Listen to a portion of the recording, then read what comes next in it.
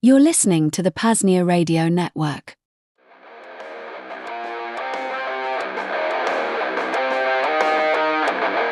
Are you an alpha male looking to engage in consensual violence in a totally non-homosexual way?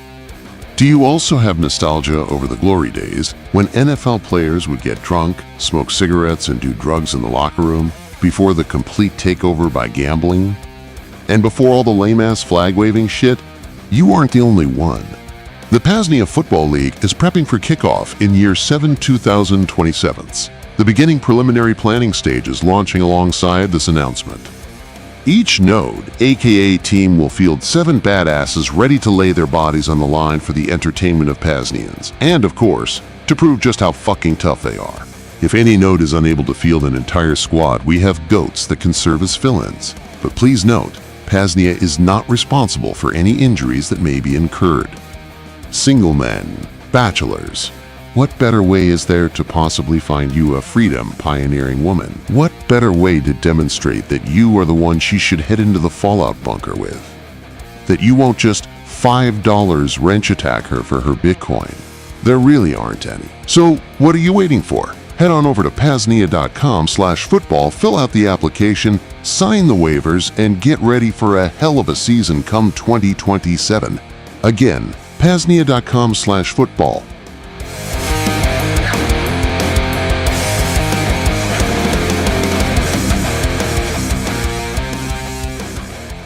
Sponsored by Pain Liberator, Miracle Muscle Pain Relief Spray, the official wellness product of the PAZNIA Football League.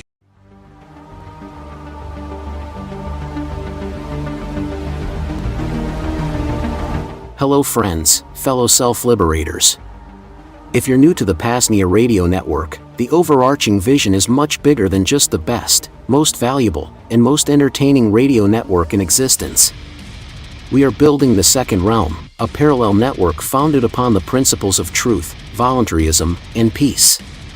That is, the rebuilding of all necessary institutions upon these frameworks: Department of Transportation, Health and Wellness, Department of Technology, etc. And thankfully, we're at a point where some infrastructure is being deployed or will be very soon. This means ongoing hosting costs, maintenance, and more. We have a little bit in our PAZNIA Monero fund at current, but a good chunk went to the PeerTube instance, aka the PAZNIA LBRY. Other projects include our own Mumble server, think an open source, privacy-friendly version of Discord. This can be used for the PRN call online, in addition to just a cool persistent chat room. A low-data audio-only feed is forthcoming as well. There are always endless projects on the docket, so this could go on. For now, though, the point is, your financial assistance will greatly expedite the bringing of this infrastructure into fruition. To make a donation to our PAZNIA General Monero Fund, just visit PAZNIA.com/Monero. To make a one-time Bitcoin, fiat, or Monero donation, visit PAZNIA.com/shop and use the custom one-time donation option. If you want to donate silver or some other metal, email coordinator@PAZNIA.com and I'll get you mailing information. And finally, if you aren't able to support financially, that's okay.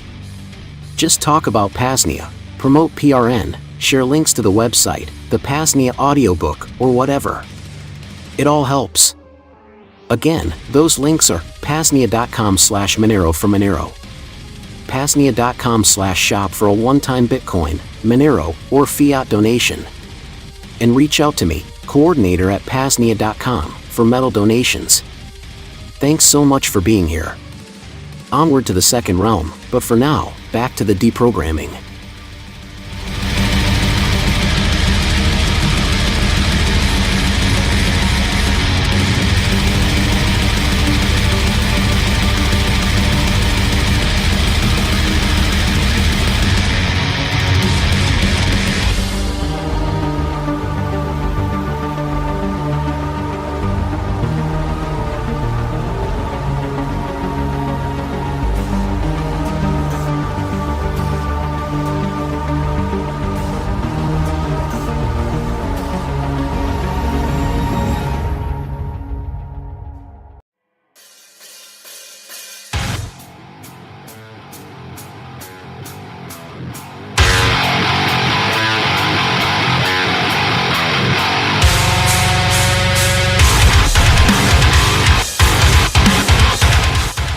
Today on Self-Liberation Saturday, Cloak and Dagger with Thane Riddle will kick off in just a few minutes. He'll get you up to speed with this week's privacy and security news and will deliver some tips and tricks to help you lock down your security culture. And he'll probably say the N-word a few times and drop a few funny, potentially offensive jokes. There's your trigger warning, pussy. Then, PAZNIA deprogramming, including ads, skits, and other messages from PRN partners. The main events begin at 6:30 p.m. Eastern 5:30 p.m. Central with 2 Vonu podcast replays. The first, released February 22nd, 2022, a guest appearance of coordinator Rayo 2 on the Team Rabbit Hole podcast with Raffael and Jim. This 2-hour conversation ran the gamut, but since Raffael lives in Austria, notably, he and Rayo 2 discussed the potentialities of anarcho-capitalism and the entire communism versus free market debate being entirely controlled opposition of the 20th century, among many other things. And the second, released a week or so later, is an interview discussion with Raffael on the Vonu podcast. This conversation was also rather expansive, covering topics on history, health and wellness, breakthrough energy, and much more. If you're into conspiracy and wild, yet plausible theories, this Self-Liberation Saturday will hit harder than the best diamond dabs or fire cannabis you've partaken in. PAZNIA.com/radio is the main link for all things PRN. Thanks a lot for being here. Time for a damn good Self-Liberation Saturday. On with it.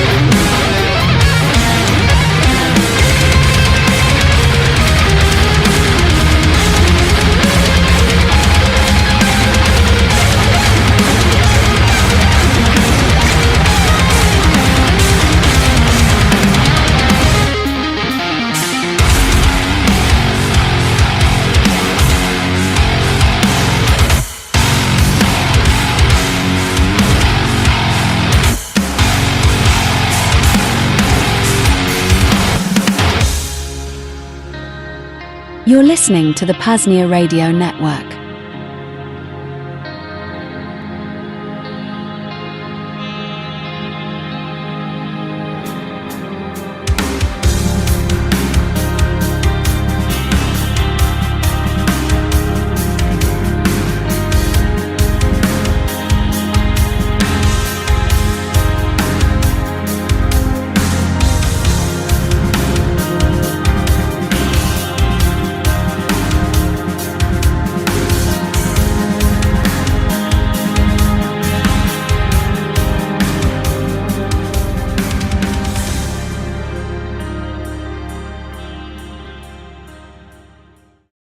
Hiding things,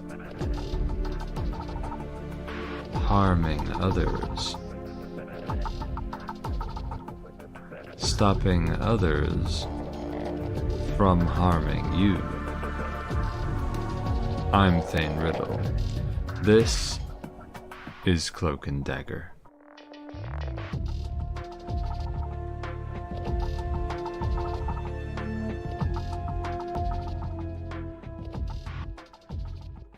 Yo baby, yo baby, yo baby! Ramazan Mubarak, my brothers. This is Thane Riddle punching in for another underpaid shift. Boss, you're listening to the PAZNIA Radio Network, the most spectacular treasure in history. If you're a Monero Chad, send us a Monero at xmrchat.com/PAZNIA Radio and tell them Thane sent you, or give me something to read on the show. xmrchat.com/PAZNIA Radio. If you're a Bitcoin seller, you can send some Lightning over on fountain.fm and search for the Vonu podcast, VONU, and go to PAZNIA.com/SimpleX Radio. Get your ass to the PAZNIA Radio Network chat on SimpleX. Leave us messages there, and I'll read them on the show in like an hour or something. And who knows? Everything's up in the air. It'll happen. I'll also take call-ins that you won't give me, and I will thank you because I'm tired. The call-in link this week will be PAZNIA.com/call2. I have a headache and I'm very tired, all right, boss? I know I have to make up for breaking some oaths made on the show over the last month or so, but go a little easy on me here, okay? Today, the down-to-earth tip will be transportation privacy by aircraft, which will be hopefully fucking short. And then we'll cover the fan mail backlog and catch up on the fan mail once and for all. And then we will actually fucking do the second half of the memetics talk, which I started like over a month ago. And I know I told Respublika Abkhazia that I would do a deep dive on decentralized VPNs today. The good news is I already did a bunch of work for that, but I wanted it to be truly ready and worthy of the Thane Riddle brand. So I'm going to talk about decentralized VPNs next week because I want it to be better than what I've written already. I am tired. I might end the show like a half hour early today if I can get away with it. But I will cover everything and make up for all the mistakes, my love. Also, the news is going to happen now.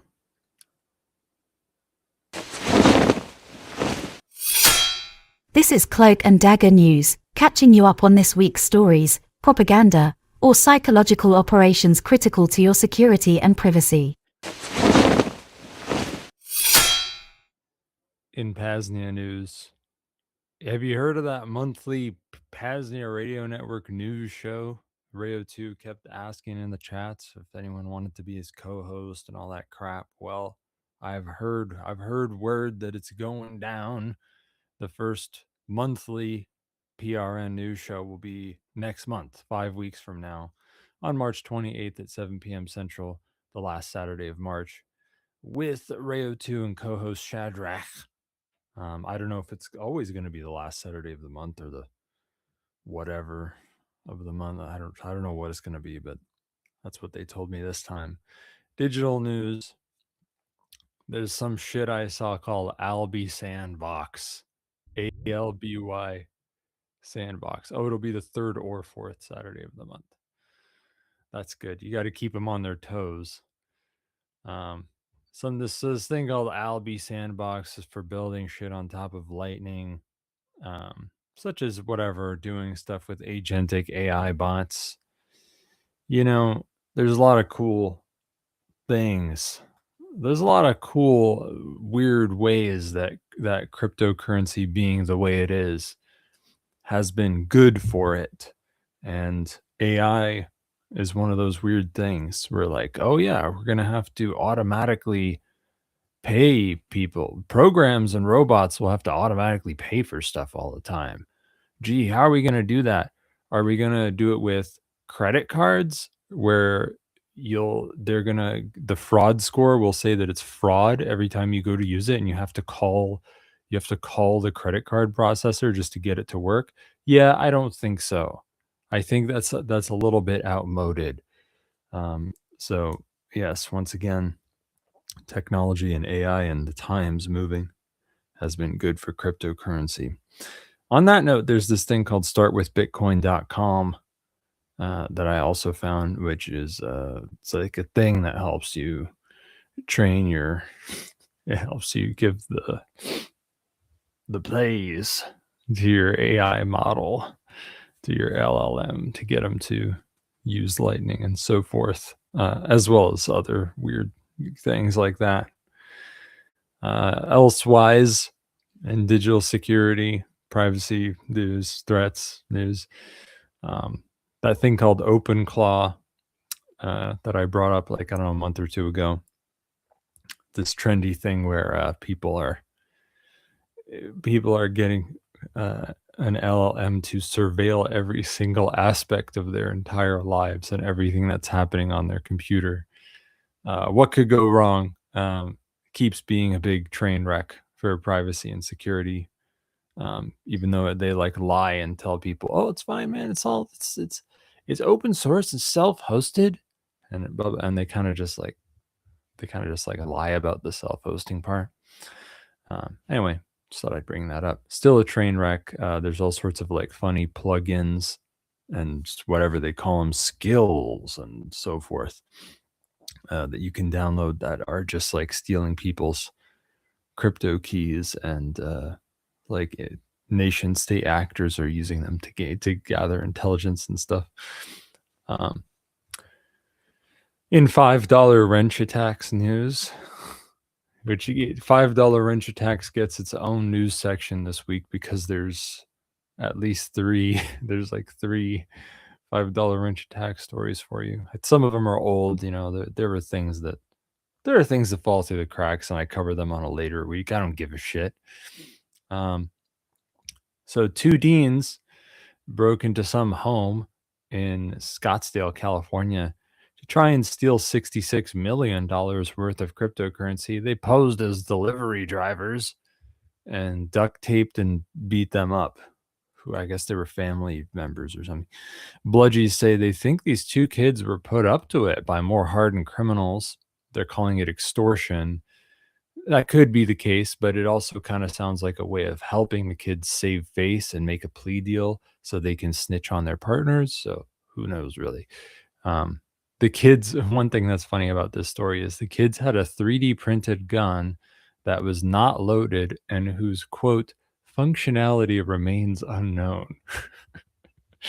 But that is a good idea, right? Like, well, you could just sort of print a shitty 3D gun that just looks like a gun. It doesn't matter if it really works or not. This story highlights not only how big of a deal it is to have crypto privacy and security, but also how much it helps you if you take the advice I wrote in the hiding stuff cheat sheet. You don't let anybody know where you live. You don't order stuff to come to your house. Then you literally never have any legitimate reason to answer the door to anybody. Nobody should ever be coming there. This is not the first time a robber or an investigator has posed as a delivery man, and it won't be the last. You remember that one $5 wrench attack where they were like raping the guy's daughter and wife, and there for like hours and hours and hours. They were posing as delivery men too. If you don't get deliveries, you don't answer the door. You'll also know something's up the moment that happens. And now that we have two stories from France. Weird. France. Yeah. Why would that be? Why would there have been two $5 wrench attacks in France? I seem to remember something about France. Maybe it'll come to me later. In France, some $5 wrench attackers nabbed a 70-something-year-old man and asked him for about $3 million, 3 million euros worth of crypto from his son. This was another amateurish case where the attackers got caught by the bludgies and no crypto was quite taken. Now, this story highlights how having shitty privacy practices not only harms you, it also harms your family and friends. Do you want somebody to kidnap your fucking grandma or something? It won't be long. Won't be long till we get a story like that. We basically are already. And another one in France, some chick working for a cryptocurrency company and her mother were kidnapped for 30 hours. I'm not quite sure what happened to them or how bad it was. But we've seen the other stories, so we know it could have been pretty bad. They could have been like raped and tortured and stuff. Who knows? They were found afterwards. I don't know if this is a translation error or not, but it says they were found afterwards left in a box on the side of the road. This 30-something-year-old woman and her mom, once again, you're not only endangering yourself. If you have shitty privacy, you are endangering your family. I remember what it was about France now. France, was where they had all those leaks with the people who were paying taxes on crypto. There was like two separate leaks, two cases of people selling information about motherfuckers paying taxes on crypto in France. Maybe that has something to do with all the $5 wrench attacks in France. So this isn't just like a funny little thing that we joke about and laugh about. Okay, criminals wouldn't pay good money for those leaks if they weren't thinking about using it.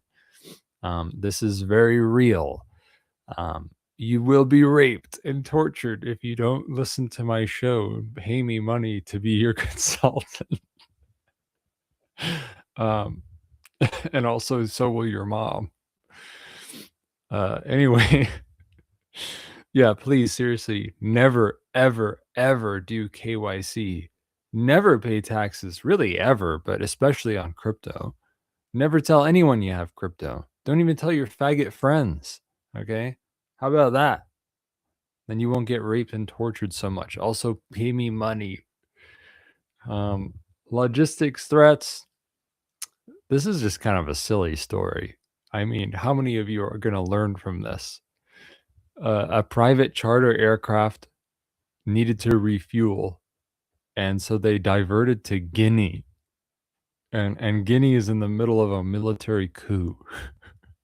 So they diverted to Guinea, and and they were given permission to land, and then they were greeted by like a bunch of armed jarheads. Um, Probably had to maybe they were asking for bribes or something. Who knows? Um, I don't know, but for some reason, I think they're still detained in Guinea. Two American pilots. I think they're still detained in Guinea.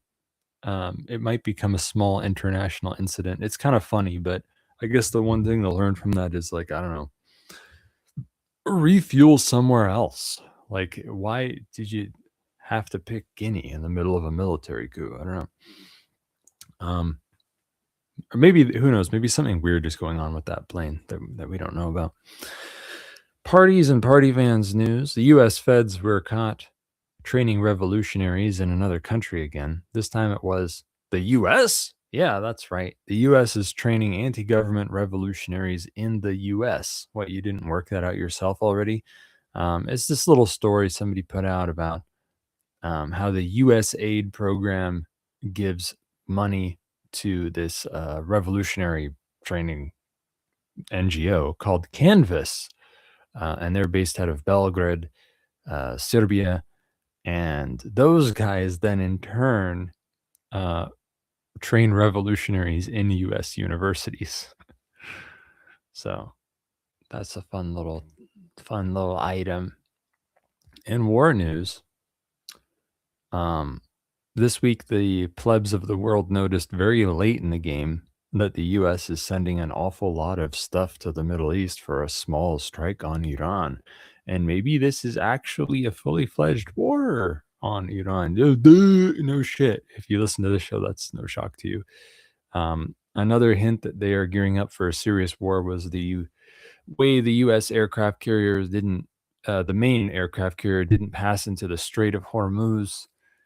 That's because, you might go into the Strait of Hormuz if you were just playing around and having fun. But if you were, if they were going to, and I think they've said before, if they were going to do something serious in the Middle East, with the Arabian Sea, and the aircraft carrier would have to stay, like agile, ready to change where it's going to go, ready to target different places. So you would not go into the Strait of Hormuz. So like the way that they're staying out there is like, it shows that, it looks like kind of serious. In case all the other massive evidence that it's an actual big war that's about to happen wasn't enough for you. Iranian state did a fair few naval exercises in the Strait of Hormuz. Meanwhile, the merchant ships stay chill and keep sailing back and forth while nervously laughing. A bajillion U.S. warplanes, like a bajillion U.S. warplanes and military cargo planes were seen flying over Europe to the Middle East. Much more fighters too, not only bombers. Okay, that means they're not just going to drop a few bombs and then go away. It means that they're planning to stick around and establish air superiority. Looks like they're getting ready for a fairly protracted-ish war. European states, of course, cry out to their sheeple still in Iran to leave. If a listener of this show is, in the unlikely event that a listener of this show is in Iran right now and wants to get out, first of all, what the hell's your deal? Why didn't you leave last year when I first told you? But whatever, better late than never. So everybody knows leaving Iran by aircraft right now is not the way to go. You most likely want to leave by land. You could, of course, try hopping the border without telling anybody. But if you want to go through a bludgy checkpoint, it seems the Armenian border crossing in Garak has the least red tape for expats trying to get out right now. However, something weird happened this week with a car blowing up near a U.S. embassy in Armenia, which makes me wonder if somebody might have done that willfully so that the Armenian state would lock things down more. So, yeah, I wouldn't wait on that if I were you. There are more ways from Iran into Turkey. Yeah, Turkey's a lot bigger, but Turkey has more red tape. So perhaps Turkey is more worth looking at when it comes to hopping the border, without going through a bludgy checkpoint. Maybe there's probably a good amount of unguarded border between Iran and Turkey. I don't know, just a hunch. I haven't been sniffing around there lately. Looks like maybe the Israeli state will start the war, perhaps, maybe, so that because I know the U.S. president on the phone is going to be like, I have to be able to say that I never started a war ever. So even though that's not going to really be true, he can still say it if. But also, Israel likes to do that anyway, so they'll be happy to oblige. Now, this will be all about airstrikes. The U.S. isn't going to send in boots on the ground. It's going to be airstrikes and air superiority.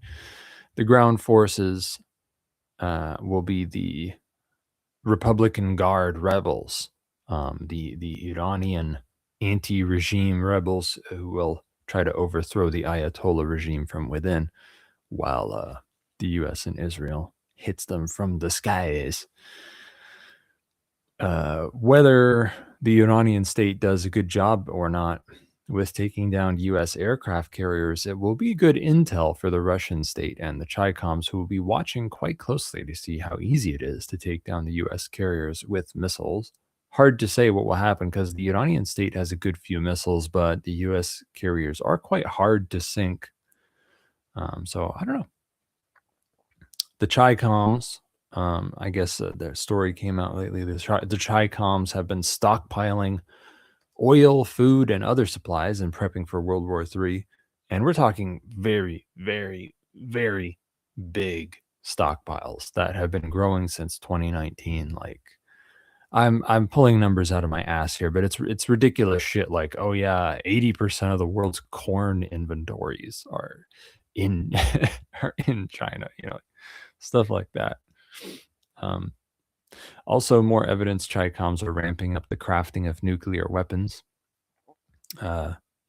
Imagery from the sky of facilities and stuff, making it look like they've been making more and more nuclear weapons. Though the Chicoms have done a good job of making it hard to tell quite how many nukes they have. They've done pretty good about that.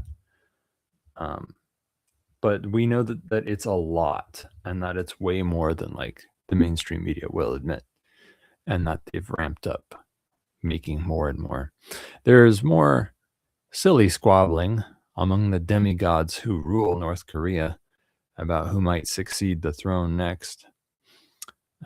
Doesn't matter. It's kind of funny. I mean, it's funny in a way that dumb stuff like that could have geopolitical ramifications if it lined up the wrong way with other events, if the timing was bad. But whoever it is will always be a Chicom puppet, because North Korea kind of like exists at their pleasure until they don't.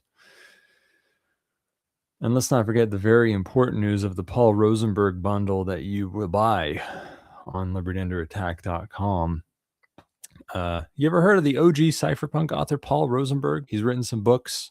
Most of his books, I've been told, are technical guides on fiber optics and shit that you haven't heard of. But this random ass nerd is also the guy who wrote A Lodging of Wayfaring Men, the most well-known work of cypherpunk fiction in the world. You may have also heard of his other cypherpunk fiction work, The Breaking Dawn, not to be confused with that other book written by a Mormon lady for 13-year-old girls to masturbate to. But in case you haven't heard of these books, that's all right, because I have ad copy to read about them. Lodging of Wayfaring Men was put out after 9/11, at first by an anonymous author. It tells the story of freedom pioneers who create a free digital economy hidden within a video game and all the cool shit that leads to. It's a thought-provoking dive into many sides of the human experience, and it put forward a lot of very good ideas and strategies when it comes to liberation, which pretty much inspired a whole generation of crypto anarchists. Everybody knows A Lodging of Wayfaring Men is a must-read. Now here's ad copy for The Breaking Dawn. It begins with an attack that crashes investment markets, brings down economic systems, and splits the world in two. What's left of the first realm is in the stranglehold of mass surveillance and central planning. Clean cities and empty minds, where everything is assured and everything is ordered. But in the world outside, the power grid and other mass infrastructure have been left to rot. There's little in the way of long-range communication, and those left there are thrown 50 years behind the times, but that is where human minds are left to find their own bearings. And from there, the story unfolds in ways you'd never guess. You can pick up either of these books on your very own Liberty Under Attack. And now you can even get a special deal on both books with the new Paul Rosenberg bundle. Check out the Paul Rosenberg bundle at libertyunderattack.com/Paul. libertyunderattack.com/PAUL. And leave him a note saying Thane sent you, boss. But why stop there? Why stop at that stupid deal when you can actually buy 27 books for an even bigger discount price and get almost all the fucking books on libertyunderattack.com/SL bundle? That stands for Liberty Under Attack Self-Liberation Bundle. libertyunderattack.com/SL bundle. You ever heard of it before? I've only mentioned it on every single episode of the show ever. It's a lot of books. They're really cool books. Some of the best books in the world. Self-liberate and libate and librarify yourself and all your limbs at libertyunderattack.com/SL bundle with a big fat fucking 360 win discount. libertyunderattack.com/SL bundle. Please even know Thane sent you. And also, you might want to officially join the second realm while you're at it. And then you will acquire discounts on other hustles in the Agora. More access to the PAZNIA network, an elite organization of readers that read one book at least every month, and maybe even some free PAZNIA merch. Go to PAZNIA.com/Thane. That's PAZNIA.com/THANE to check out all the perks of becoming an honorary stakeholder and put in coupon code Thane to get $25 off. Oh, also on the first and third Mondays at 7 p.m. Central, Richard Greaser has a fucking show here on the PAZNIA Radio Network. Go to PAZNIA.com/radio to find links to stream on YouTube, Odyssey, and Rumble. And now I guess I'll do, yeah, okay. I'll do the aircraft thing. Going by aircraft with the securities and the privacies. This is going to be a short one. And a dumb one. Okay, go fuck yourself. You can do this thing where you buy a ticket to fly on a plane. Okay, you might have heard of it.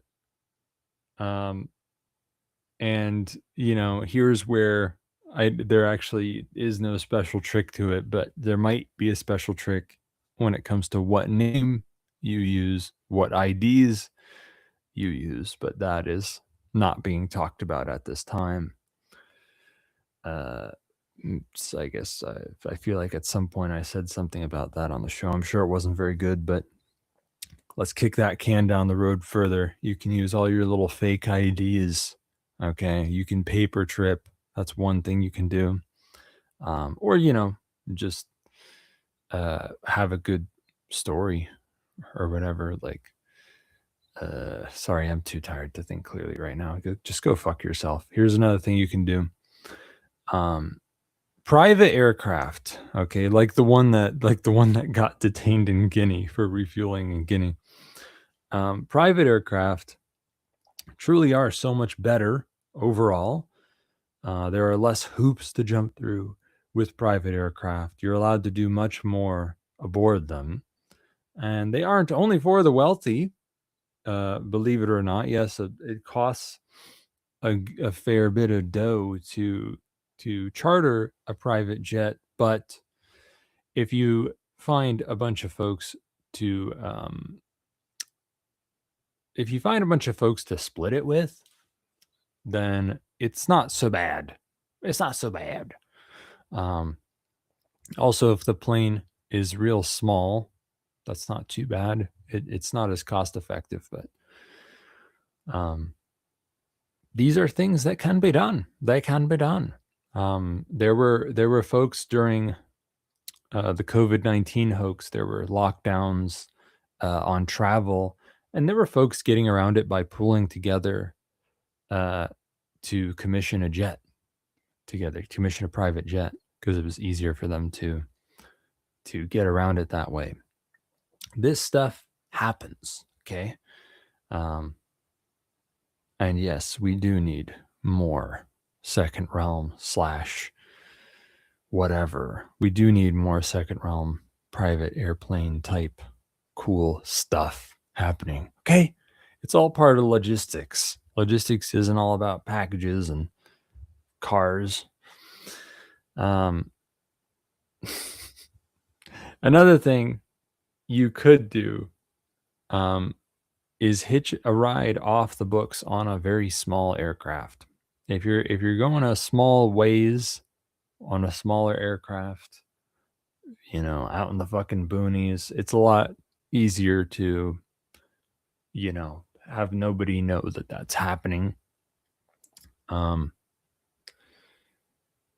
here's a crazy one. How about learning to fly and buying your own? Worth looking into, at least worth thinking about. If we're going to have more aircraft in our second realms, maybe you can be the change you want to see in the world. Okay, go learn to fly and buy your own fucking aircraft.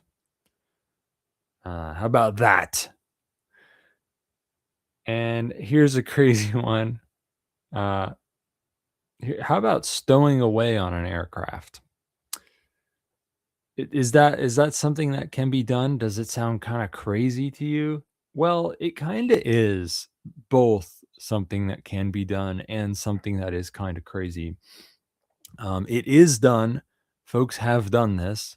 It is a bit hairy, making your way onto a plane and then off of a plane. For the most part, it's not so much onto the plane and off the plane. It's more like making your way onto the airport and then off of the airport. That's the bit that takes thinking and maybe help from somebody else. But the actual airplane part is not the hardest part, except that it is very unpleasant. The cargo hold of an aircraft is often not a very fun spot to hang out in for a long time. It gets cold, and it really sucks. But it has been done, believe it or not. You could also sneak inside cargo itself. That's been done too. There are, believe it or not, there are like, I don't know about stealth shipping an entire human being to be X-rayed. That may not be too great for your health, but there may indeed be a way to obscure your image in X-ray. But the way I've heard of it being done is somebody with a diplomatic passport. Of course, diplomats get all the babes and all the luck, right? Somebody with a red diplomat passport can get their stuff on a plane without it being searched. And sometimes they sneak people inside crates. So yeah, make a friend who's a diplomat who thinks you're going to spy on the country for them, and then just go away. But yeah, you'll want foresight and insider help for sneaking onto and off of an airport. On the bright side, you won't need nearly so much food, water, and waste management as you would for sneaking onto a ship, because you won't be on there as long. Another crazy movie plot tip I'll give you is about if you are the guy flying the plane or the guy flying the plane is cool, I think basically the way you stay off radar, let's say you don't even want anyone to know that you're flying. You have a little plane. I think you just got to fly low. Try not to hit anything. I don't know, man. Don't ask me. Go ask your fucking flight instructor. Hey, how low do I have to fly to stay off radar? And also don't don't transmit your little beacon or whatever. And then that's it. That's it. You're home free. It'll be just like the end of Point Break. It'll be cool. There you go. Go fuck yourself. I'm happy to do a short down to earth tip. Thank you for telling me that it's okay. I appreciate that. Because I'm not up to it. Okay.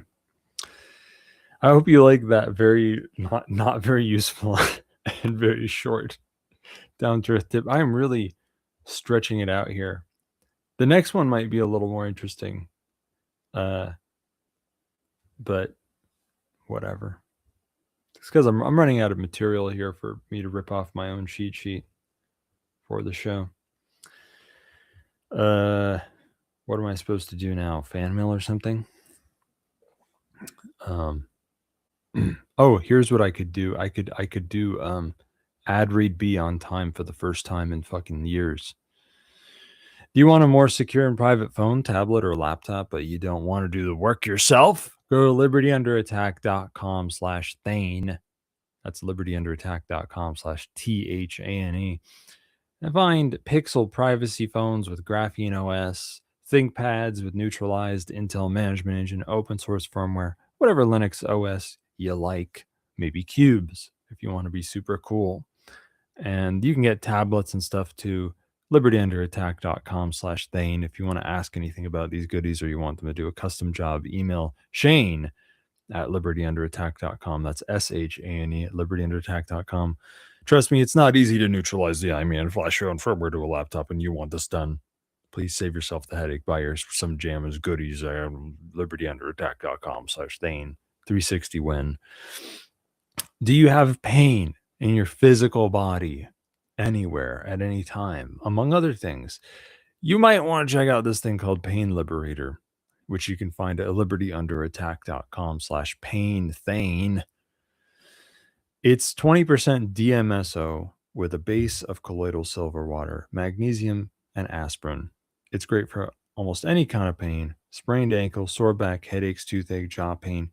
DMSO and aspirin, each on their own, are quite miraculous when put together. In Pain Liberator, it is magical because the fucking DMSO injects the fucking aspirin deep into your tissues. It passes your skin, goes right into muscles, tendons, and so on. Deep in seconds. You can feel it right away. You have pain relief right away and reduction in inflammation. And on top of that, you're also getting the colloidal silver and the fucking magnesium, which is good for probably muscle stuff and maybe migraines. It's really quite a special fucking thing. Okay. It's really, there's nothing like this in the world. It's crazy nobody thought to make this before. One of the best products ever made. Okay, go to libertyunderattack.com/PainThane.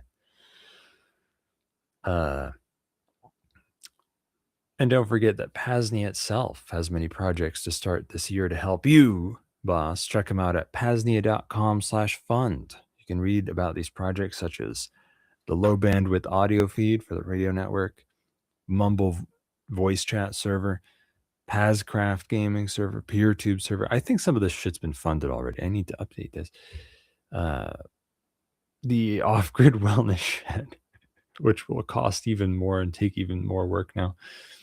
We want to start these projects to help you, boss. So go fund yourself over at PAZNIA.com/fund or PAZNIA.com/Monero for the Monero Fund. And you can earmark your coins for the projects you like best. All right, there you go. Now, the fan mail backlog is upon us. But first, I'm going to read a new fan mail from somebody who attached money to the message. That's so they get priority. Okay. Thought Crime Boss says, Thane, I would love to hear more about the first line of defense with pigs, as in convincing them you are a regular citizen who supports law enforcement. I find that being able to talk a lot without actually saying anything is a good skill here. Yeah, okay. I'll talk a little more about that. You should read the book How to Win Friends and Influence People, which I talked about before. And that is good for dealing with folks overall, and pigs are no exception. Something that they talk about in How to Win Friends and Influence People is that's like, it's pretty much close to the headline of the book, is like, everybody needs to feel important and stuff, like they matter. So if you don't give that to them for them doing something that you want them to do or whatever, like if you don't give that to them, then they might do something bad that you don't like in order to get it. And bludgies are a classic case of that, where like if you don't make a bludgie feel powerful and important and appreciated yourself, then they might look for those feelings in some other way that might be bad. Yeah, I guess so being calm is good, and you know, for being calm, it's good to be a warrior. You should do martial arts training and shit. You should do like multiple attacker drills, okay, where a bunch of people are like trying to surround you and take you down, and you're like, you should spar, you should, etc. Like you should be stress inoculated. You should be somebody capable of doing hard things and scary things without hesitation, without flinching. And if you're that kind of person, now, I mean, maybe that's me going too far. I mean, because truth be told, there are lots of folks who they don't make good warriors, but they make great liars, and they're just on when they need to lie. They're just on, and it doesn't mean that they're super brave warriors. But, I'll run with the wrong thing that I said anyway, and say that if you are, because, well, I guess you know where it comes into play is if you need to switch between lying and fighting, which I think is an important survival skill. Like you need to be able to, in my view, for your security, to go from being a really respectful, friendly guy to like killing someone, like the same person that you were showing love and respect and appreciation. You should like be able to switch to killing that person, like without hesitation, like in the same breath, without even changing the look on your face. That's like minimal telegraphing, right? And that's just my view. That's what I want for you, the shinobi at home. So yeah, you should get on that. You should get up on that.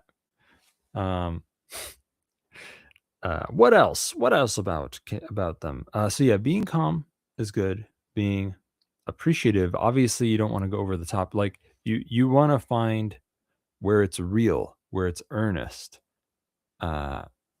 Find some part of yourself that could almost believe or think what you're saying, and say it from there. And then they can feel that earnestness.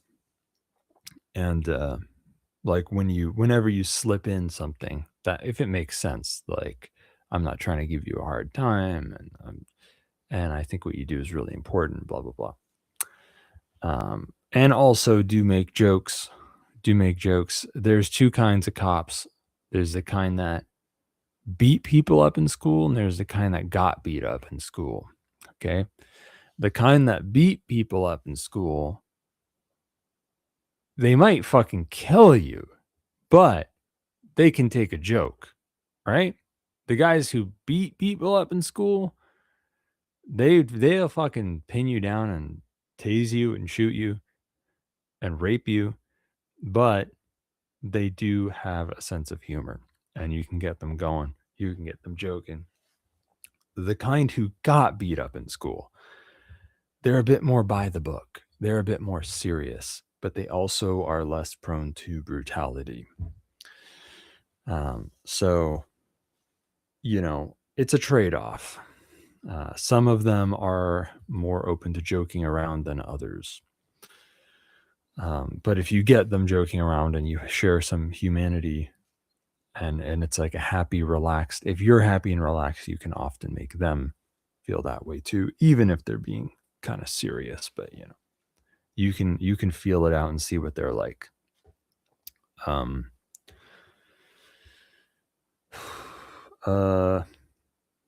Being able to talk a lot without actually saying anything, yes and no, as long as it doesn't look weird, like you're nervous and that's why you're talking a lot. Another thing is that a lot of times when people are lying, they talk a lot, like they talk unnecessarily when they're lying, like they add unnecessary details. Some folks can spot that, especially when their job involves trying to detect lying all the time. So you don't need to talk a lot, but you also don't need to talk a little. I agree with you that whatever amount of talking feels right, it should be an amount that very carefully doesn't say anything incriminating, which, by the way, is a lot of things. A lot of things are incriminating. You do want to avoid saying things that can be verified or falsified, where it could be like proven that you lied. Stuff like that. Even if it's something innocent, you don't want to add unnecessary details. You want to stay away from that. There really is a delicate art to, if you're like doing something pretty weird and then you're talking your way out of it after you get caught, there's a delicate art to that, where like you can act like, here's the number one thing, and maybe this is kind of airy fairy, but picture in your mind the situation where this guy thinks that you aren't interesting and lets you go and doesn't care. Picture that scenario. And then what kind of guy are you in that case, in that story? What kind of guy are you? Who are you? What makes you seem so uninteresting and innocent to them? Be that guy. Find that guy and just be that guy. Be that guy. While also very conveniently not saying anything that is easy to prove as a lie, in a way that seems natural and stuff. This doesn't come naturally to everyone. This is like talent and skill stuff. But yeah, I don't know. Hopefully that was an answer to your question. I don't know. I'm pretty tired. I'm just looking forward to all this being over. Okay. But I hope that I hope you liked my answer. Now let's see if I can because like there was stuff people asked. There was stuff that like folks asked and like the PAZNIA Radio Network chat over the last couple of weeks that I don't think I got to. So hopefully none of that fell through the cracks altogether, because I'm going to start from here. Somebody asked, fan mail show question. When you're talking about graphene or Linux and people moving from mainstream things like Google, Android, iOS, and Windows, what are your thoughts about the mental fatigue or change fatigue of overcoming the stupid monkey brain dopamine to revert back to what's comfortable? It's a very human question. And I don't know much about human matters because I'm a vampire. Okay. I'm an ancient, divine, fallen angel, alien, hybrid, vampire from royal bloodlines. Okay. But I don't believe that my ilk should rule over the rest of you sheeple. I disagree with that. And I've chosen to rebel against the others. All right. So I wouldn't know so much about your inferior little human brain problems, except that my predator mind actually understands you and your weaknesses very well, because I am your natural predator. So I'll try my best to answer from that perspective. Stupid monkey brain dopamine hits to revert back to what's comfortable are fine. They're all right. It's natural. You go easy on yourself and you take baby steps going in the right direction. And as you learn, it will become easier. Using Linux or some Android fork like Graphene or whatever, like a user-friendly Linux, or using Graphene or something, is pretty fucking easy. Okay, now this is coming from the perspective of somebody who I was once where you are now, right? I once did not know this stuff like you don't know this stuff. I was once there and I learned it at one time. And then I kept going and I kept going and kept going way farther than you ever have to go. So now I look back and I go, that's easy. And honestly, at the time, it kind of felt easy to me too, because like I said, superior vampire creature. But just basically time. Just take your time, do it one step at a time, and keep going, and it'll be all right. And ask for help from me, and maybe even an LLM or something. Maybe you go on nano dash GPT and pay some Monero to get some LLM. Ask the LLM to troubleshoot your shit. That's really one of the best things LLMs are at, right? They save a lot of time troubleshooting these days. And yeah, man, just fucking take it easy and keep going, and pretty soon you'll be like, wow, what was I even whining about? This is all easy. It's just, I guess there's a small learning curve, but no big deal.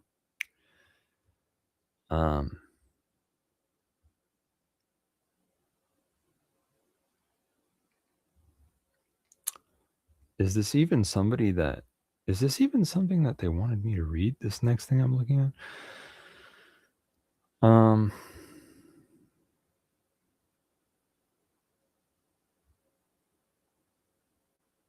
Well, whatever. Decentralized VPNs are next week. So I will integrate this shit next week. Some auditor, oh, never mind. Skip that. What the fuck is this? mesh.virginiafreedom.tech. Well, I haven't bothered to look at what that is, so I don't know. Okay, I feel like I must have missed something in the backlog. Something must have fallen through the cracks. I feel like it was something like John Galt asked me or something in like the last, or maybe I did read it. I don't know. Oh, and speaking of John Galt, I'm going to have to disagree with Thane on Reticulum. It's not user-friendly at all. As someone with considerable tech experience, it's not clear to me where to start, what app to download, what a trusted source for a firmware flasher is, and how I would begin to use it. I would love to be corrected on this. Meshtastic knocks it out of the park in terms of UX, and I currently run clients and a repeater tower with it. I see the theoretical benefit of a Swiss Army knife network stack, but unless it works on the UX, it will struggle with adoption/scaling.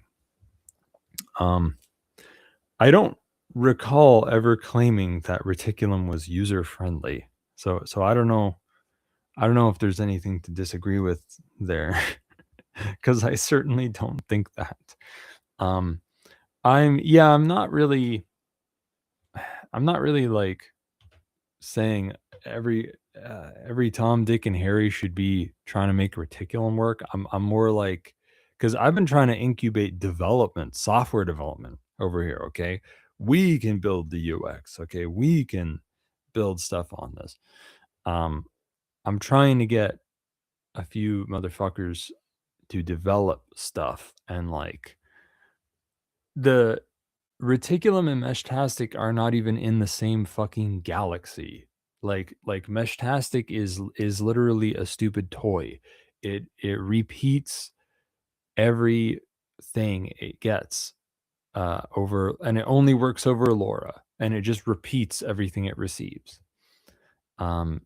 It's not, I mean, it's a very cool idea. It's fun to play with, but Reticulum is on a whole fucking other galaxy. Okay. It's Reticulum is it works with any kind of hardware. You can build anything on top of it. It actually creates routes through a network. It can replace the internet. Or at the very least, it's the best shot anyone's taken at replacing the internet with something private and decentralized. So yeah, I'm not really saying everyday folks should try and do a bunch of cool stuff with Reticulum. What I am saying is developers, or those interested in maybe getting into development, should be looking at this as something to build with.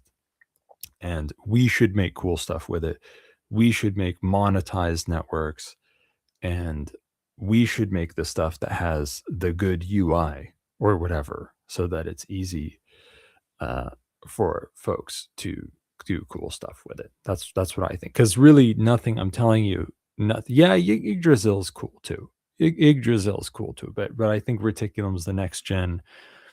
And it's a big fucking deal, dude. Like, let me tell you, I've been looking at mesh networks for like 20 years or something. I've been waiting for, and last year is the year when Reticulum became left beta. Okay, so this is this is a big time for me. Okay, I've been paying attention. Trust me, it's not the same. But yeah, you're right. That it's not, and it's not so much. Swiss Army knife is actually a bad metaphor. A good metaphor is, it's like the wheel. It's like inventing the wheel. Something so simple that it could just be used all over the place in a million different applications, just like the internet itself. But anyway, now it's time for a break, for robots and so forth to say things, and for there to be music and things like that. And then I'll be back with more fan mail backlog.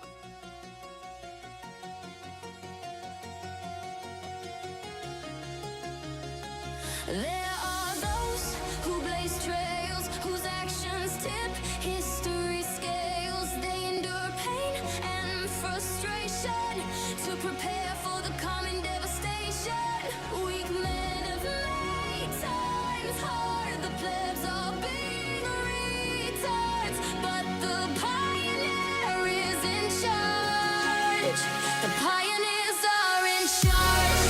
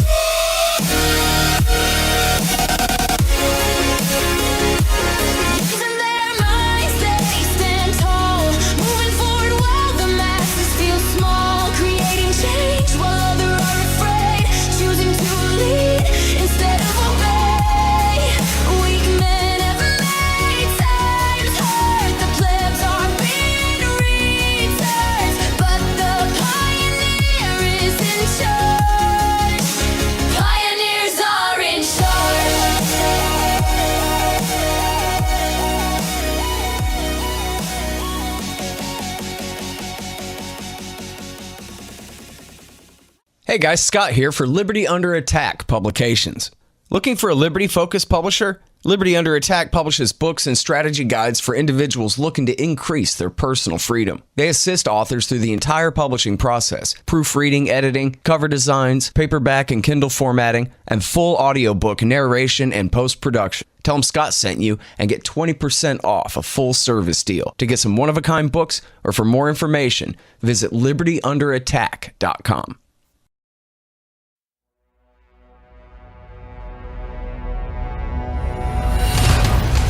Because that's really the issue that we're dealing with these, ghost phones, ghost pads, whatever, is that there's no way that you can organize with other people and have these distributed tribes if you have a snitch in your pocket all the time. Mm-hmm. People are literally wearing wires all the time. They have a snitch in their pocket and they're trying to do clandestine things. That's never going to work.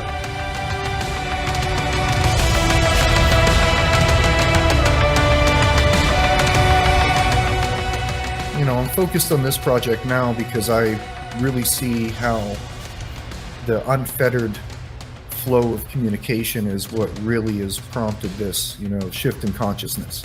And that if this can't continue this way and people can't communicate freely with each other, then all the distributed networks that have formed aren't going to be very effective, and they're not going to be able to do what they could do. If you can't communicate, especially when you're basically part of a dispersed tribe at this point, if you can't communicate without being monitored, it basically hamstrings anything going forward. Step up your privacy and order a ghost phone today. Just visit libertyunderattack.com/ghost phone. Again, libertyunderattack.com/ghost phone. And make sure to keep a lookout for more ghost pads, privacy tools, freedom boxes, and more. libertyunderattack.com is the website. Liberty Under Attack Publications. Share your story, find your freedom.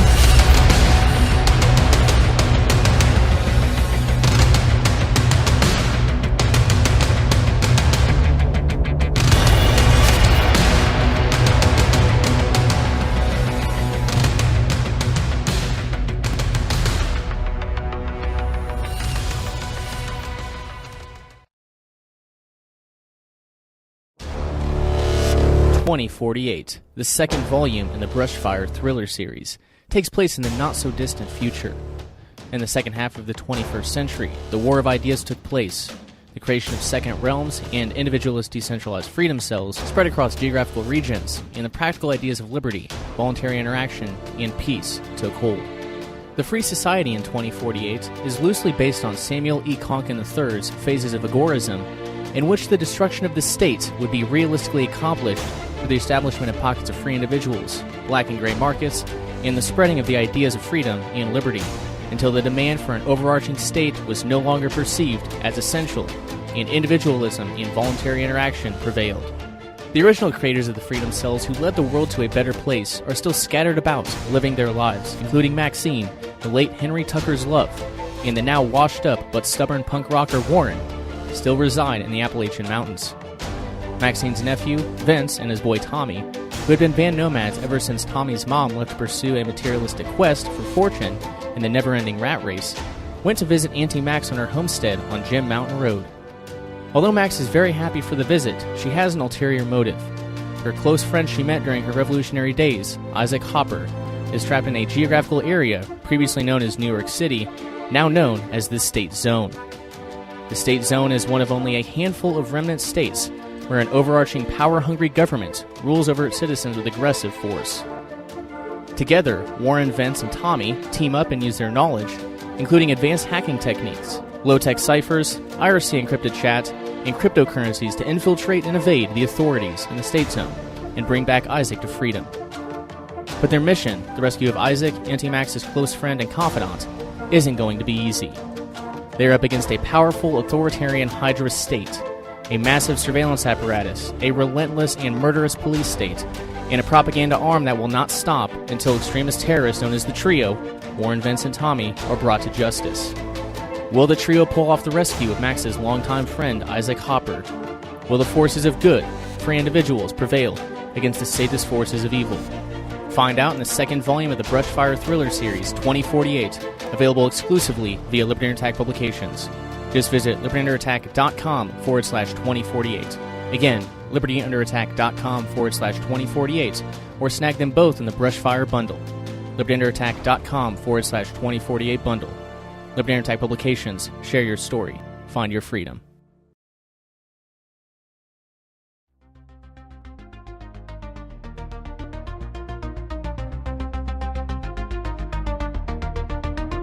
Are you ready for them to start another war? Another one that you didn't want and can't afford. Whether you like it or not, it's come to your door. Our enemies are just not that funny. All they have is stupid monopoly money. It's not the time to cower and run.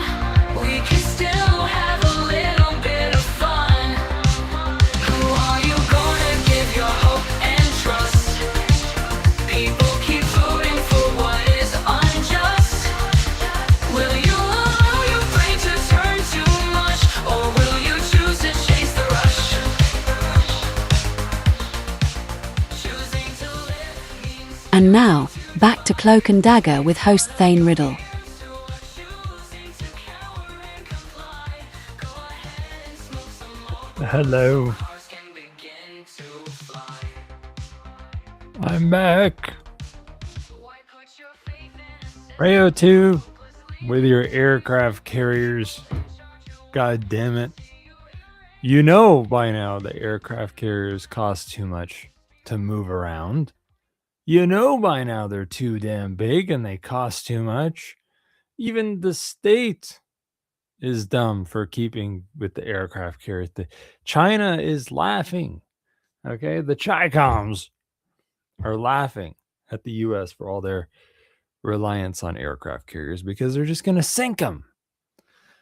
It's all about decentralization now. I talk about this in the Insurrectionary Agorist Manifesto. Even states are incentivized to decentralize over time so that they can eat the underperforming states.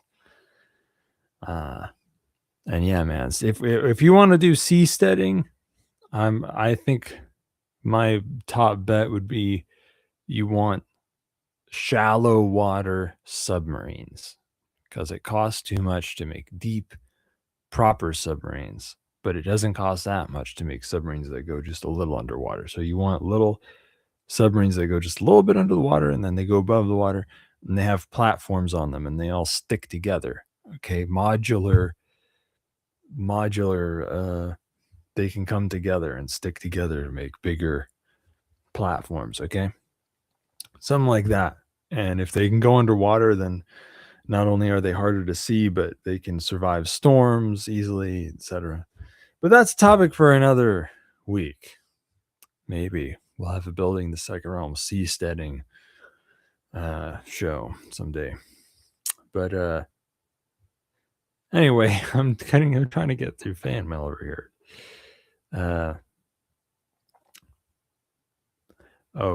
I searched for Reticulum on F-Droid/Neo store, and there is nothing. Well, yeah, I wouldn't expect it to be there. And you guys are pushing me to do a tutorial episode on Reticulum. Yeah, maybe one day. I don't know how soon that'll be, but yeah, maybe someday. Yeah, I think it's likely, actually. I think it's likely I would do something like that. Now all I have to do is figure out how to scroll, and then the show can proceed. Man, what am I fucking looking at here? Okay. Context. My approach is to actually make a new system that works well. Oh, this is Avalon Centrifuge talking about fucking... To do that, we need better protocols, and Yggdrasil, Reticulum, and others may be it. The strength of Reticulum is not that you can DIY it. DIY may be unacceptable for adoption anyway. The strength of Reticulum is that it can work as an alternative internet. It may be the backbone for our packet distribution in Avalon Mesh. We will see. MIO. It has to be shipped with something that you unpack and use. Reticulum could be important for making a new mesh net. Imagine Meshtastic 2. Yeah. Open source project. We do brainstorming on what tech we can use. A roadmap is made. First system will be fully legal. Problem IMO. We need a freedom-oriented platform for radio tech. Meshtastic, and probably anything else, does not truly provide that right now. Solution IMO. I am currently betting on the following setup. Computer with an SDR, $15 to $500. An SDR makes us into radiomancers, like necromancer, but for radio. It allows us to talk to any protocol. A project is needed that pushes code and education for using G&E radio within our published setups. We will create new standards too. Antennas are important, so we will make printable stuff. Printing is not misplaced here. It is very synergistic. Many people are not doing themselves a favor by using something like Meshtastic. They use it because they heard about it. Learning conventional radio may suit their needs better. I wish to change that through education and new technology. The basics of Comtech are not hard to get. I want a website that helps people decide based on what suits their needs and not what someone said in some Amazon review. LOL. There may currently be no single radio project that can serve as a proper alt-web meshnet. What we want is not easy to get. I can go into more detail.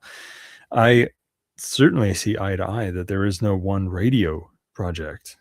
And that's why you want something like Reticulum that doesn't care about the physical link layer, the data link layer. You can have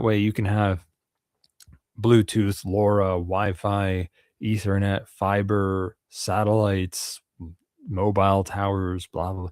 You can have it all working together in one mesh network. You know, like how the internet already fucking works. Yeah, like that. That's what we need.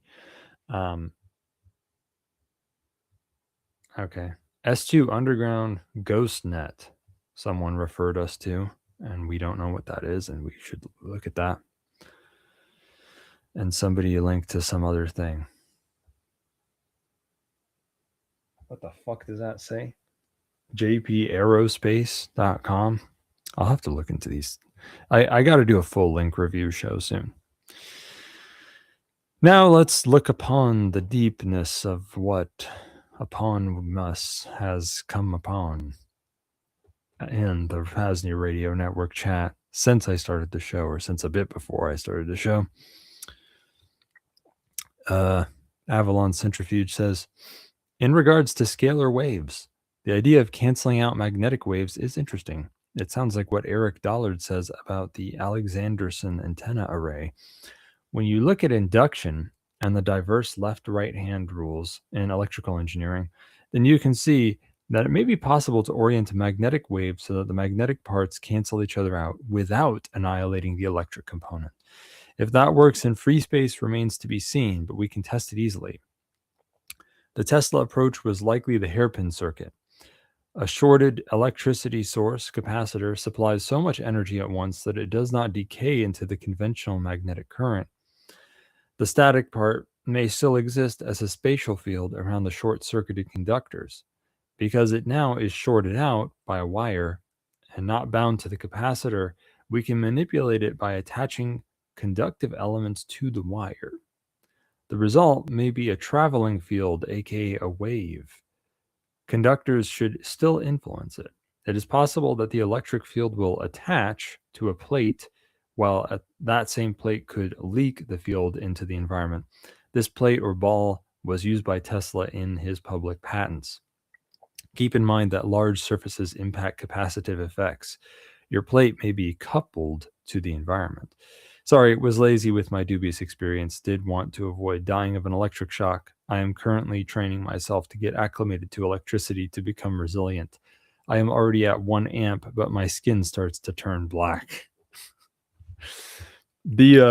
that Tesla hairpin circuit stuff was a little bit over my head. I am curious to try and understand what the fuck you're talking about. I also am very tired right now.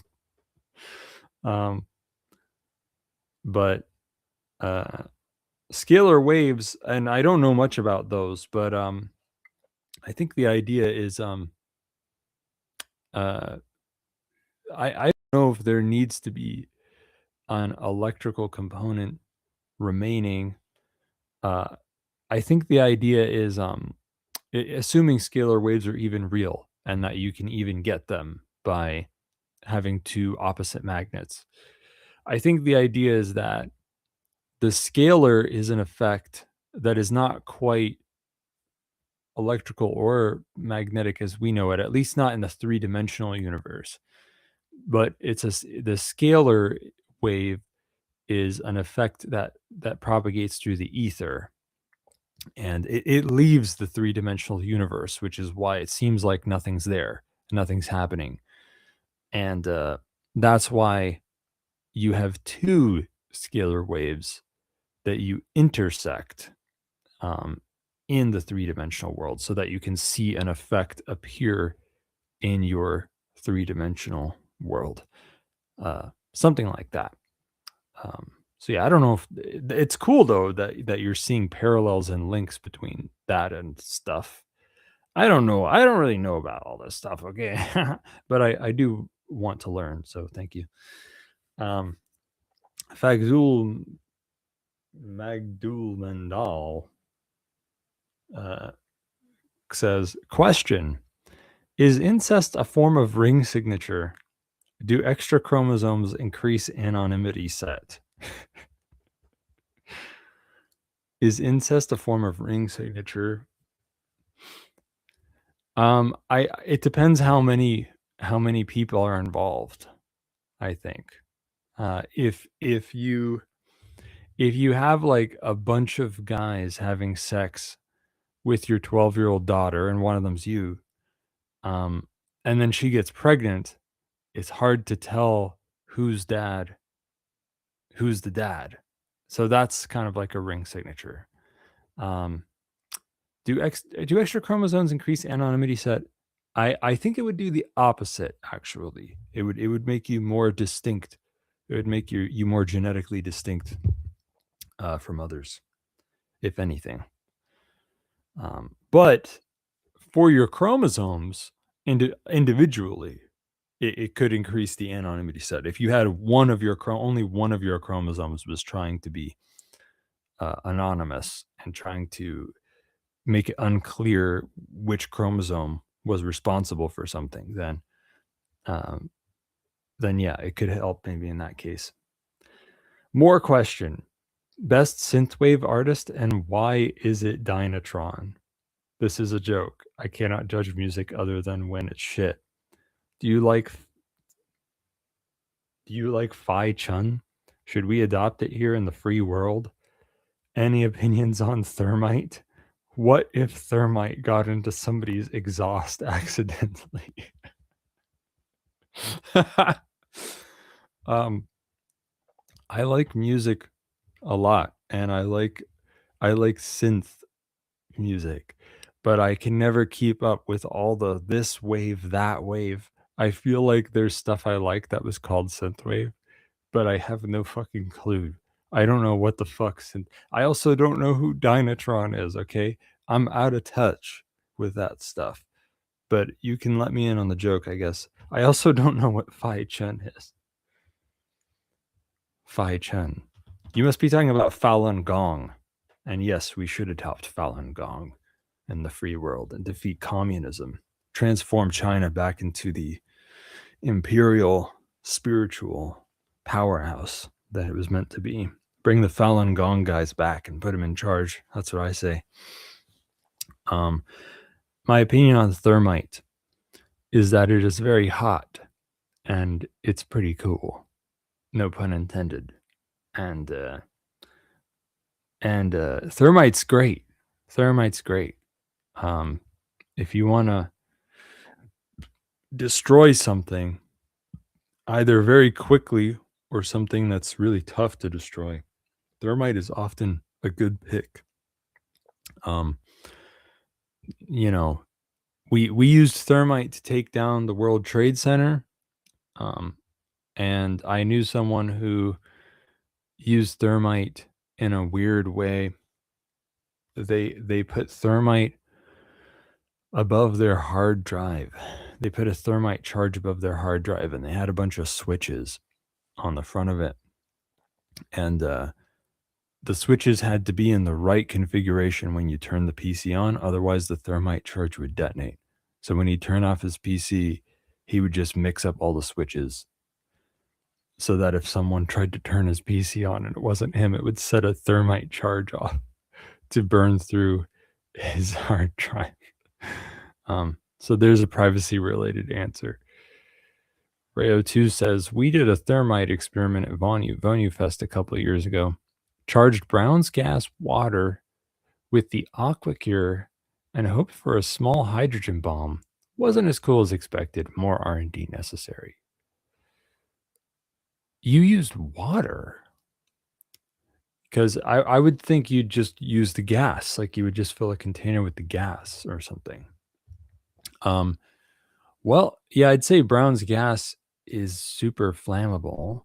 So all you need to make it blow up is to make the energy release faster. Make it all burn up faster. Maybe you could put it under pressure or something. I don't know. Hydrogen pipe bomb. Yeah, I don't know. I'm sure we have guys with better bomb making chops among us. If we don't, then we have a problem. Around here. Fai Chun is this Chinesian decorating thing. It's like you're talking about feng shui or something. Comment, did not know you had headache. My comments were posted in advance. Would have made them less dumb if I knew.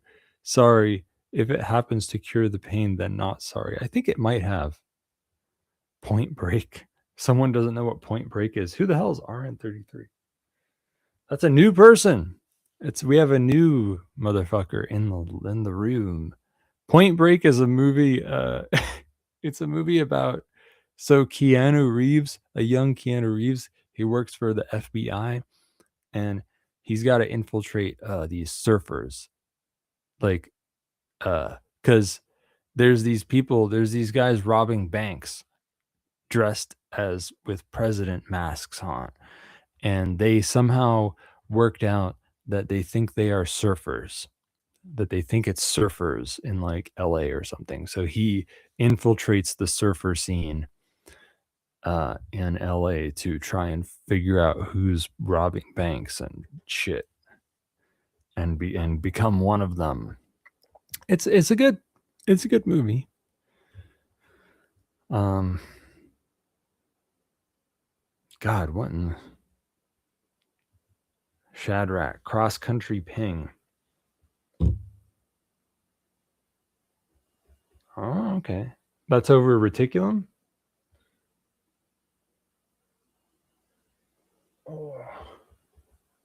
Or no, that looks like that's not over Reticulum. That must be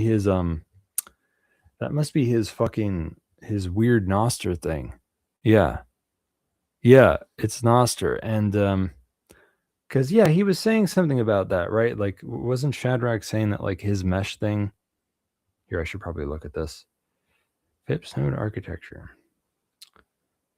Can't read an infographic on the air, but I will hopefully not forget to look at this later. Yeah, does this have, Shadrach should elaborate, does this have something to do with your cool mesh networking project? Because if so, you should like dumb it down for us or something, because I'm interested. Because that cross-country ping could be worse. If it were Tor, it wouldn't be any better. So it's not so bad. Okay.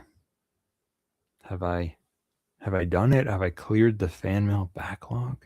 Possibly. I think so. Shared media. Shared media, folks. You heard it here first. Okay, I think here, let me look at my special file. I think I've read all the ads and stuff. I think I've done all the things I'm supposed to do, right? Before the second realm buildings of the tomorrows. Okay, so let's do the thing where I finally do the second half of Memetics talk. Thane the Builder. Can he build it? Thane the Builder. Yes, we can. Building the Second Realm. Tips, tricks, and advice on expanding the parallel network, the Free Republic of PAZNIA, and ways to ensure its thriving. Here's the bell of the build, Thane Riddle. I forgot about that. The bell of the build. So last time I was talking about I left you with a cliffhanger. How do you get more hard workers into the counter economy? And what the fuck are those lazy agorist niggers good for anyway? So now we segue into fire memes section. You remember the 4 kinds of power: the stick, the carrot, the brand, and the fire. I talk more on fire memes, okay? Tool making. Any retarded fucking alien worth his weight in some exotic hydrogen isotope antimatter could see, even from space, that mankind's greatest strength, besides the agora, is his tool making. And that one of these two wouldn't be much without the other. The fire meme of tool making is what makes the carrot meme of the agora so powerful. And the other way around too. The agora keeps the wood coming, and the tool makers keep making crazier and crazier fires, which helps the agora bring more and more wood, among other things, and so on. And this tool making meme has taken ground from the state almost every step of the way. All right, so maybe this whole farming thing may have been what led to the state coming about to begin with. Maybe farming, early settlements, and the early division of labor led to lots of wealth piling up in one spot for the first time. And that led to some folks finding out that they could merely steal that wealth instead of working to grow it themselves. And then that led to early security workers to stop that from happening. And then those early farming settlements might have become paranoid genocidal clans that preemptively attacked each other, raped each other's women, and utterly wiped each other out until only the craziest, most ruthless, and racist ones were left. And by then, they were so far apart that there was nobody left for the fighting class to plunder but the folks within their own clans. And that might have led to the first kingdoms in olden times, along with their beliefs about having a right to a national land. And those kingdoms might have been the worst states ever, with the most hardcore top down socialism, widespread hunger, and illness. And also, they might have kind of killed a lot of random folks pretty much for shits and giggles, sacrifices to the gods. Look, we're sorry about all that, all right? But hey, don't forget, before all that happened, it was hunger your forefathers were worried about, and many other hardships of living as cavemen and what have you. That was even worse than the state. So, overall, farming was a win for mankind, right? Come on. You got to crack a few eggs to make an omelet. It's the way things went. What are you going to do? Anyway, look. The tool making meme has been making it up to you ever since. It's been cleaning up the mess. Look, the sailboat and the heavy plow allowed for folks to break off and settle spots far away from the old kingdoms. Tool making's friend, that other fire called life, even helped out by cooking up this thing called the Black Plague to sweep up some of those old states for you, boss. The old kingdoms gave way to feudalism, which was much less bad and more decentralized. Toolmaking gave you the crossbow, and then all of a sudden, The nobles' wonderful little bowmen didn't seem like such hot shit anymore, did they? The market even gave you mercenaries to fight off the state's bludgies, and that was already working well for some of you many hundreds of years ago. Are you so quick to forget? It at least helped break up the states a bit, right? What about money? You like that, didn't you? And writing? That's how you got bureaucracy. And I know you don't like that, but that's how the state was decentralized further and kings started to fade into the background. How about the printing press, the Renaissance, bombs, and guns? Don't you see that those tools are why the old breeds of the state died off yet again and allowed for that much less bad liberal democracy bullshit to take their spots? And if all that happened a little too slowly for you, we have some great news. Tool making started going fucking parabolic after that. See, you got this shit they call industry. So now you don't have to be a farmer and you have more time and wealth to build more tools. That allowed tool making to snowball hardcore. And then you got all kinds of shit very quickly. Steam power, electrical power, combustion engines, trains, full auto, guns, cars, radio, aircraft, tanks, film, nuclear power, electronics, washing machines, vacuum cleaners, space age technicolor, wow, transistors, computers, lasers, rockets, video games, the internet, cell phones, hackers, software and digital media piracy, open source software, widespread cutting edge digital cryptographic, decentralized networks, smartphones, cryptocurrency, decentralized applications, large language models. All right. So we got a little hot under the collar there. And while we weren't looking, I guess that liberal democracy thing became something else. Globalist, fascist technocracy with a pretty big surveillance state. And they think some of these new tools will let them have utter magical power over everybody. Whatever, dude. Guess what? Central planning doesn't work. Duh. Do you believe they can pull off anything much more than blowing up a few things and then making their own cash cows dirt fucking poor? You've got another thing coming. While they built their shoddy little architecture of tyranny, something much stronger has been built right under their noses, something that truly threatens the state's very being. No, not only something that threatens today's breed of state. That's old news. We're talking something that threatens to end the state once and for all. And that's my segue into talking about crypto anarchy, by the way. You know, even that trust fund baby, Karl Marx, could guess in the 19th century that the new technology could be a big deal in the story of how the state would wither away. But of course, he didn't know much about working or making money, so he missed the elephant in the room of the agora. Now, Sec 3 went on and on about the agora, but he said so little about new technology. Mr. Renaissance Man of the late 20th century, what the hell was his excuse? And it's a goddamn crying shame that tool making wasn't spoken of more in the old New Manifesto, the New Libertarian Manifesto by Sec 3. Yes, swapping and tool making are not much without each other, and they are both such a big deal to everybody, but tool making is an even bigger deal for agorists. Why do I say that? Well, that brings me to what those lazy agorist niggers are good for. Great thinkers are lazy, yes, and they also lack follow-through, but agorists and those like them are mostly good for starting new things. That's because you only need an agorist mindset to see the world of tomorrow in your mind, start something new and crazy that others wouldn't think of, and then, when it doesn't work, try again until it does. Then when you start something crazy and it kind of works and it grows a little bit, then more and more will hop on the bandwagon. And thankfully, most of those noobs won't be agorists or any other kind of thinker. Some of them will be folks who'd never dare break new ground, but after somebody else has, they have the grit and follow through needed to carry it further. And that's when your lazy ass will get bored and leave to start some other sexy new thing.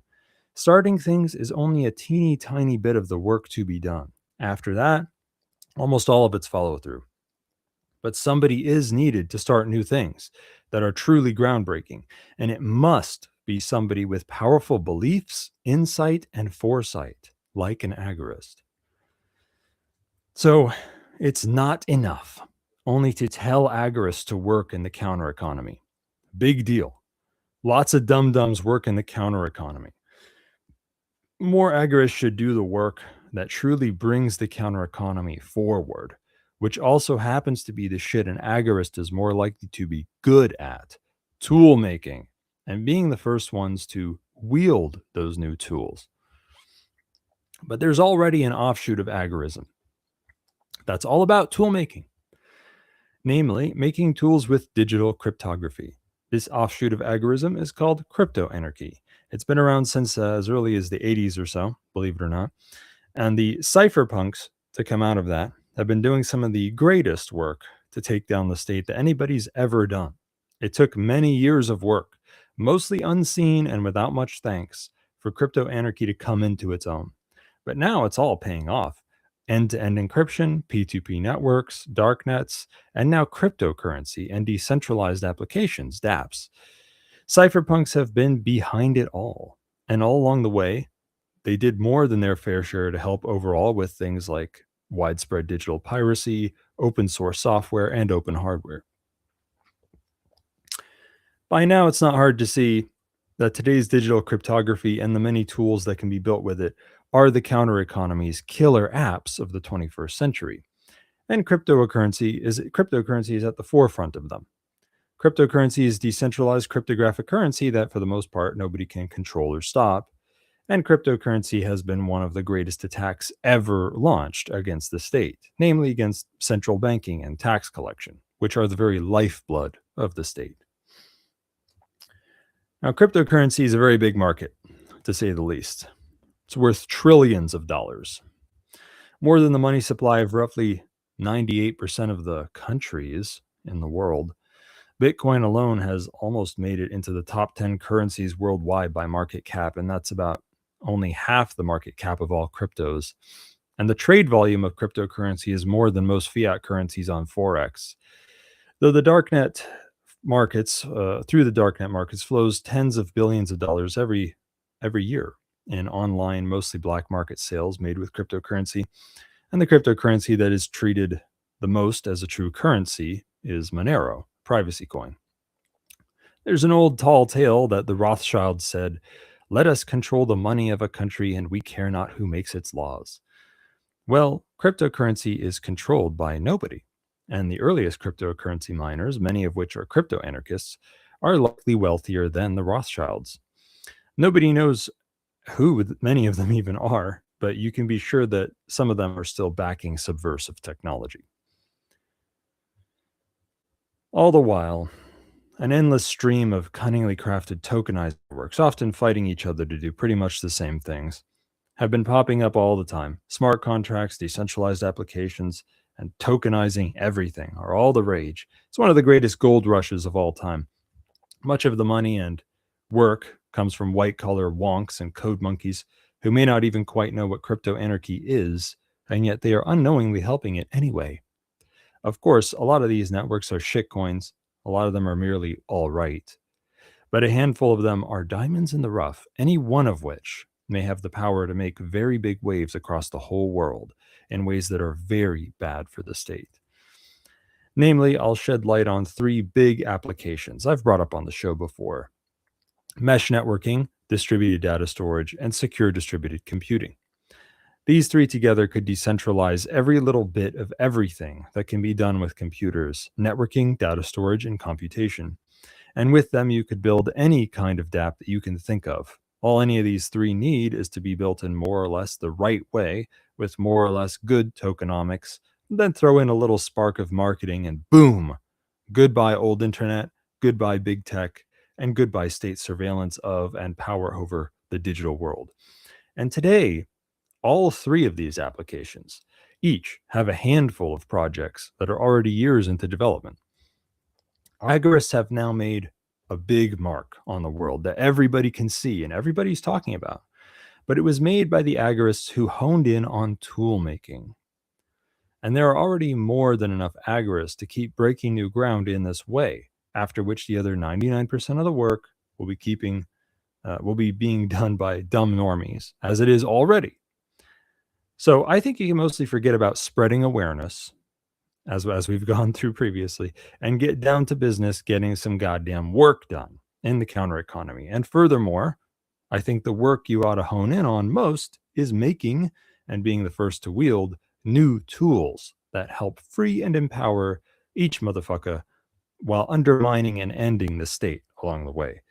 The tools needed in the world of tomorrow that will make up the groundwork of the 21st century agora and pave the way for whatever comes next.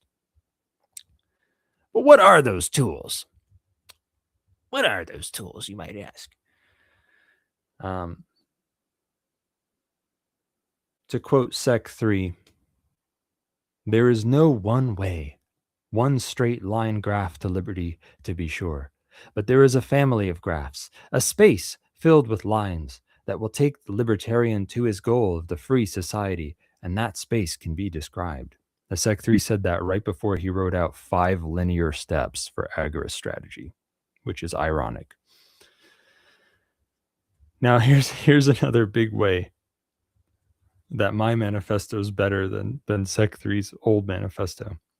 Rather than try to guess which thing will come before what, the newer manifesto hones in only on what things need to get done, or at least I make a few pretty good guesses anyway.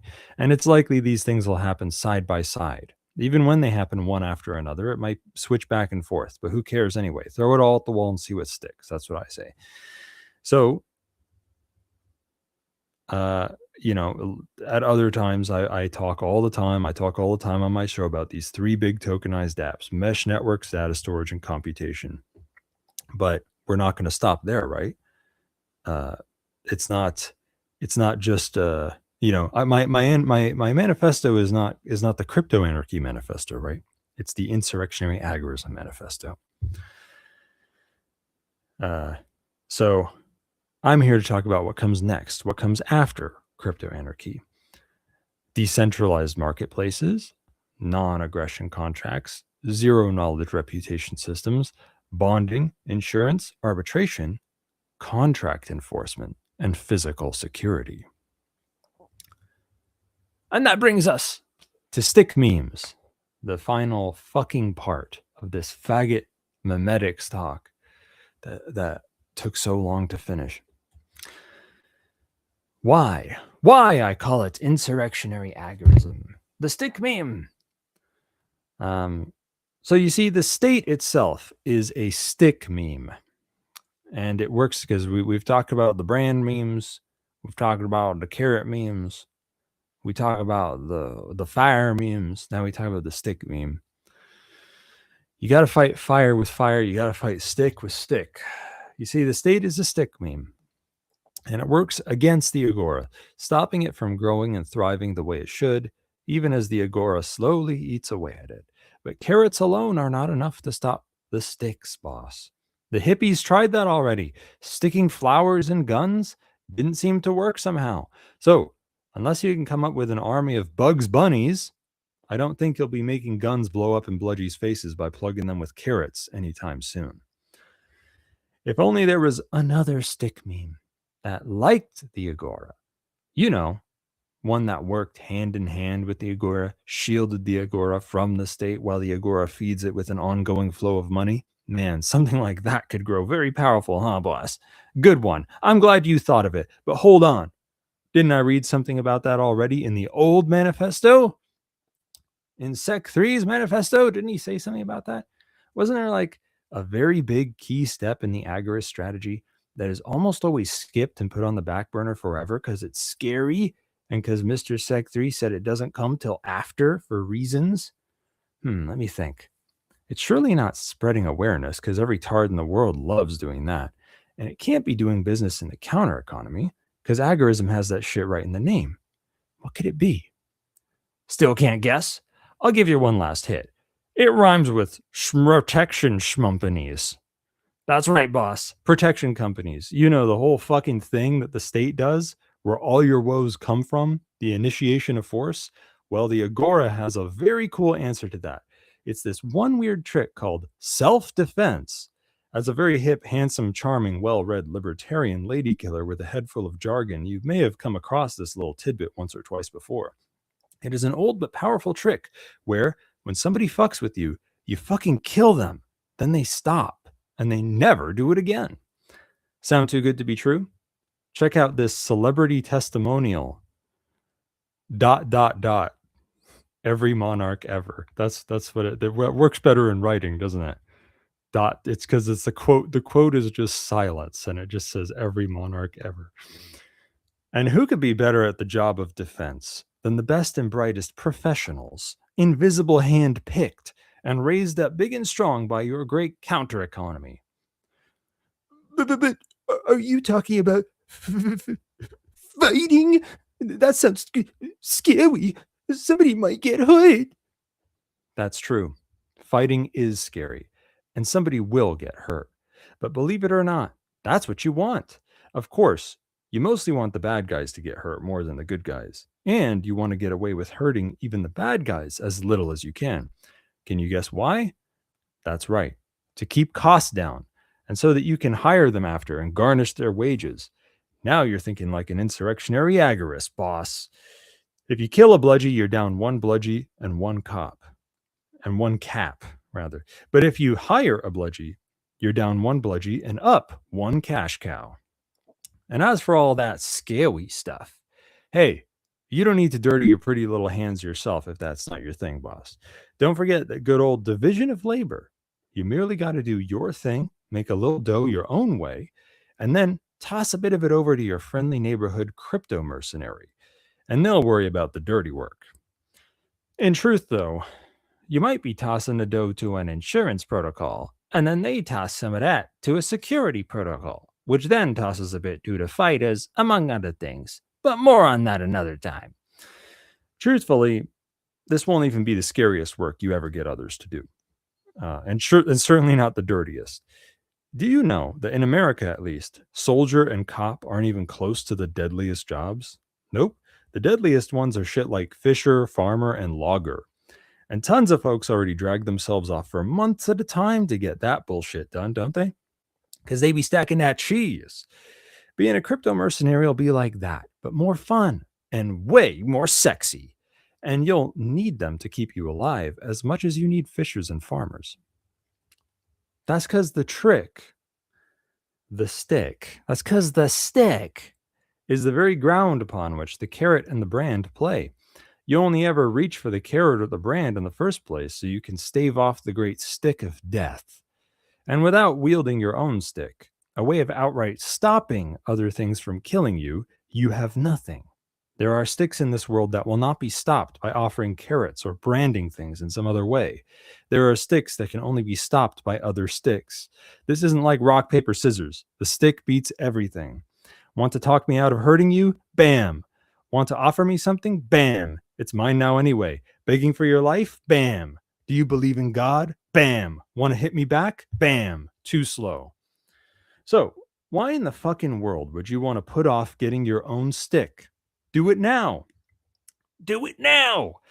And if you have one, get a bigger one. And don't put that off either. Your foe is always trying to get a bigger one too. And don't forget, the way to make better sticks is through the power of fire. And there is no greater fire within your grasp than the power of the meme.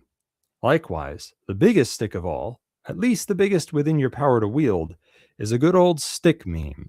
One that's made of many sticks all banging away, or at least threatening to, all while growing and getting more and more sticks within its grasp.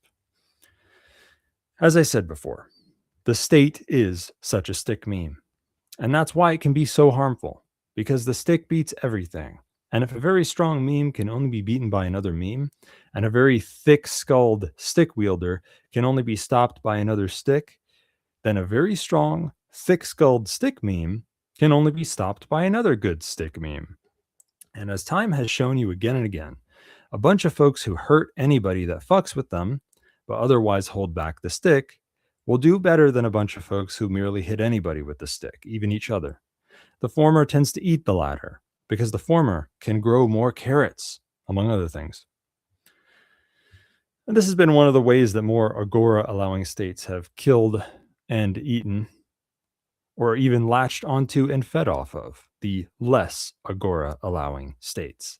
It is one of the ways the agora has taken more ground, by letting its foes, the states, turn against each other and empowering the less bad ones to kill off the worse ones. But this can only take you so far because another state is only another foe, even if it may sometimes be less bad than the old one.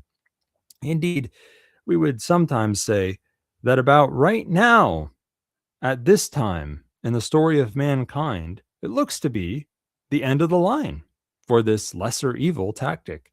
The healthier breeds of state have allowed about as much of the agora as they can without crumbling before they even start. They've even done a lot to wield more and more of their power through the sham agora critters known as corporations, and they can no longer take this any further without stifling the agora more than not, which is quickly looking like a step backwards for them. These bloated, bumbling top-down corporations may well be the downfall of these new fascist technocracies around the world. So, I think merely swapping out one state for another isn't going to help much the agora anymore. Though the minarchists and such, may not like to hear that. There aren't a lot of them here, so that's all right. Now, you have agorism, a better way to help the agora against the state. And agorism even has the beginnings of its own stick meme, the protection companies, which agorism happily borrowed from its slightly older brother, anarcho-capitalism.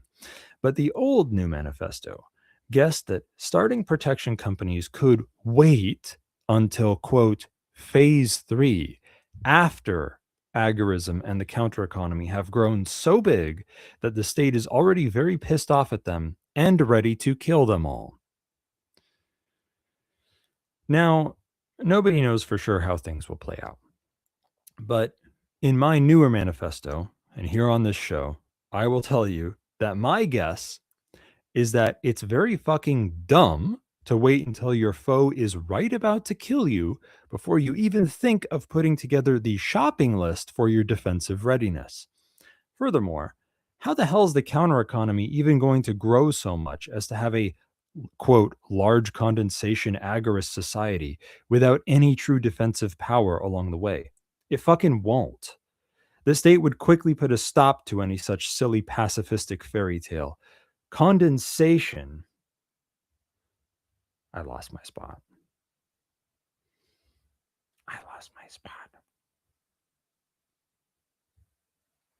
Condensation. Condensation is when a bunch of you are in one spot. You ever heard of shooting fish in a barrel? And Sec 3 thought that could happen well after statists take notice of agorism. Quote, statists take notice of agorism. And, quote, libertarians are perceived as a threat. Pogroms, mass arrests may even occur, although that is unlikely. They'll, quote, count on the sympathy of the rest of society to restrain the state from a mass attack. Are you fucking kidding? Look, we all love Sec 3, and he truly started something great with this manifesto, but what fucking multiverse did this pussy come from? That is not how shit works in this world at all, not even close. They'll call any movement they don't like a terrorist organization before the movement even crawls out of the fucking crib and get it caught up in infighting, entrapment plots, and smear campaigns so fast they don't even know what hit them. This happens all the time already, and nobody gives a shit about your sympathy. Billions of folks around the whole fucking world are sympathetic to the Palestinians, even some folks in Israel, and even a few in the IDF itself. How's that worked out for them? Sympathy's not a fucking enough. Enter insurrectionary agorism, the thing that I named my manifesto after.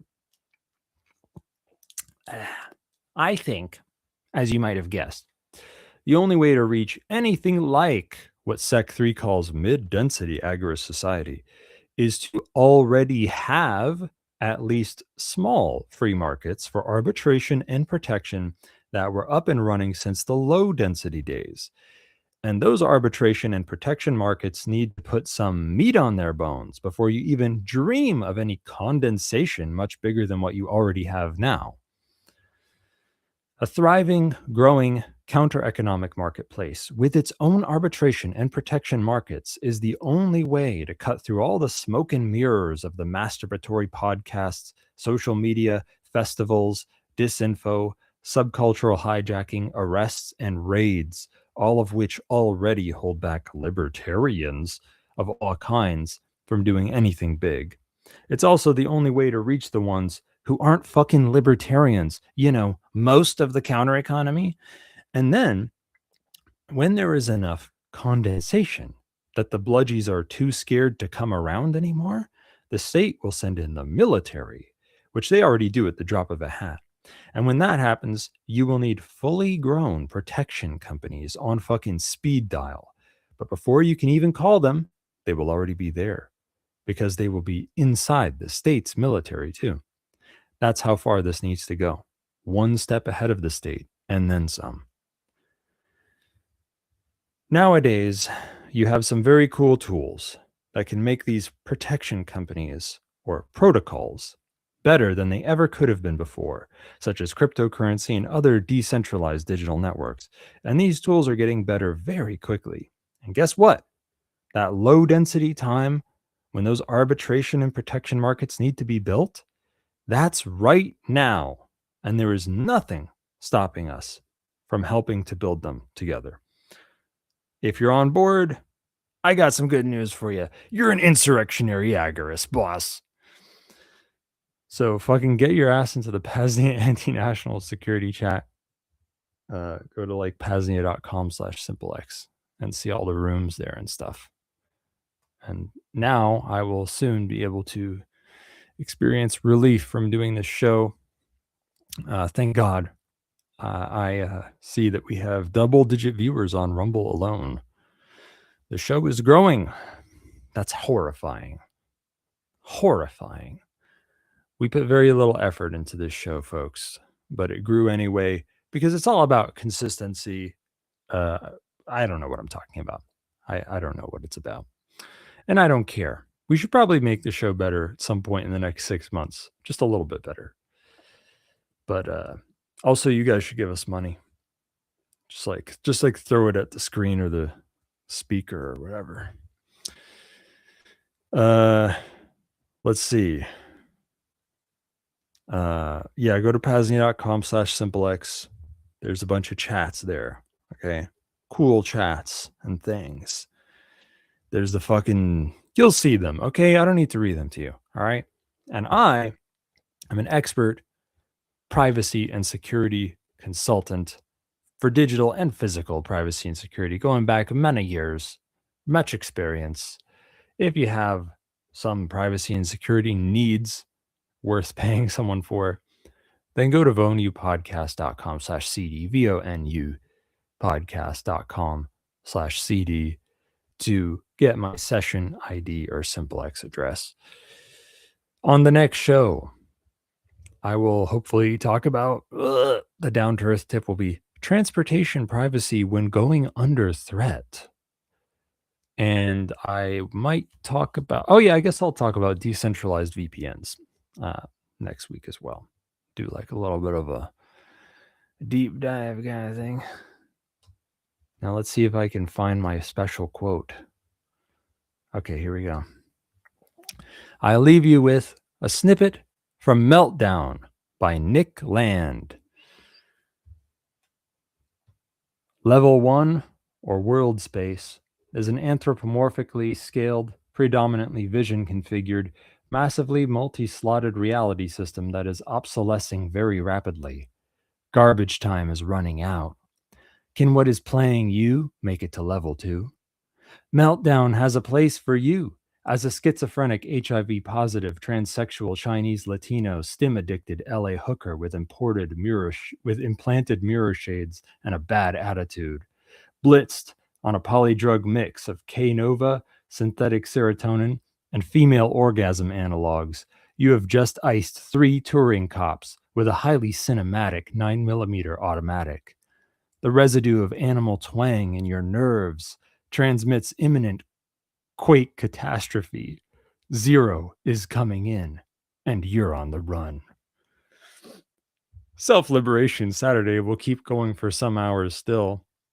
There will be sundry PRN deprogramming today, followed by 2 reruns of the Vonu podcast, First rerun will be TVP 149, Down the Rabbit Hole of Self-Liberation, guest appearance on hashtag Team Rabbit Hole, followed by TVP 150, Spiritual Self-Liberation, Psychedelics and False Timelines / Historical Resets with Raffael of hashtag Team Rabbit Hole. I've never heard that. I've never heard that episode before. False Timelines. Hey, have you guys ever hear about the Cybernetic Culture Research Unit, or the stuff to do with William S. Burroughs time traveling and becoming a pirate in the past, and how like lemurs are from Lemuria and stuff? You should probably, that's one hell of a rabbit hole for you. Anyway, don't touch that dial, boss. Stay tuned and stay frosty. You're listening to the PAZNIA Radio Network.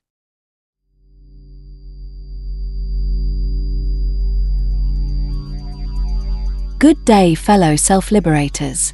Daisy Free Robot here with some critically important links. First off, PAZNIA.com/books2. This link will take you to a page with free PDF downloads to books, zines, and other publications in the realms of self-liberation and Vonu. Save some copies yourself, throw them on the dark net, burn them to flash drives, store them on blockchains, throw them in buried 55-gallon drums, or whatever. Make sure they never disappear. Again, PAZNIA.com/books2. Second, PAZNIA.com/simplex. Here, you can find links to the numerous and growing selection of simplex PAZNIA chats, ranging from the General Committee of Correspondence, our Department of Technology, the PAZNIA Radio Network, all the way to PAZcraft, the chat group for our own self-hosted, open-source mine test server. That is PAZNIA.com/simplex. And finally, with mention of PAZcraft, there is also our own server that you connect to. For more information and connection details, visit PAZNIA.com/PAZcraft. Again, PAZNIA.com/PAZcraft.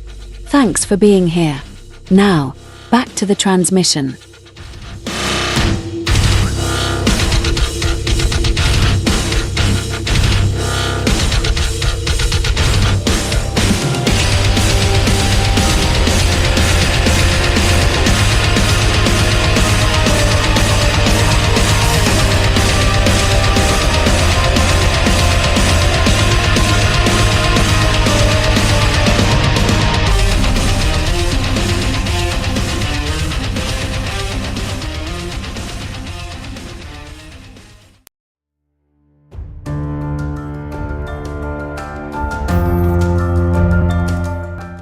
Friends, fellow self-liberators, DJ Brian Freer Robot here.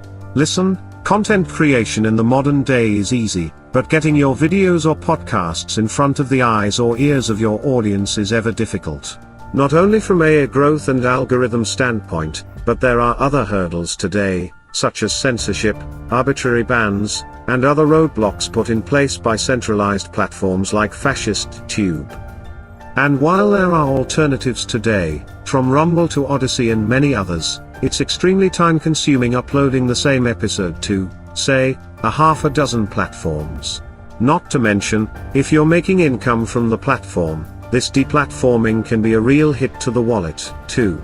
If you're listening to the PAZNIA Radio Network, it's safe to say you're probably already familiar with these concerns, or potentially, maybe even a content creator yourself that has run into banned videos or flat-out deplatforming. Thankfully, the solution is out there, and it's called Content Safe. Content Safe is a venture founded by longtime friends of PAZNIA, Matthew Raymer and Daryl Becker. In addition to off-site backup for redundancy, they built out a user interface like one you would see on YouTube, Odyssey, or wherever. But once you hit publish once, it will deploy the episode to whatever platforms you select. This will save you time, and potentially even opens up your content to new audiences and platforms, or just gives you more time to prioritize on content. And if the worst were to strike and fascist Tube does what they do best, deleting your channel and content, Content Safe can get you back up and running quick. In a sentence, Content Safe protects your content from censorship, distributes it everywhere automatically, and keeps you online no matter what, so you never lose your audience or your income. Just head on over to contentsafe.co, again contentsafe.co, click the Protect My Content button at the top of the page, and fill out the provided form. Then, when you reach the end, use affiliate code Vonu to help support the PAZNIA radio network.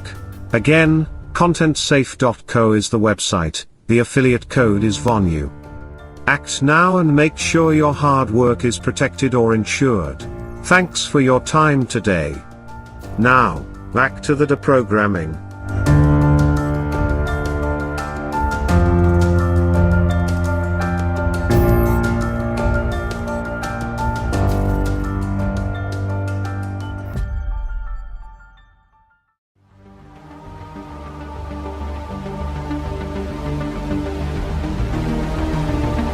Hello friends, fellow self-liberators. If you're new to the PAZNIA radio network, the overarching vision is much bigger than just the best, most valuable, and most entertaining radio network in existence. We are building the second realm, a parallel network founded upon the principles of truth, voluntarism, and peace.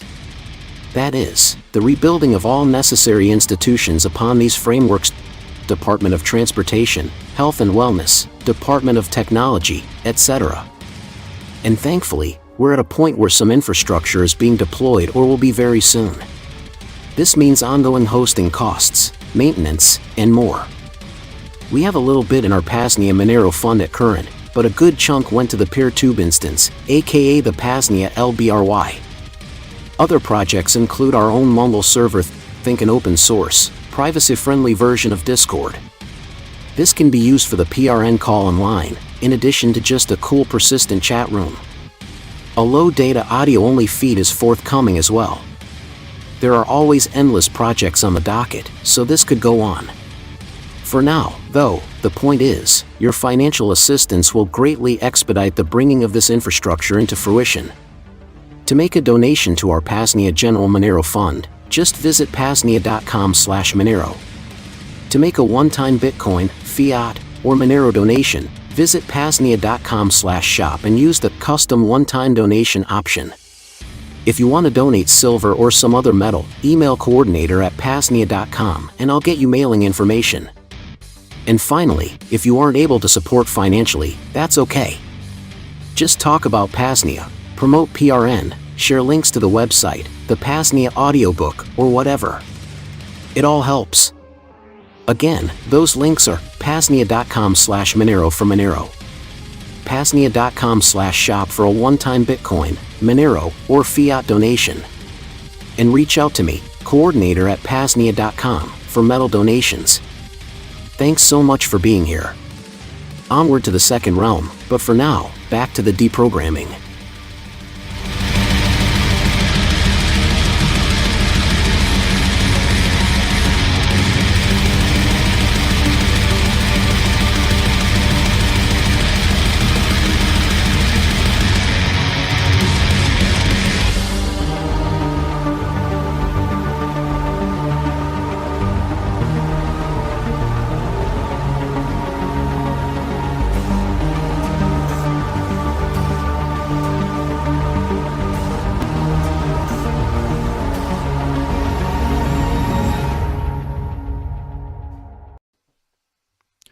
And welcome to the Vonu Podcast, a podcast making you invulnerable to the coercion of the state and the servile society.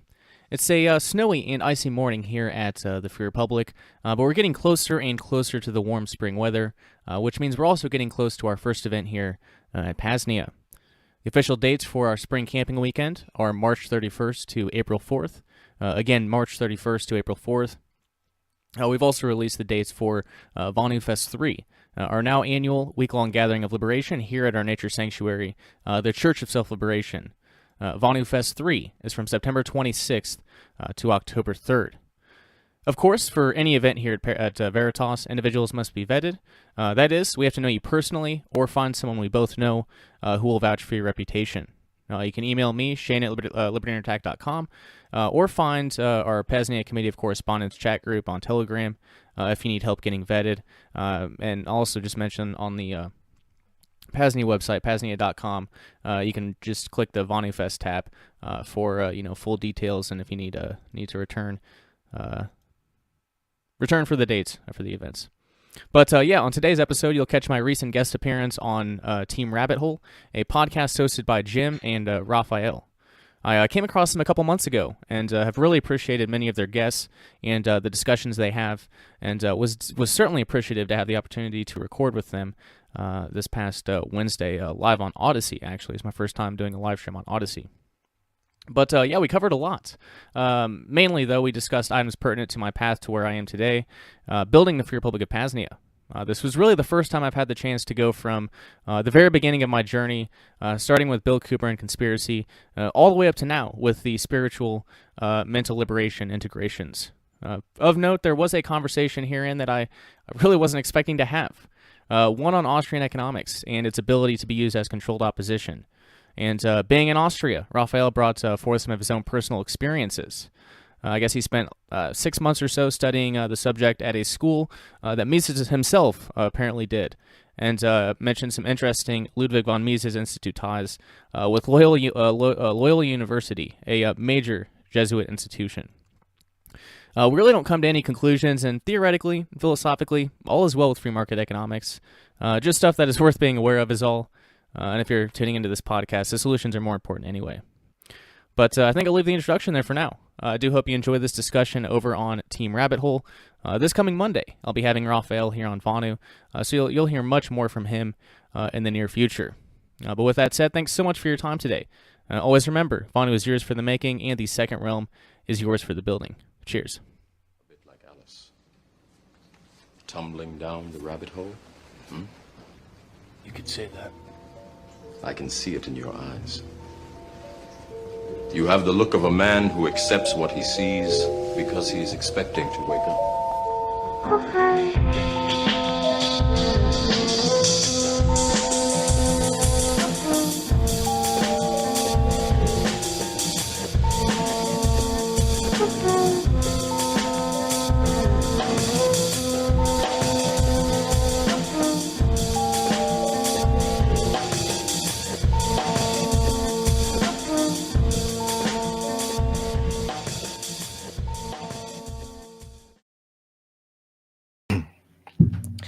Welcome to Team Rabbit Hole edition 269 with Rayo. It is PAZNIA, hailing from the Free Republic of PAZNIA. Join the team as we explore peace, autonomy, and self-liberation, and most likely astrology and human design, and all the other rabbit holes we'll find with Rayo. Welcome and well met.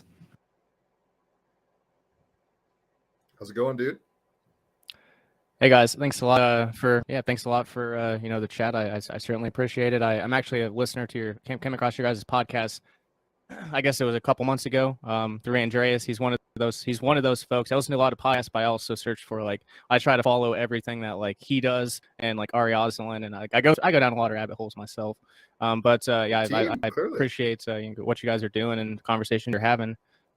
So yeah, it's good to be here. Good to get a face to the voice per se. That's what's up. Well, it's a pleasure to have you on. You're totally team, obviously. If you're into Andreas, Exortus is his kind of handle name. His Christian name is Andreas, but yeah, Exortus is into flat Earth. He's actually got I think Vice, like the network from. It's kind of hipster MTV news kind of thing. They're doing a special on that he did. I think dropping in March, the Ides of March. March 15th.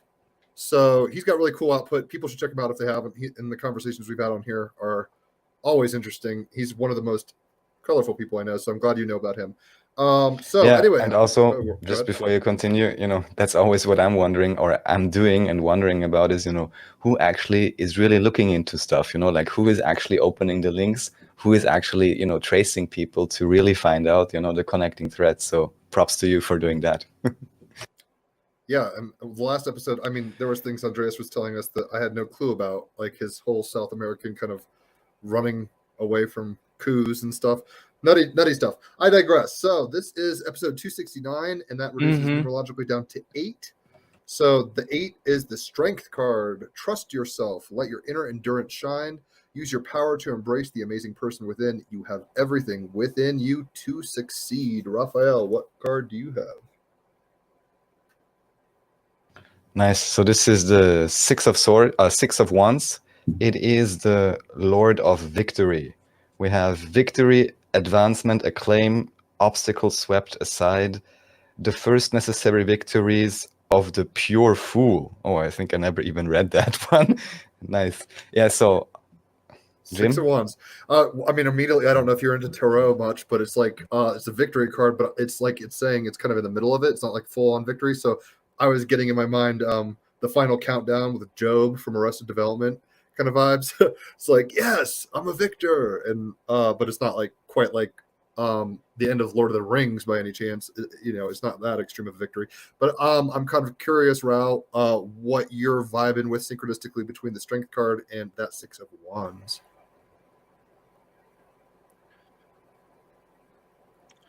I guess the what comes to mind for me is a lot of folks over the past couple of years that things have gone bad for them, but like since 2020, things have come together a lot for me and for a lot of people that I associate with, and this parallel network that we're building. So I guess we've made great progress and that, and I've seen a lot of personal stuff myself. Obviously, yeah, it's just getting started, and I guess that's what I take away from it is we've already won, but we're it's just the beginning. We've talked about it, I think, or I was talking to I'm going down to Costa Rica for 3 months, and the person who's housing me has actually been on the podcast slightly with other people back in 2020. Chilagua, I think, was the episode, because he was going to run a hostel, but now it's not. And anyway, and I was talking to him, and it feels a little like he's talking about, actually, Raffael, I got to talk to you about this. I said let's talk, but I haven't, and I got to be careful because there's going to be NDAs and stuff like that. But disruptive technology and next level shit. It's coming around the corner, and people like all of us are how would I put it? It's like what I was talking with Rick about was in the American Civil War, the war ended at one point, but because of technological information kind of communication lag, much like this episode a little, because there's a little lag between our feeds. Don't fret. I'm just making sure Raphael is aware of it. It's not his fault. It's just kind of tech. Anyway, in the Civil War, people over in Texas and whatever those kinds of areas got the news of the victory of the North way later, so there were still some skirmishes, and it kind of feels like that's what's going on in the collective, where the battle's won, but we're kind of having to mop up little skirmishes and little kind of things on the side at the end here. But I think most people are starting to wake up to the fact that Big Brother isn't their best friend probably, and maybe money isn't what they thought it was currency value wise, and all these kinds of little rabbit holes. We don't have to digress into it too much, but the Strength card is a kind of victory. In that card, it shows a woman, kind of the higher self, the higher chakras, holding power and control over the animalistic kind of lower nature of self. And I think that's a large part of what leads to the victory of Six of Wands, is like, hey, you could be full of passion, and that can kind of get you in trouble sometimes, kind of like in Pinocchio. I've been listening to some Jordan Peterson classes, which are fascinating, but he goes into like 6 hours of Pinocchio analysis, which is like a Jungian analysis of Pinocchio, which is crazy. Highly recommend it. We'll put the link in this episode at some point. I'm not a hardcore Jordan Peterson fan, but I'm like, this shit's dope and people should scope it. In any event, the passions can take over, just like in Donkey Island or whatever. Like, it's like the carnival where the kids are kind of doing whatever the fuck they want. And there's a beauty to being a trickster, the fool, like Raphael was saying, the fool. But once the fool kind of masters himself, that's when you can really do magic in a very different way. So I'm rambling. My bad. I guess Mercury is in Aquarius now. So, but anything you guys want to talk about those cards, feel free, and we'll kind of go from there.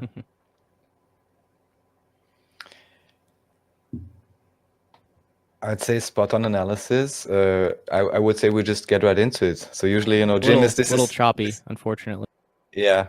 I don't know if it's only choppy or if there's delay. It seems to me more like there's delay. To me, there's a delay.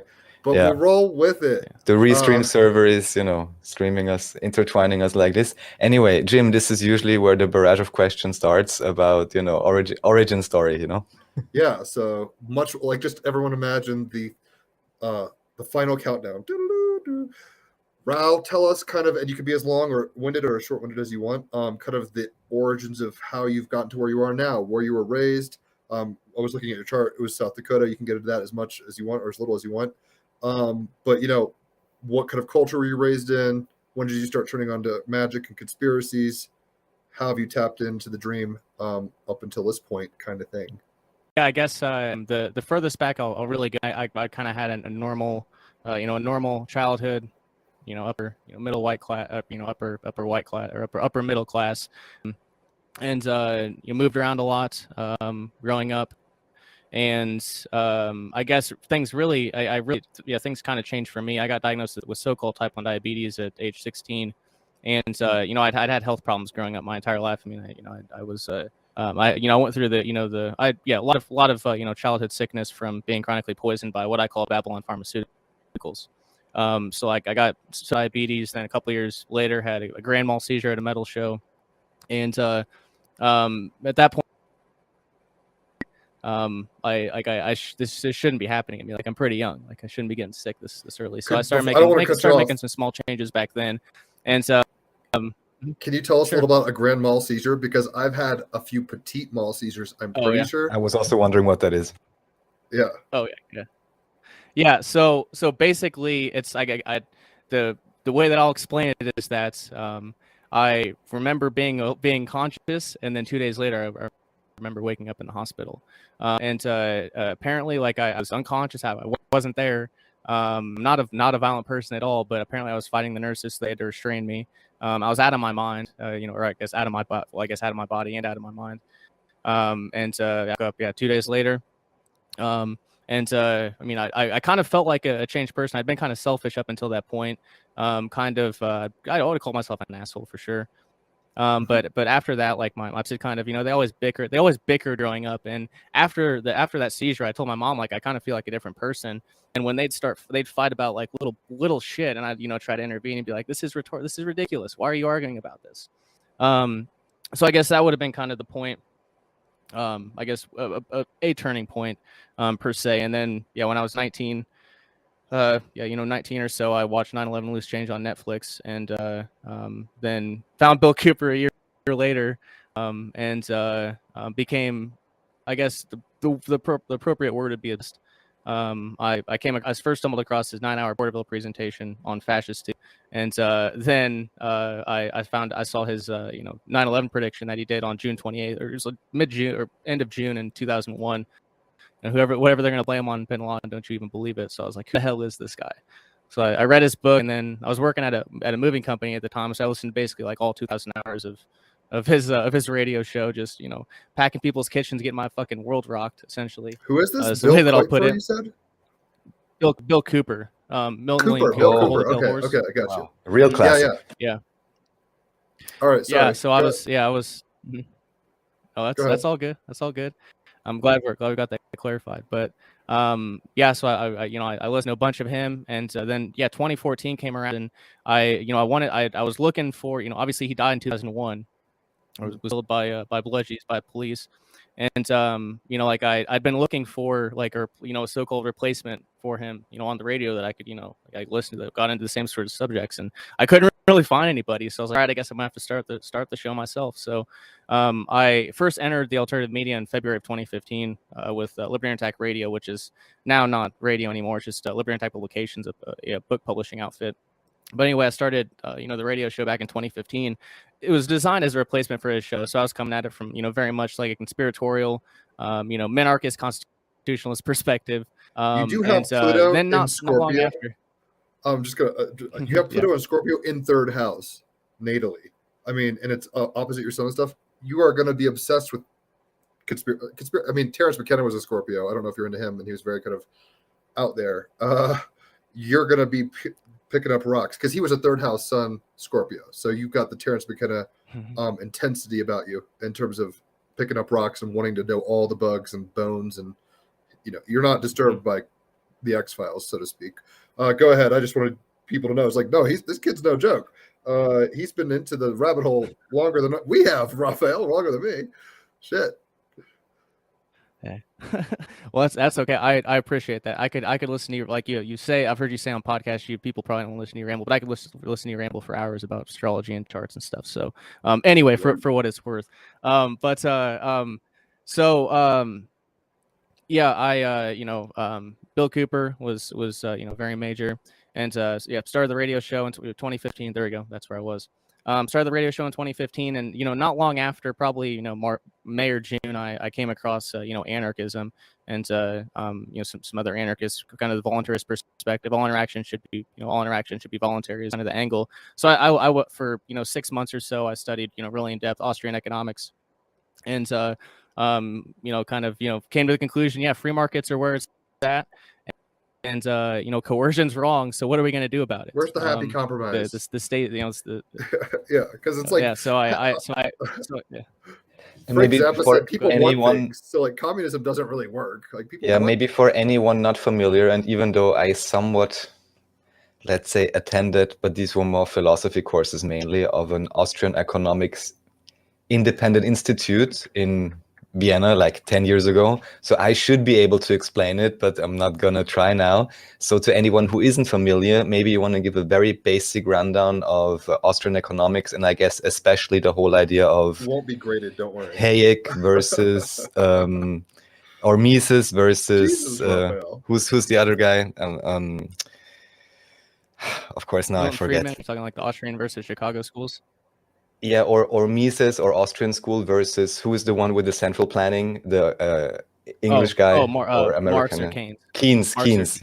Or maybe just explain the most basic thing to anyone who's not familiar, because if even I can readily regurgitate it, it means there'll be plenty who will benefit from this, if you would be so kind. Myself included, yeah. Not to detract you. Don't worry, I'll remember we're at like 2015. So compare schools of thought, and this isn't like you're a Cap moon with a Taurus sun and Taurus, Mercury, and Venus. So you're not even against doing this. Let's just kind of, draw a line to the sandbox. And like I said, you don't have to feel like an expert, but anything you could say is news to me, because this is, Raffael apparently knows a little about it, but I am zilch. So feel free. The conch is yours. Mm-hmm.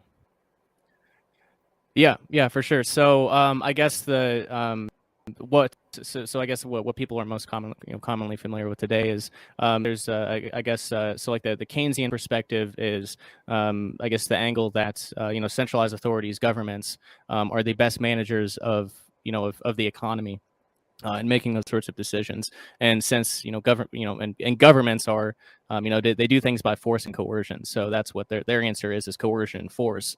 Centrally planning things, forcing people to do things the way that they think it should be done. The other angle that is kind of the Austrian perspective, or the free market perspective, where if you leave humans to to their devices, they're we aren't I'll talk I'll use the we's and stuff now, but we aren't violent by nature, right? Like a lot of people don't really come across violence in their personal lives that often. There's maybe little thefts and things, but generally speaking, violence isn't a major part of people's lives. They don't like the first solution to things isn't usually violence. So the Austrian perspective is that leave people to their devices, the spontaneous order of the market, and it'll sort itself out is kind of the Austrian perspective. Laissez-faire, leave it be. It's kind of the angle there. Non-intervention by third parties. And then there's further distinctions even between that. There's kind of the Marx communism angle, which is, I guess, to me, I don't really see difference. There's obviously differences, but I don't really see the communism and Marx and Keynesian. It's all central planning. It's all authoritarianism, and these systems they strip people of their choice, of their free choice, of their free will. There's a lot of reasons to oppose these institutions, or lots of reasons. So that's kind of just a very brief overview. It has been like I studied it up until probably like 2016 when I dropped out of what I call higher level indoctrination college. So it's been a few years, and I actually pulled Human Action, the big Ludwig von Mises's tome. Like it's basically like the Austrian Bible. It's like 1,000 pages, and I read that thing through college, and I pulled that out today, and I was like, I could not do that again. Like I'm not in the same mindset. Like we were talking earlier, like I'm getting into astrology and spagyrics and mushroom hunting and things now. Like it's not I'm not really much interested in debating the fine points of marginal utility and all these economic concepts anymore. But yeah, that's the main distinction I would make, is that the Austrians, is more the free market perspective, non-intervention, and then these other systems are the centralization control, and that's always done. It's always done by by the use of coercion and force and outright violence. So that's kind of the angle that's the angle with that I kind of first Skeksis entered versus into, Mystics. I don't know if Yeah. you're into that. And while I can't reply to what you just said, Jim, maybe to give a fun little personal reference. So I actually went to a school that was supposedly, according to the plaquette in front, built in 3 years from 1850 to 1853, about that time. And it's simply like a huge, people would have said it's a church or a monastery, but supposedly it was built as a school. So it's one of these, remnant Tartarian buildings potentially, or, whatever. I guess you're familiar with that topic. And there's also a plaquette on top, which at least claims that Ludwig van Mises himself was attending and graduating from that school. And then later on, who is, I guess, supposedly the founder of Austrian economics, or important there. But then, which is very interesting to me in terms of all the control research, is he supposedly went to Loyola University. Either he went there, or there's very important fellows at the Ludwig van Mises Institute in America that have very obvious Loyola University ties, which is of course the Jesuit University. So this doesn't, say anything in particular, but I was just like, oh, that's kind of interesting, that you have the tie in there, because the big question, of course, is, especially if we get into the whole reset stuff, and maybe you want to say a word about this, how much does it even matter? Because even the Austrian economics perspective, though it would be much more voluntary and let's say self-driven or whatever, autonomous, and not so centrally planned, and would have many benefits. But to what degree would this not still be, let's say, a fake alternative to the actual reality of, I don't know, abundant resources, for example, very simply, even just as a mind construct, even though from our perspective, I would be like, let's take it immediately because it's a lot better. But actually, it's of course not the whole thing, just as you yourself described in your journey. And for me, it was actually similar. So I went there for half a year, had some interesting discussions and so on. But then they were even in this institute, they weren't even into conspiracy so much, and were kind of laughing about it. And I was like, I'm sorry, guys, but you're too ignorant, I have to move on. But thanks for the cake. I'll eat that one. And it's a good basis to understand, the history and economic models. But yeah, there's more, of course. So that's why we're here now. that's a great point. And this coming around, and I'll finish off the story at some point. I got back into the conspiracy stuff in 2020, and I mean, you look at like Ludwig von Mises. I don't remember what family, but he was funded by like Rothschilds or something. Like his journey over to America was funded by, and like Tom Woods has. If you Google it, or search for it, it comes up. Tom Woods wrote he's a big podcaster. I've listened to him in a long time. I don't really. He's not someone I'm interested in particularly. But the reason I bring him up is he actually wrote an article trying to dispel that myth. So like I've been thinking about it too, like. Kind of the anarcho-capitalist perspective, which is like the most radical, I guess, application of the Austrian, Austrian school of thought. I mean, it's so easily could be used as controlled opposition. Because I know up until like even 5 years ago, I was doing this. I was being dumb and doing this. Like justifying some of like fascist book censorship because it's a private corporation, even though it has ties to like the CIA and Inquitel and things. So like the anarcho-capitalist perspective can definitely be exploited. It's not an opposition to this system at all. It's very much like the individuals. The individuals like I used to call myself an ANCAP. I know a lot of apes now. They aren't, they're fine. Like the theory holds up. I agree with it, philosophically and ethically. But as far as the application, it can definitely be used by the first realm, by Babylon. I think you're right in pointing out that it's still kind of it's a consumerist alternative, right? Yeah, there's a lot of shades. I guess it's funny because after listening to a bunch of Jordan Peterson, and like I said, I'm not like a fanboy beyond a point, but he's been taught. I mean, just hearing about social dominance hierarchies and stuff that are just in the gene. I mean, this gets into evolutionary presuppositions and stuff, which Raphael would scoff at this at some level, I believe. It's like, oh, our star being selves aren't like this, but presumably from a kind of a semi-Darwinian perspective would be we're coming from things that have had displays of dominance, aggression, and coercion and manipulation are kind of in the game, it would seem. So even if one puts forth a philosophy that's very kind of, how would I say it, like more pure or like more like, you know, righteous or something like that, it seems that inherently in our nature at some level, there's always going to be people that like want to kind of fuck with other people. But there's a lot of presuppositions here. I'm obviously listening to this Jordan Peterson stuff, trying to be like, well, like he only eats meat now, and I'm like a vegan, so I'm like, well, is this like straight up like reptilian programming, or what's going on here? Shout out to the Onegs. My fiance's an Oneg. I think Raphael might be. Maybe that's TMI for the 3-letter corporation or to be a what? An O negative. Oh, yeah, great. Now they're gonna come hunt me. I managed to avoid, the the PCR. I managed to avoid the PCR scraping, which now is officially admitted by the CDC on their website. Apparently, that about 10% they're just gonna use to sequence your DNA. But don't worry, there's nothing about getting your DNA for anything. I really wonder why they want to have all of that data and what they at least imagine they can do with it, and what they're actually doing. But yeah, that's just a sideline. Yeah. So thanks for pointing the marker on me like this, but it's okay. Like I said, sometimes I forget that this people hear this. To me, it's almost like a psychotherapeutic couch that we just have people come through on, and then I'm like, oh wait, this might actually come back to bite me in the butt, or Raphael or anybody. I digress. So yeah, you were talking basically about, 2020. What was the trigger? The election, or like what was like, oh shit, I've got to like think differently now, because I think gears shifted around 2020 was the Pluto-Saturn conjunction. I was in Australia. That's when COVID popped. All sorts of crazy shit started happening. That's when the podcast kind of became a podcast, actually. Mm-hmm.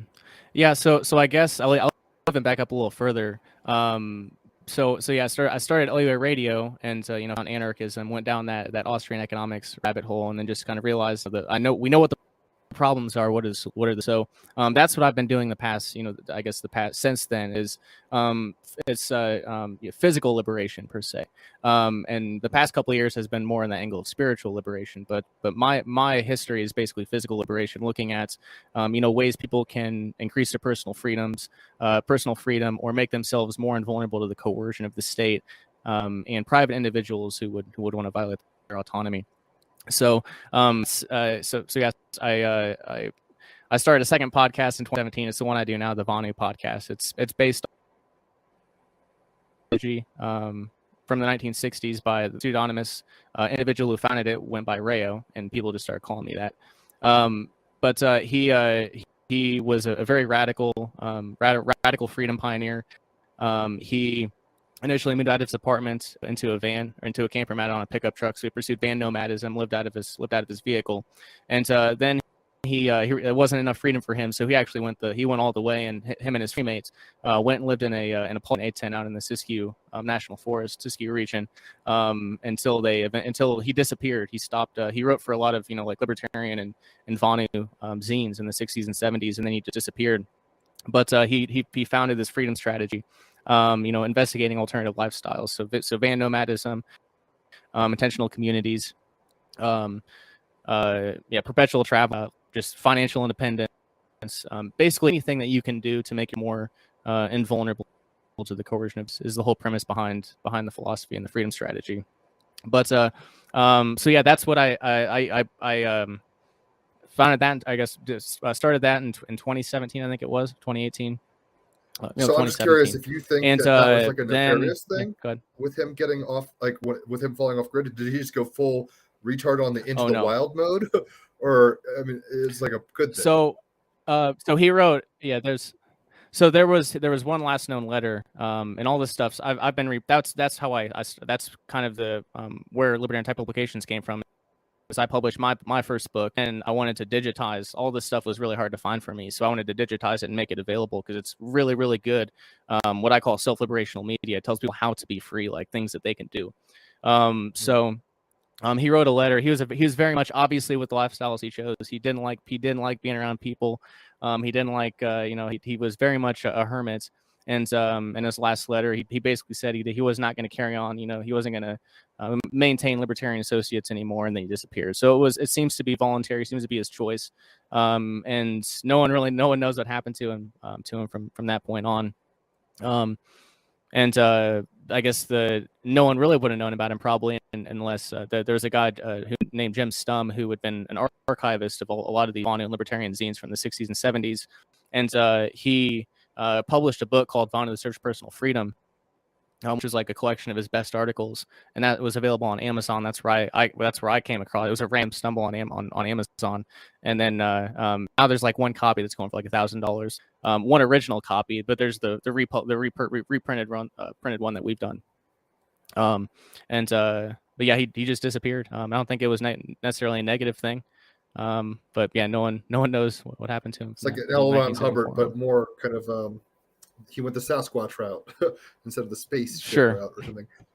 So cool. I'll have to check this out. And the fact that you've got this publishing situation or have done these books, we'll have to post the links. I'll be reading this. Like, I'm definitely in a mode where it's like, it's one thing to know the path, it's another thing to walk it. And I've been very conveniently just talking about the path for a long time. And it seems like you've been Praxis City. So props to you, sir. So 2020, you were saying, obviously a lot of big shift happened. Yeah. You kind of stopped being, not that you were not, you're still conspiratorial, but it seemed like maybe instead of trying to dissect the gears of things, you became more worried about spirituality, for lack of better terms. Go ahead and tell us a little about that transformation. Mm-hmm. Yeah. So essentially, I'd stopped the conspiratorial route. Obviously Bill Cooper was big into talking about the Masons and all sorts of secret societies. And my viewpoint was basically like, well, if the state didn't exist, if this apparatus of control didn't exist for them to get their, to exercise their control and to gain control of, then secret societies would be nothing more than like a boys club. But I don't necessarily think that's the case anymore with what I've been digging into over the past couple of years. But yeah, 2020 happened, and the first thing I came across Event 201, and I was like, oh shit. This is so obviously I was like, I didn't want to. But I came across something and I had to pursue it. And was so I also like, that, this is now when it really pays off, right? To know about all that stuff. That's what I thought. Yeah. So, and just for the clarity, 201 is kind of like the extermination plan of Bill Gates. I turned the other way. It was coming up. It was a pandemic exercise that looked very, very similar to what we're firing. And I also interviewed a guy named David Crow not soon after this kicked off. He ran a podcast called The Infectious Myth, and he did a lot of extensive coverage on the SARS-CoV-1 fake pandemic. And so I interviewed him, and we were gonna put out like an entire. He was gonna basically debunk all these so-called germ theory things. And but unfortunately he died a few months after that, from really bad cancer. So he was going to Carrie Mullis, the inventor of the PCR test, died the year before, and there wasn't really a whole lot of people who could very knowledgeably that had been studying this for that long, that had been paying attention. So yeah, I guess that's where I came in 2020. I was like, fuck, I have not been paying attention. I've been doing a lot in the self-liberation realm in the direction, but it's like I have not been paying attention to what else has been going on. So I felt vulnerable in that way. So the first thing I did was I went back and listened to Cooper's Mystery Babylon, and I listened to it again and again too. So a few times, and yeah, I guess so that was one thing, and then also too, even before this entire situation in late 2019, I guess mid to late 2019, I started making some lifestyle changes. I hadn't been taking care of myself. I drank a lot, and I obviously a standard American diet was not healthy. So I made some way of eating changes, and got my mind cleared for the first time. So I felt a lot better. So I was able to handle more things. I had the bandwidth to handle more things. So I'd already been looking into kind of a lot of the health sorts of topics. And was starting to open my mind more, but I was still in that phase, I guess. Even early 2020, I was just reading a lot of like PubMed papers on the pancreas and trying like a solution to to reverse it. But yeah, I guess Just to I opened my understand, mind a lot more. you And were looking for a solution to Go ahead. type 1 diabetes. Am I understanding correctly? Mm-hmm. And Yep. and I assume you have found it by now. Otherwise, I can give you a hint. No, well, there's about a dozen. I mean, about a dozen. It's chronic. I mean, the chronic poisoning is basically the way that I look at it. Parasites possibly too. That's the newest angle that I'm looking at. But to get into this to the spiritual thing, this is why like I started opening my mind more, and I didn't have the solution, so I wasn't in a position to turn things away without at least trying them out first.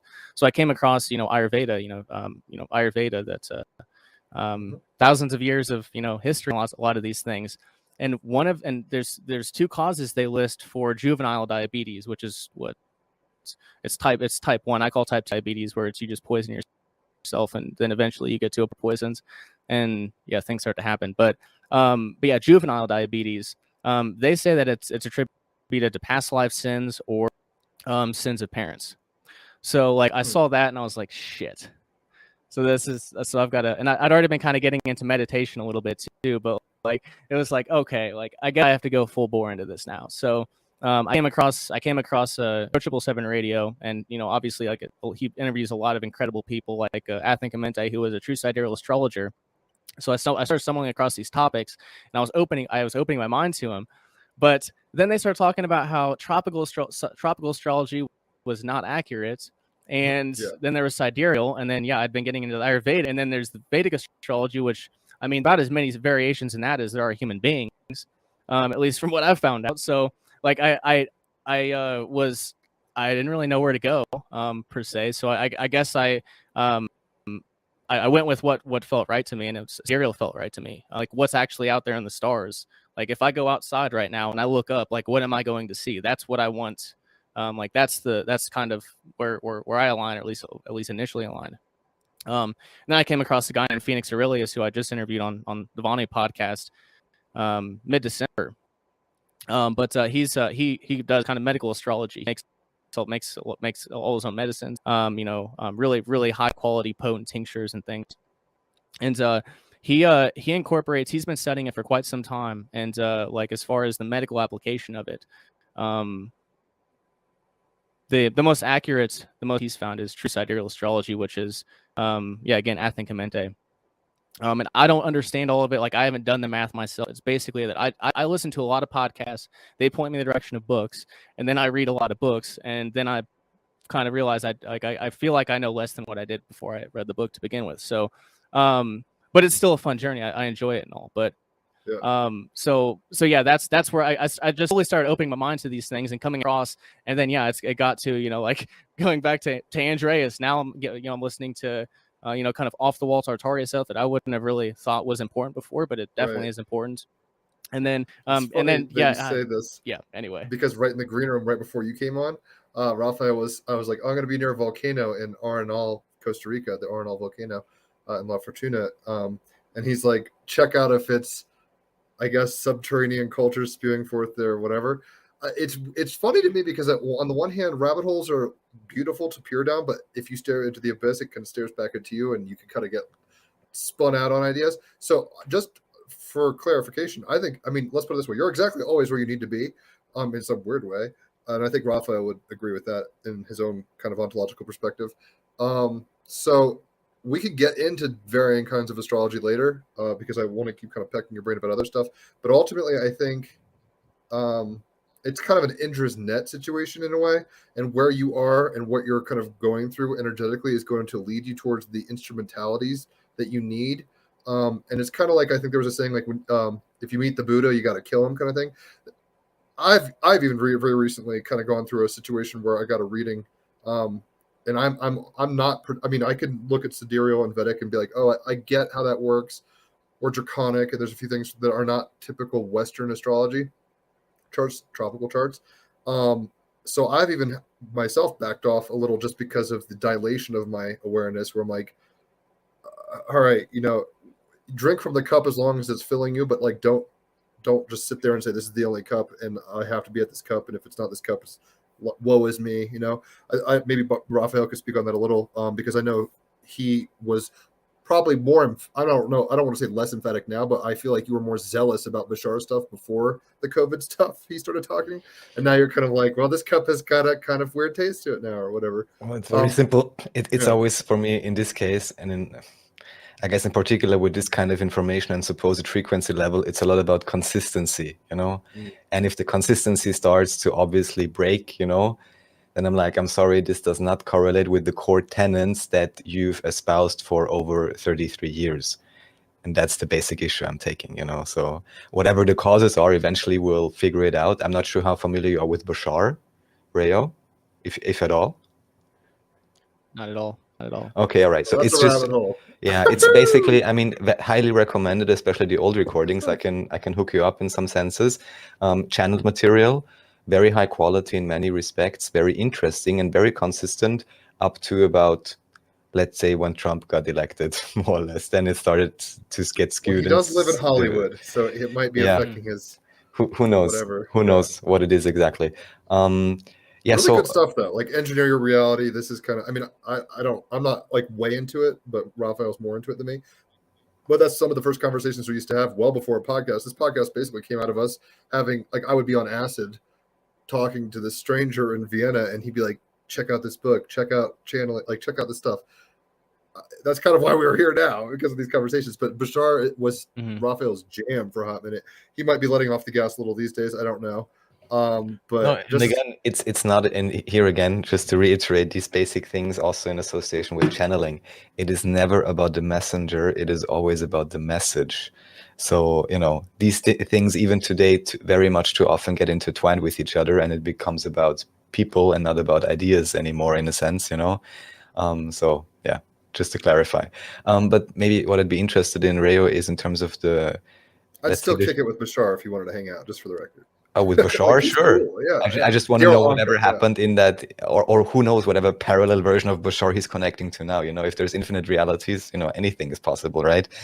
Just like the Terence McKenna quote you recently posted. How about that? You know, there's never. I'll read it in a second. But my question in the meantime for you, Rayo, would be in terms of this shift from like physical to spiritual liberation. How would you say for yourself did you arrive at that conclusion? Because I would say in different ways I've followed a similar path, although I earlier went full bore on the spiritual self-liberation front. But what was your reasoning or your process to arrive at that point, and why are you now doing that, and therefore obviously in my sense see it as quote unquote superior to whatever you've done before? I mean, superior is a different thing, but you know what I mean. Yeah. So I guess really I just I kind of dropped some of the arrogance that I guess I had, and realized that, like, I guess I'd already known this. Like I'd known about this game of, you know, public indoctrination, school, you know, public schooling. I've known about all this stuff, a lot of this stuff for a while, but it was really just understanding the scope of the deception that, like it is Babylon. It's not just like this institution or that institution. Like it is, like, it's Babylon. Like it's the entire thing. It's the foundation is coercion. Like that's what it is. So it was basically that kind of the recognition of the scope, and that I don't know where, to use a term, I came across this guy's YouTube channel, Matt from Quantum of Conscience, and he talks about, you know, like I didn't know where the bookends of reality lied. You know, like I don't know where, like I didn't know where the, you know, where you know, like where truth like I think you understand where I'm what I'm saying. Totally. What I'm getting at. Where's the yellow brick road so basically going? it was just like I was trying to eliminate.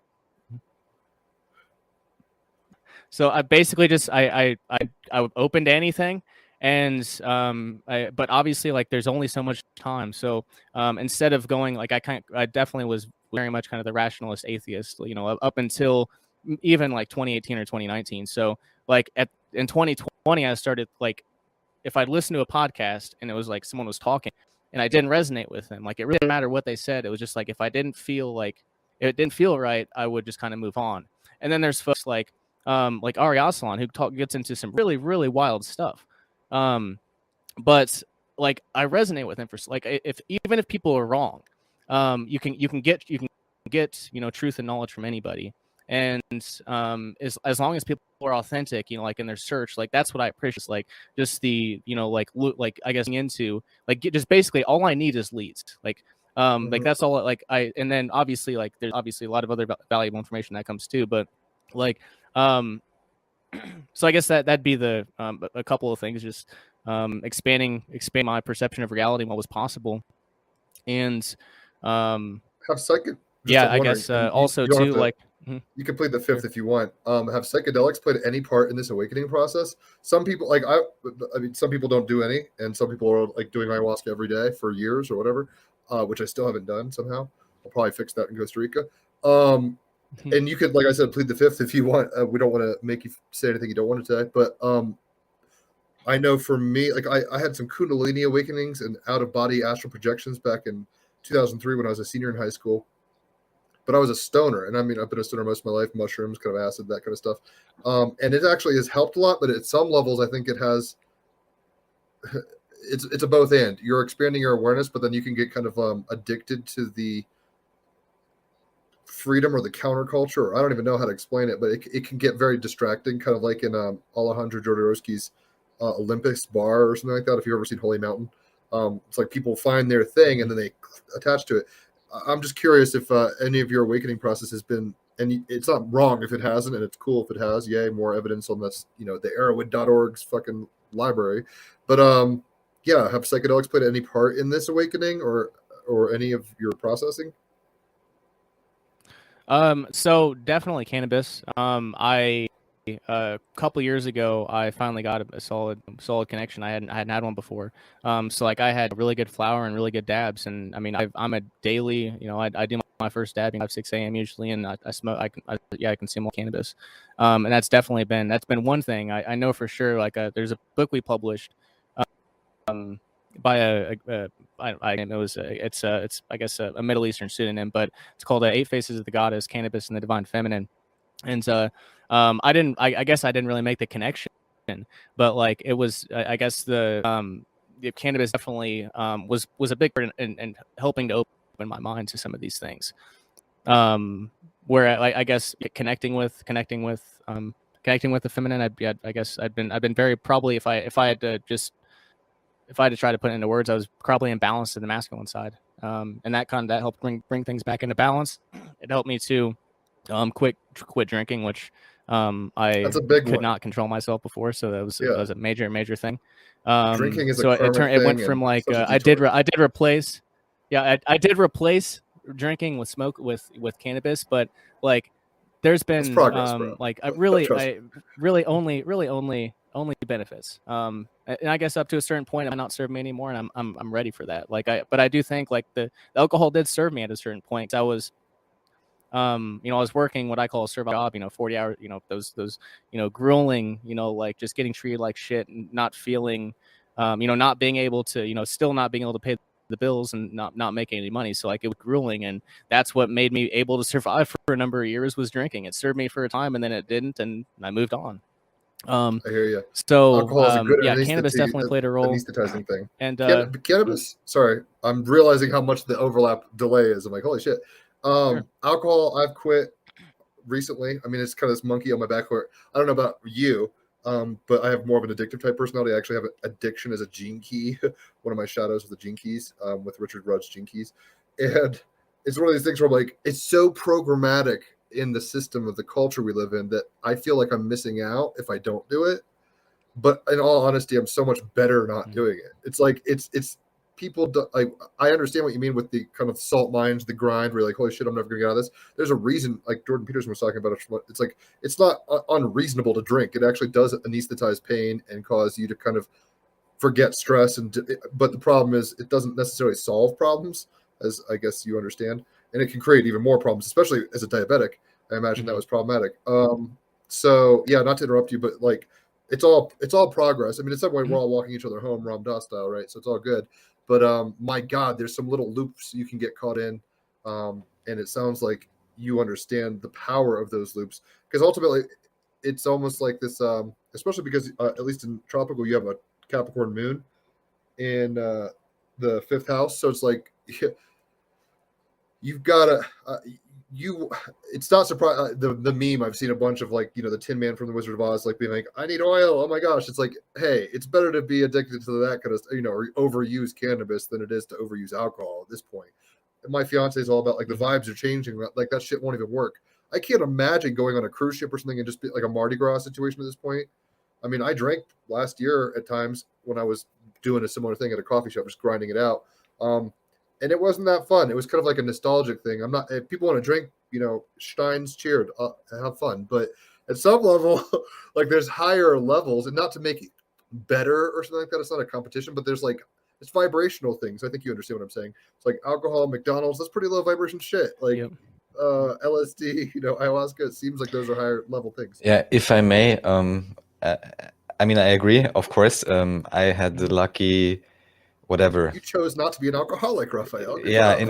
in a sense, and then, you know, after puking 3 times from really trying just to see if alcohol gets me anywhere, I was like, oh, there's this other thing, you know, like these herb stuff, you know, let's see what that does. And, you know, from that moment on, and there's other, you know, like simple, even very somewhat legal stuff like kratom and so on, depending on where you are, which to me, you know, can, in a sense, you can't really compare it. But it can give you different effects. It can also, you know, give you a relaxing, even external stimulant and so on, which can be nice, yeah, but simply isn't, you know, deteriorating your liver in the same extent if you don't overuse it, of course. And just so I don't forget the point, since we talk about type 1 diabetes and Ayurveda, are you familiar with, this would be the one book, if any, that I would recommend everyone to read who's interested in a holistic health perspective. And this book is called, of course, I don't know the name now, but it's written by Dr. Gabriel Cousens, and the book is called either The Rainbow Diet, but there is like one particular tome. I'll look it up in a second. And there he's describing basically a complete rundown, not only of a raw vegan diet and how it can be, you know, adopted and why it's beneficial, but also goes through all the different elements, even chemically, and describes them in almost like a, you know, psychological, astrological attribution sense or metaphysical, you know, new medicine type correlation. And the main thing he did, or one of the main things, he ran Tree of Life, which is like a retreat resource center, and also made a documentary quite a few years back called Simply Raw, Reversing Diabetes in 30 Days. And basically what you can see there is the journey of pretty random people that just get placed there in the wilderness at this resource center. So, you know, heavy stress reduction, right? They get this perfect raw vegan diet from the raw vegan chef.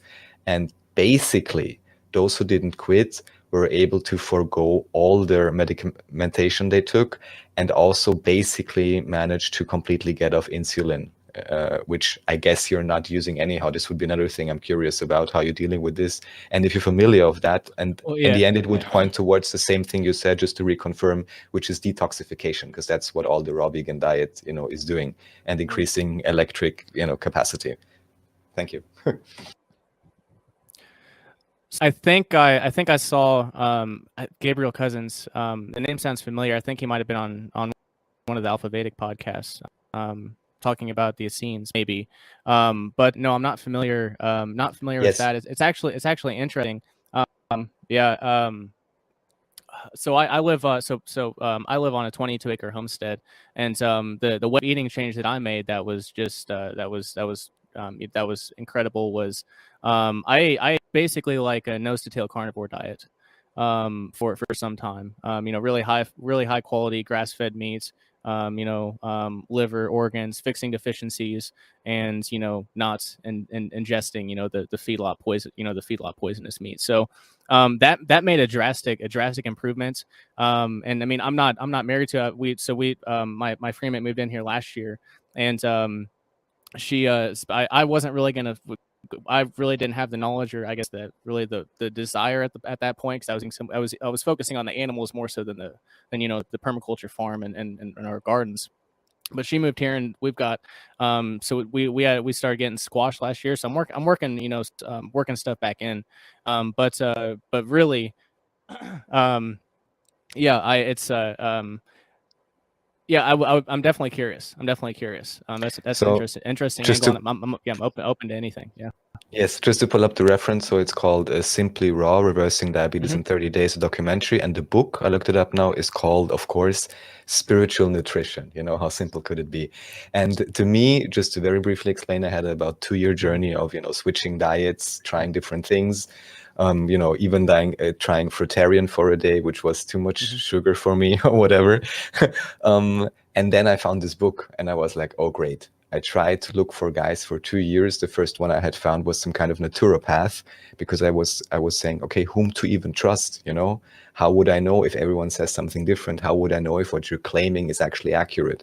And at least this guy was over 90 years and he was eating, I think, a vegetarian diet with eggs, but lots of plants, food and so on. And I was like, okay, at least you got to over 90, you must be doing something right. And then also there is this great book called Dead Doctors Don't Lie, which is, I forgot by whom, but it's basically about minerals. And I believe it also includes this experiment with, I think, a chicken heart cell in a cell culture. And the culture is replaced every day. And basically the cell lived forever until someone forgot to replace it. So again, coming back to the idea of, germ theory is a scam and infection, it's all about the milieu, the terrain. And if that is proper, just like for your human body, the air, the frequency, the even media, thoughts, food, touch, so on, is appropriate, then the body will thrive within that environment, So yeah, definitely recommend it to check it out, and let me know what happens on your journey, because in my very simple mind, and I don't have it myself, so it's easy for me to say, but it would be that this is perfectly curable exactly by the journey actually you already, are on. So yeah. I was going to say, they don't feel, I'm a vegan. I never proselytize. I saw a PETA video. I was a vegetarian for a long time. This stuff makes more sense spiritually for me, but I don't think less of people who are like Jordan Peterson or yourself, heavy carnivores. Okay. I think in some weird way, it's a lot like the astrology thing in a sense. It's like, we need training wheels until we know how to ride our own bike. And in some way we've asked to forget how to ride a bike, so we're relearning it. So it's this kind of weird balancing act between looking for authorities outside of yourself to trust, which is valid and part of learning and nature. You're not just in a white room with no stimuli. We're learning through a culture, which is our petri dish. We're learning through language, which neurologically structures our perception and the filtering there.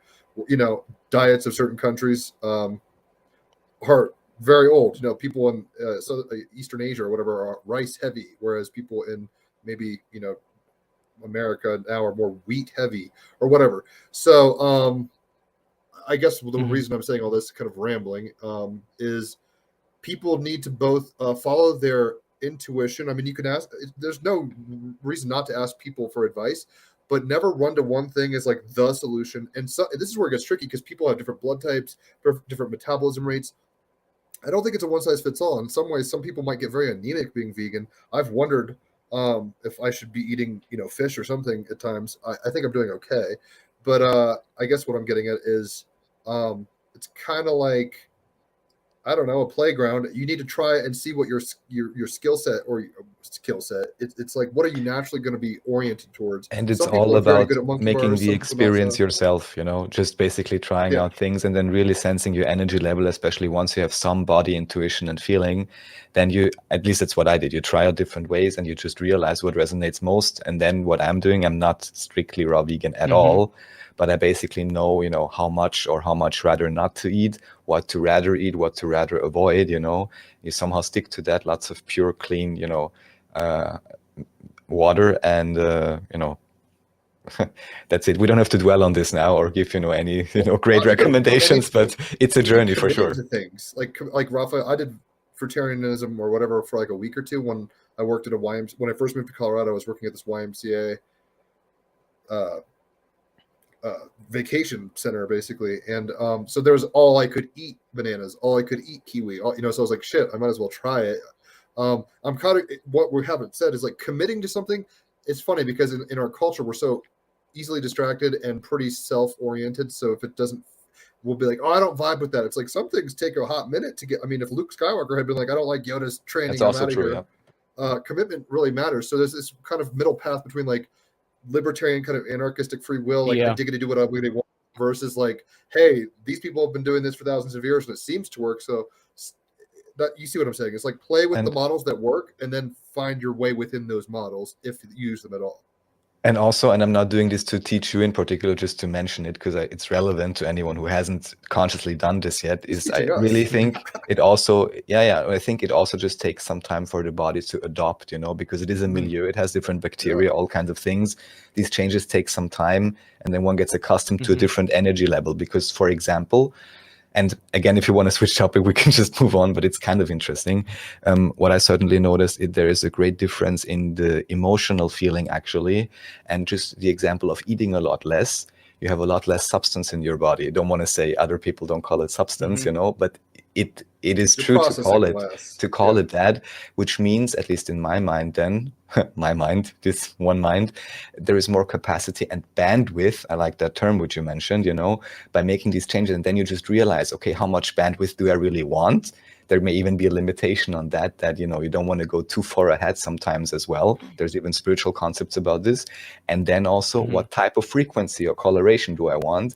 And this is something one can also tune oneself to somewhat by, for example, diet, also media diet and so on, but of course also, you know, nutrition. I'll say this and I'll shut the fuck up. But you were just saying, we were talking about commitment.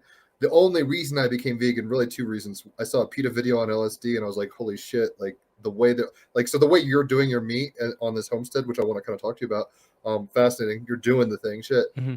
That seems to have a better karma or energy about it versus, you know, things in squalor and freaking out and like never seeing the light of day or whatever. So that was one factor for my veganism conversion. The other one was actually pot withdrawal. Like I would, you know, I'd be like, I get it, dude. I'd be like, if I'm not smoking, I'm not happy kind of mode. And then at some point I just like stopped for whatever reason. I ran out of money or I decided, enough is enough. And because I was going through withdrawal, this has happened a few times, I just didn't eat for like a week. My hypothalamus was all shot and, you know, it's like my sleeping and eating is all messed up. I don't know how converting to veganism or vegetarianism from a normal lifestyle would be. It feels like I had the carpet pulled out from underneath me. And then I was like, I find myself here now and that's okay. So anyway, all that being said, I'm not trying to proselytize any diet. It seems like you're being conscious. That's the whole point. Be conscious of what you do. If you're going to go to McDonald's, know what you're doing. And that's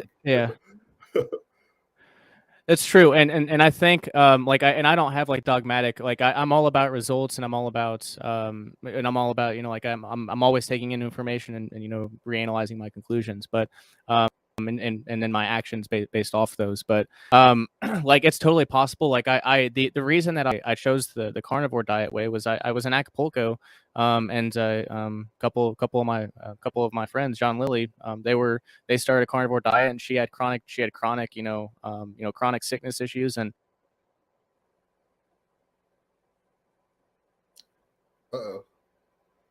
we may have lost. See, you know, he got ripped without working out, got you. And we got energy to work out, which he didn't have before from, you know, the dietary change. You're good. We just cut out for a long time and it froze. And I think so you were talking about, I don't think it was John Lilly, the acid dolphin researcher, but John and Lilly, possibly the people in Acapulco, were doing a carnivore thing and they were getting healed. Start there. That's pretty much where we lost the feed. Yeah. Okay. Yeah. So that they were doing the carnivore diet. She had you know, some chronic health issues she was dealing with, and she you know, felt 100 times better. You know, eating only meat, and it was Mexico, so it wasn't like terrible meat like you'll find in the grocery stores here, generally speaking. So like I saw and he transformed, not with no working out, but he got ripped. And I was like, well shit, like. Well, I didn't immediately implement it, but I got back here to the homestead, and so it was that was what I was familiar with. That's the last one I saw. If I saw a transformation on a vegetarian diet, maybe that would have been the route that I went. And then there was also, and then gosh, I don't know. I guess the other factor, I guess I remember the other, lost my train of thought, but Oh, actually no. you're good. I don't even think it was necessarily the nose to tail or like the carnivore diet per se. I think it was just the fact that like I'd felt like I mean I'd been programmed to like the self pity and not being able to do things, not having trust in myself, the people to do things. So when I made that lifestyle change, regardless of what it was, it could have been anything at all, but just making a change and sticking to it for any length of time. And then seeing a drastic result from it. So like that was like the catalyst for a lot of the stuff that that I'm doing now, like being able to maintain like I mean it's been like, I guess at this point like 3 or 4 years of like a steady like focus of like every day like consciously seeking out like solutions to help myself grow spiritually and health wise and also like so that was a major thing too. I think it could have been anything. It was just like the factors that set the factors transpired in my path per se. I'm just So that looking could at have your been tropical chart. but I do good. Your north Sure. node is conjunct your moon, basically 5-degree orb, and Pluto and Uranus. I mean, not Pluto, Uranus and Neptune. You have a lot of energy in Capricorn 5th house. So Leo, you're here to be a leader, dude. You're a pioneer. I mean, never doubt it. Like I like that you're humble, and it's good that you've been humbled, and that's what makes a great leader in a lot of ways. I mean, nobody wants a Joffrey leading them. It's like, fuck you. You don't even know what you're talking about, man. But like Jaime Lannister, he knows he's got a different kind of path. I'm not saying that's exactly your path, but just looking at this, it's like, dude, you're here to be authentic. That was a big thing for you, but like you're here to really change the world from your heart. That's and what emotionally vibrates with you. It does not matter in a level if it's coming from a mother or the ground in some weird way. For you, you'll figure out what you need to do. But just looking at your chart, it's like this. I mean, tell us how you got into homesteading. I mean, that's a big deal. 22 acres is not like nothing. Yeah, so basically, I left. I was coming back from Acapulco for the holidays. I guess it would have been 2018 for Christmas, and I was going to go back. But so I came back. I went back and stayed with my parents in Des Moines for a little while, and then I flew back to Texas, where I was tent camping for a little while. Austin, Texas, north of Austin. And I was doing it for a few weeks. I was actually going to get out to go. I actually had a temporary job at a ski resort lined up in Colorado. And I was going to go work out there because I wanted to, like, I knew cannabis was like some part in my path. I was like, I'm going to go to a place where it's legal, and I'm going to, I'm going to try that. Like, I feel like there's assistance there for what I need. Up going to Colorado, it was a federal ski resort, so like it's still legal there regardless. So I was like, well, that's kind of pointless. Like it wasn't really like, I don't know, I wasn't really that set on it, but I had it lined up. I did the tent camping for a few weeks in Austin, and I was just like, I'm gonna go back to Southern Illinois.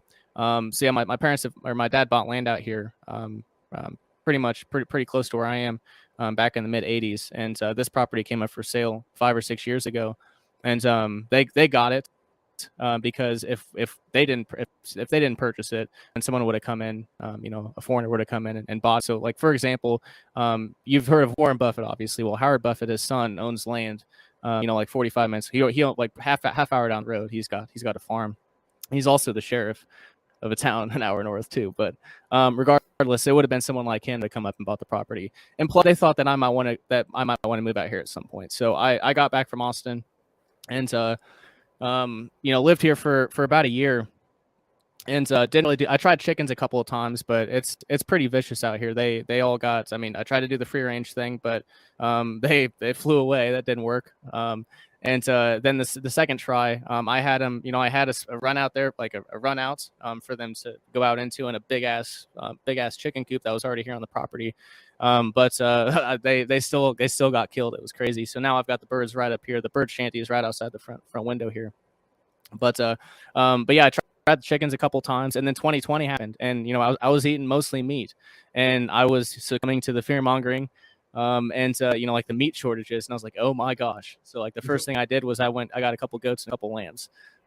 So that was the start. Essentially was, I kind of reacted, and it was a good reaction. I'm happy I did it.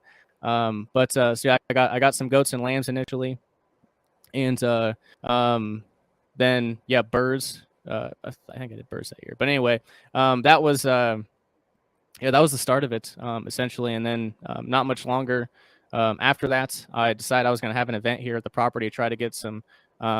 A big part of my path, which I guess I really didn't mention, was freedom festivals. There's a festival called Midwest Peace Liberty Fest in Michigan. I've been going to since 2015, every single year.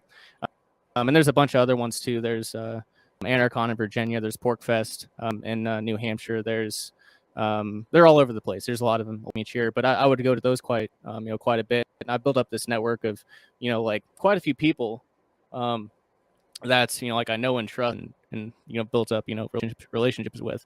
I decided I was going to try to have an event here on the property called Vonu Fest, and I organized it entirely privately. It was everyone had to be vetted. It was a private event, but I ended up getting like 30 people out here the first year.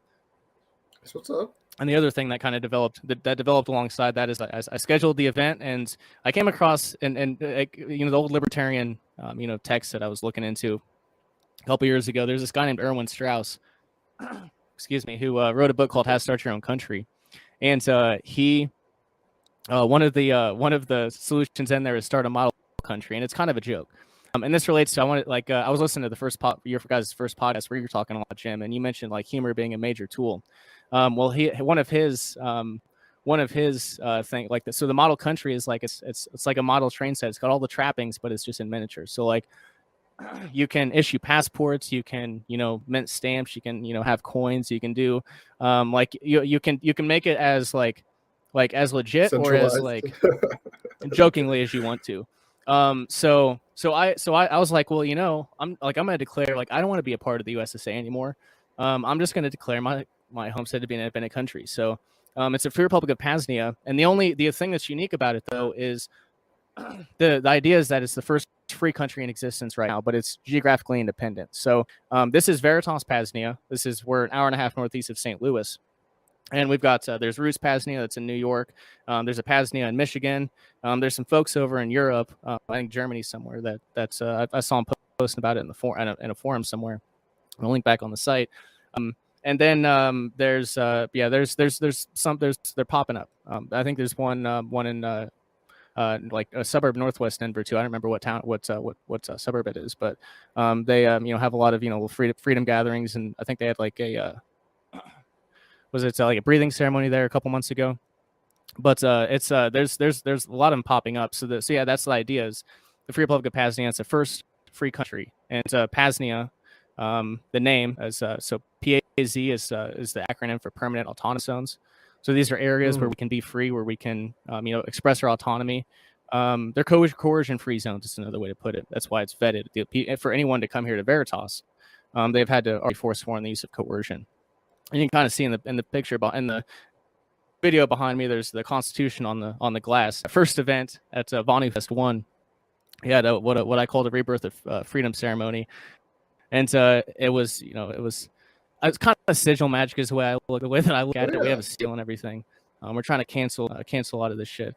I didn't plan that, but I look back on it now and it's like that was sigil magic, in a sense at least. So we did a constitutional signing. I did a speech. The entire thing's on video on Odyssey. And that's what I was going to say earlier about your chart. It's like you're a founding father type energy. I mean, I'm not to blow your head, or it's like, bro, like you can be a George Washington, and no one's going to say no. You just got to keep it in check. Like he retired his presidency at one point. If you've seen Hamilton or whatever, you get the idea. Great power comes great responsibility, and in a weird way, you're faking it till you make it. It's not. I mean, in the Bible, I don't know if you're into Christian kind of thinking at all, because I know Bill Cooper essentially kind of was. If you can be trusted with very small things, you can do great things. If you can't do shit with little things, like you don't get the big things. Like it doesn't work that way, and rightly so. I think the universe should not give Joffrey kingdoms or whatever. I always allude to culture. Sorry, if people haven't seen Game of Thrones. It's okay, but anyway, no, this is dope. So PAZNIA is for a personal autonomous zone. Is that what you're saying? Permanent autonomous zones. Yep, they're permanent, or there's also temporary autonomous zones too. But yeah, that's the idea. I mean, it's first free country, but like the legitimate idea behind the humor, behind the culture jam is what I call it. Because I'm the second realm coordinator. I'm also like I make up a bunch of other titles too. Like I'm the lead sheep herder. I'm the lead astronaut at the PAZNIA secret space program. Yes, I'm a goldsmith at the PAZNIA Bitcoin mines. So like we make up we just make up titles, and it's all big. That's It's all a big culture joke. is anyway. But underneath it all, Yeah. underneath it all, like it's the idea is like it's called a second realm network or a parallel network. So we want to be able to provide all our own food, self-sufficient homesteads like this around. So yeah, food. We've got a PAZNIA Department of Health and Wellness. So we've got a Rife machine incoming here soon. We've got one of George Wiseman's aqua cure machines coming in a couple months. So like we're looking into like I mean everything. What do you need from the servile society? Well, we're going to duplicate that on a foundation of peace and voluntarism and truth, not nonsense that you find in the servile society, I call it. So it's we're rebuilding it from the ground up. We're rebuilding from the ground up. And the other aspect of it, so I mentioned it's vetted. Security culture is a big part of it, because you've got to keep coercers out. If coercers come in, they cause problems, and they can call people who can cause more problems. So that gets into some you questions got to coercion. You've got to be vetted. But so okay, so first of all, I have a constant. Everywhere I go with my electric guitar, I've been to Ecuador and Australia. I'm about to go to Costa Rica. I'm a guitarist. I don't know if you knew that, but anyway, I have a Constitution in my guitar case because I'm like, if shit really hits the fan, this is not a bad blueprint. It really isn't a bad blueprint. It's just it's been co-opted by corporations and special interests and all sorts of crazy stuff. So, but it is what it is. In some way, we have to pull back and just be like, this is the gestation of a large animal, and it can be weird, and maybe it has birth defects, but at least it's happening, I guess. A couple questions, and Raphael might have a few, but and yeah, chief up, cheers to that. I can't smoke. I can smoke. I don't smoke anymore, but all more power to you. How would I put this? What are some how do you interact with like legal entities? Do they just think it's like a Boy Scout camp and you're doing your own thing, or are they like, oh, this is a real thing we have to respect? Like, how does that work? So essentially, like I mentioned, security, privacy. Like, I'm not gonna write to the effing United Nations and try to get like recognition. That's not gonna happen. Like, I don't want them to know that we exist. But so basically, like the first question that comes up is, well, like, like what's the property situation? Well, so in second realm strategy, there's something called the proxy merchant. They're individuals who handle interactions with the coercer. So the land is not in my name. My mailing address is half hour away from here at my not real day job is what I call it.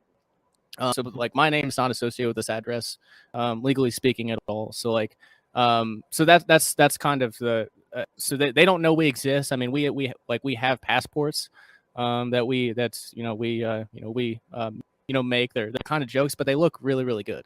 They look really authentic. So like someone actually used it to purchase beer at a gas station. We haven't. I don't think anyone's tried to use it across the border yet, but I mean they look legitimate, and I've got. It's interesting too though. Like I'm not closing off any possibilities, because I mentioned Acapulco. Well, one of my one of my buddies there has a connection.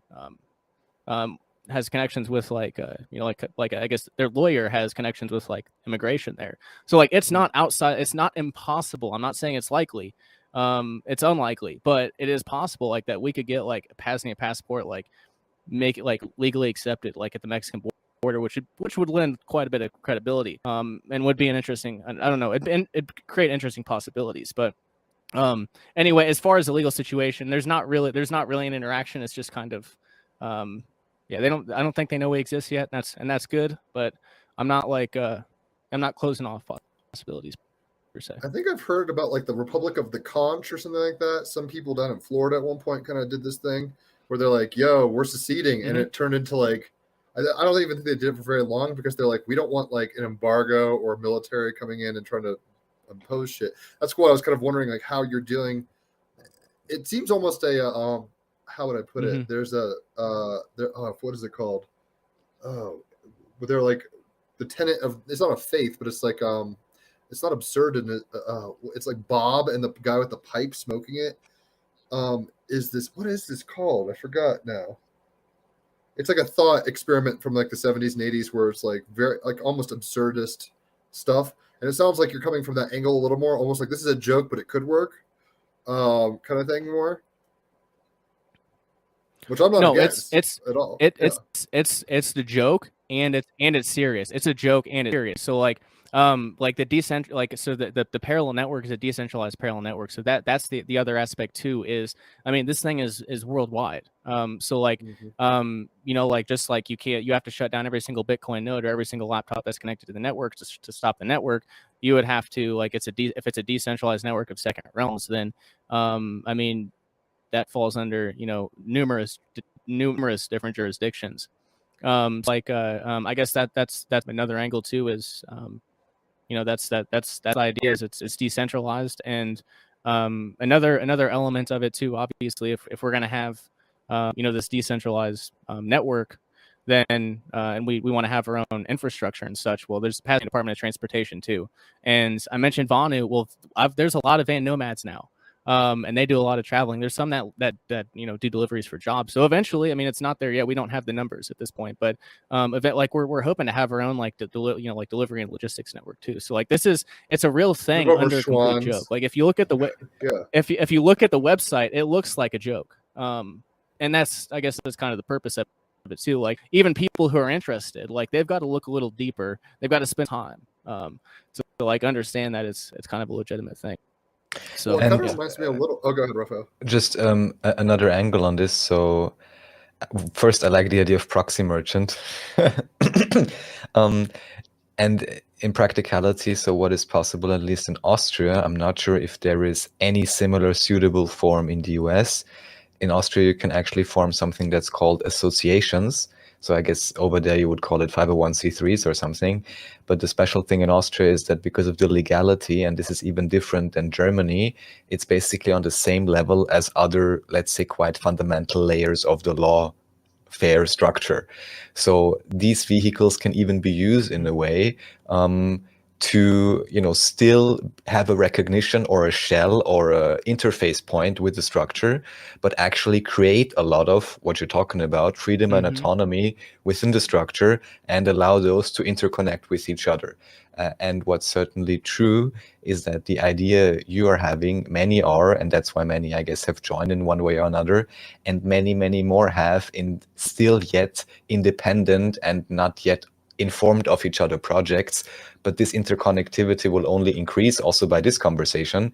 And it is quite obvious to me that I even want to say in some senses, we have the numbers. And even like you said in the beginning, which is quite a spiritual perspective, we've already won. It's just a matter of realizing it in a sense. I very much agree. And this can be now, the most joyous and amazing time when we actually maybe for the first time in a much too long time, certainly, could have a, let's say, coercion-free society. Let's just start there. Yeah. So I guess another couple of things that come to mind. So we have so it's basically like a cooperative too. So we have what we call stakeholders, STAK holder. People can there's the website. People can look at what it takes to become, or look at what perks there are becoming a stakeholder. Is the way I want to put it. And so that's one thing too. Like we'll at some point sell raw milk. We sell raw eggs. And the way that we get around selling, like you have to be licensed to sell raw dairy. But the way that we go around that is we don't serve the general public. We don't want to. I don't want, like, the reason why I'm out here is because I don't want to associate with the general public. So we don't deal with the public, and therefore we can sell to people within our cooperative. And the other angle.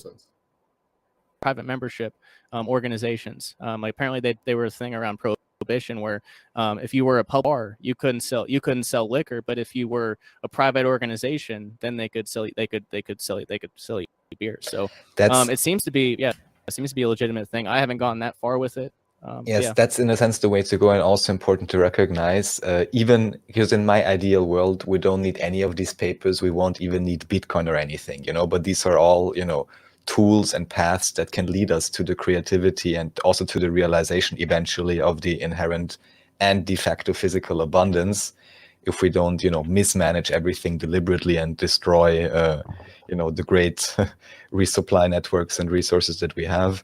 And yeah, and the thing to know in this, or what is interesting on the conspiracy side, is that these very structures, you would call them, for example, trusts, and then there would be, different variants of associations as secret or not so secret societies. But even legally speaking, the control structure is using exactly those tools to oppress everyone. But they just keep it for themselves, so they can evade taxes, so they can say, oh, close the taxation leak, because they already know that within their foundations and in their trickery, they can slide, around it easily. But it very much seems like we're onto it, and now with individuals like you and, many others, people actually realize that there is no savior coming to do it for them. But even, let's say, to the degree that any saving, any help, will arrive, is to the degree to which, we help ourselves, to kind of thump the Bible. But, I think it makes sense, very practically speaking. Libertarian kind of pioneering energy is very American. People have done this for all time. It's like the security and the safety and the convenience, ultimately, of organized culture. That's the whole point of it's like, hey, there's a guy in, there's a hermit in the woods who knows how to make tinctures. But basically, most people through generations have been socialized and bred into thinking that that's that kind of anarchistic kind of independence is something. I mean, there's disadvantages in the terms of convenience, so it's like, of course, if you stop using money or something, like, it gets a little tricky with bartering and all that. But at the end of the day, I think there's a need. I mean, Jordan Peterson speaks to this. He's like, what is he trying to basically sell? Responsibility. For 50 plus years, we've been told by liberal kind of thinking, it's like, do whatever you want, and it's been very soft. And it's like, rights come with responsibilities. So it's like, it's one thing to have, the right to own a gun, but it's like, it's not, I mean, I don't really own a gun or shoot guns, but it's like, it's another thing not to know how to like hit a target. And you could shout all day long about, I have the right to shoot a gun, but it's like, unless you're using these rights responsibly, it's kind of just chatter or whatever, static on the line. So what you're doing, even though you feel like it's kind of coming from a humorous kind of like whatever kind of parallel Monty Python energy or whatever, not exactly, it's authentic, but it's like not like, I don't know how I put it, like obviously culturally sanctioned or whatever.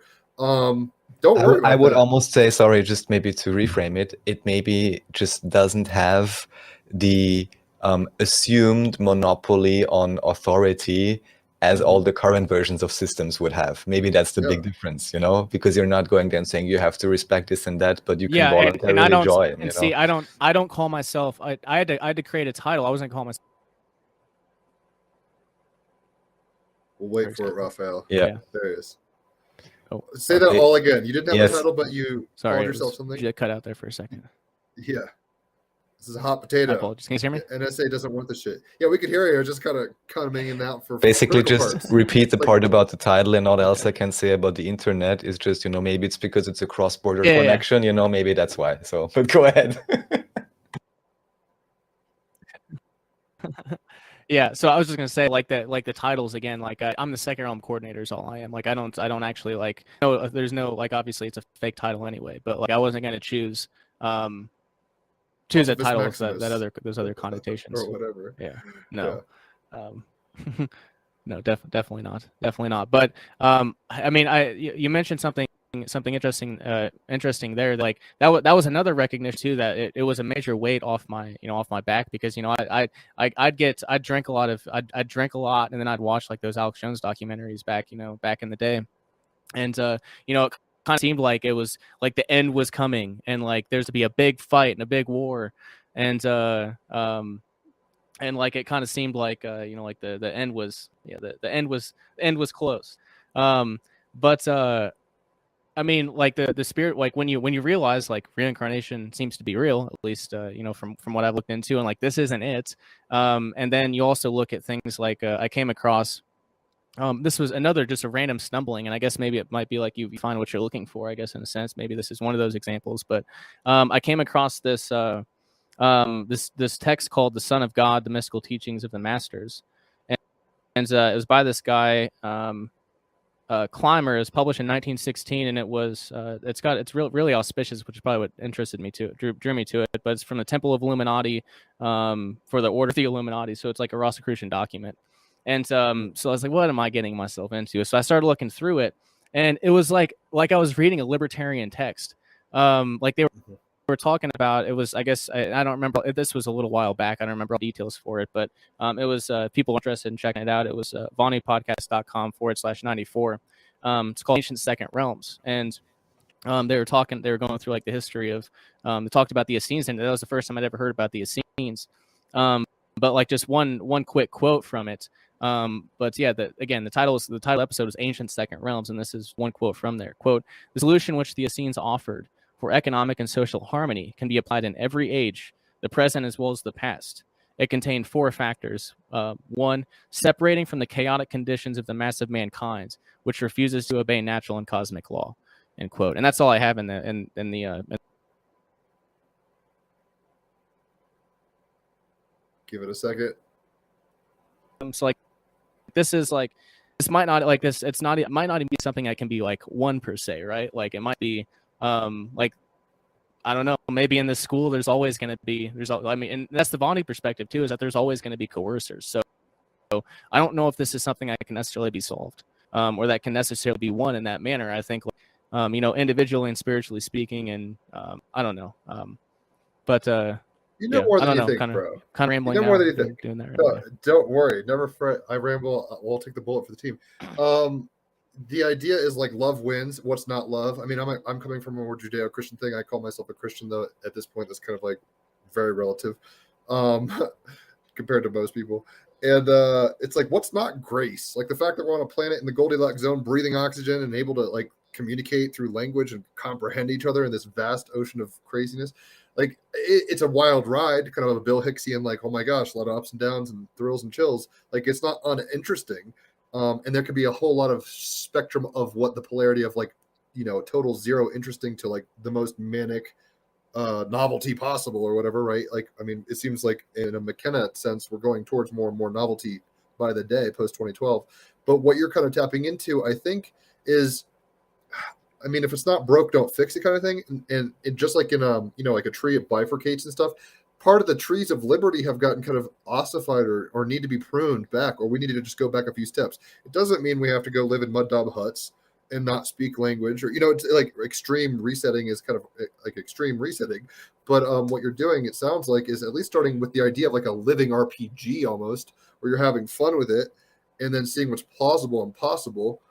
Like I was saying, I'm not an expert of history by any means, but it's like, wilderness men and things like that, like pioneers have done this for a long time. And we just haven't had, like at some point we stopped colonizing and pioneering in the geography of the world to a degree. So that's when we kind of started being like, well, I want a refrigerator and I want a Beatles record and I want to go to the moon, or, whatever kind of the modern culture did, which is its own values. And it's good for learning through. But I think it seems like you're a little, I mean, I'm 36, you're younger than me. You were born in the early 90s. You're in your Saturn return right about now. I think how are you, 29? Yeah. You're Saturn. This makes total sense. Because you have a Capricorn moon, I mean, you're taking care of business, and I like that you're kind of nonchalant about it, because that's probably the best. It's like being in a band. If you go in there and you're like, we have to write Stairway to Heaven Part 2 or whatever. I used to have this kind of mental pressure of like, my God, if you listen to early prog rock Genesis, like they had like 20-minute songs that were just mind-numbingly awesome shit. And I was like, I can't even do anything. So starting kind of out of fun and just being, let's just fuck around and see what works, what doesn't. That's the spirit with which you're imbuing your creation here. And it sounds like you're doing a good thing. If I'm ever in the area, I'm going to come and kick it or whatever and be like, hey, yeah, let's like pull out a tree or let's plant some food or whatever the fuck. Please do.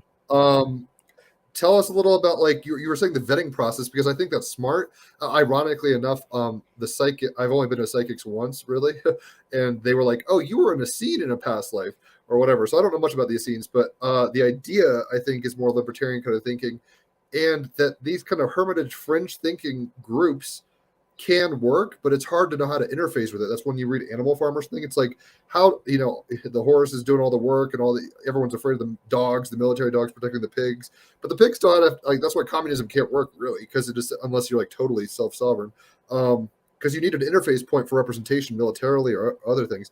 So anyway, I'm rambling, but tell us a little about, like, what are some of the values you guys do espouse to if you're not going under a major ethos per se? Sure. Yeah. So basically, the vet process is fairly simple. Like keeping things simple and having fun.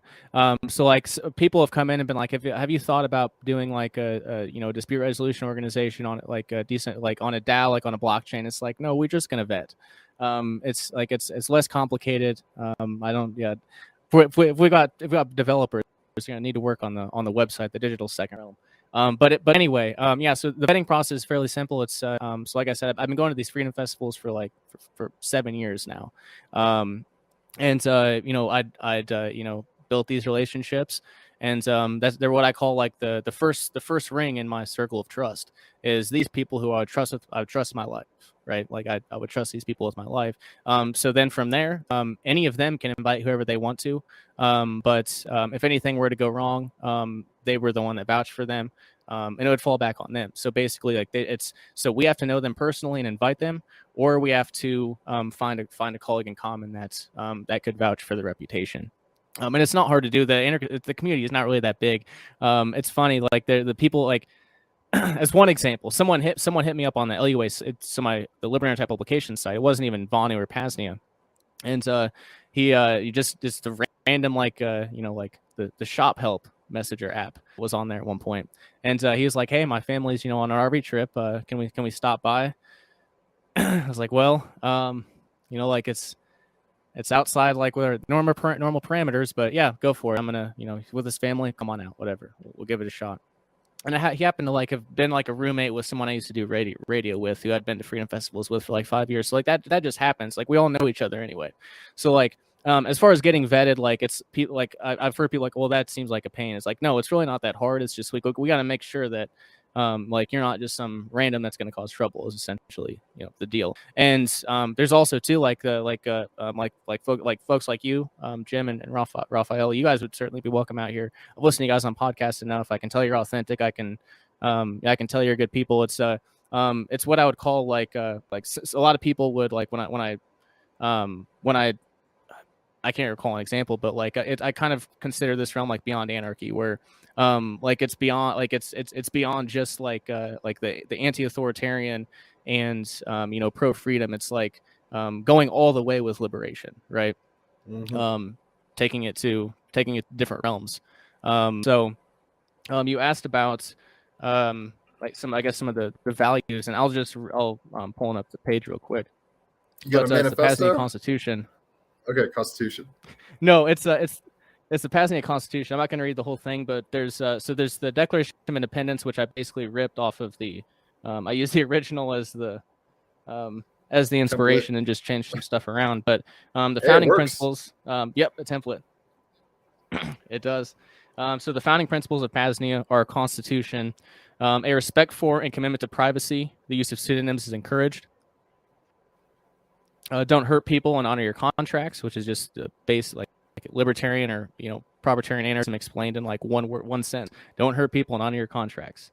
Third, a culture that encourages humanity to flourish rather than degrade and regress, and a recognition of the important task ahead of us to ensure the continuation of freedom into the future. Another way for those seeking a way out. So like the contract is like it's not like there's nothing like it's really basic, but that's all it is. That's like that's the ethos behind PAZNIA is that, and I guess I'll mention in terms of the pseudonyms. That's another security culture thing. Basically,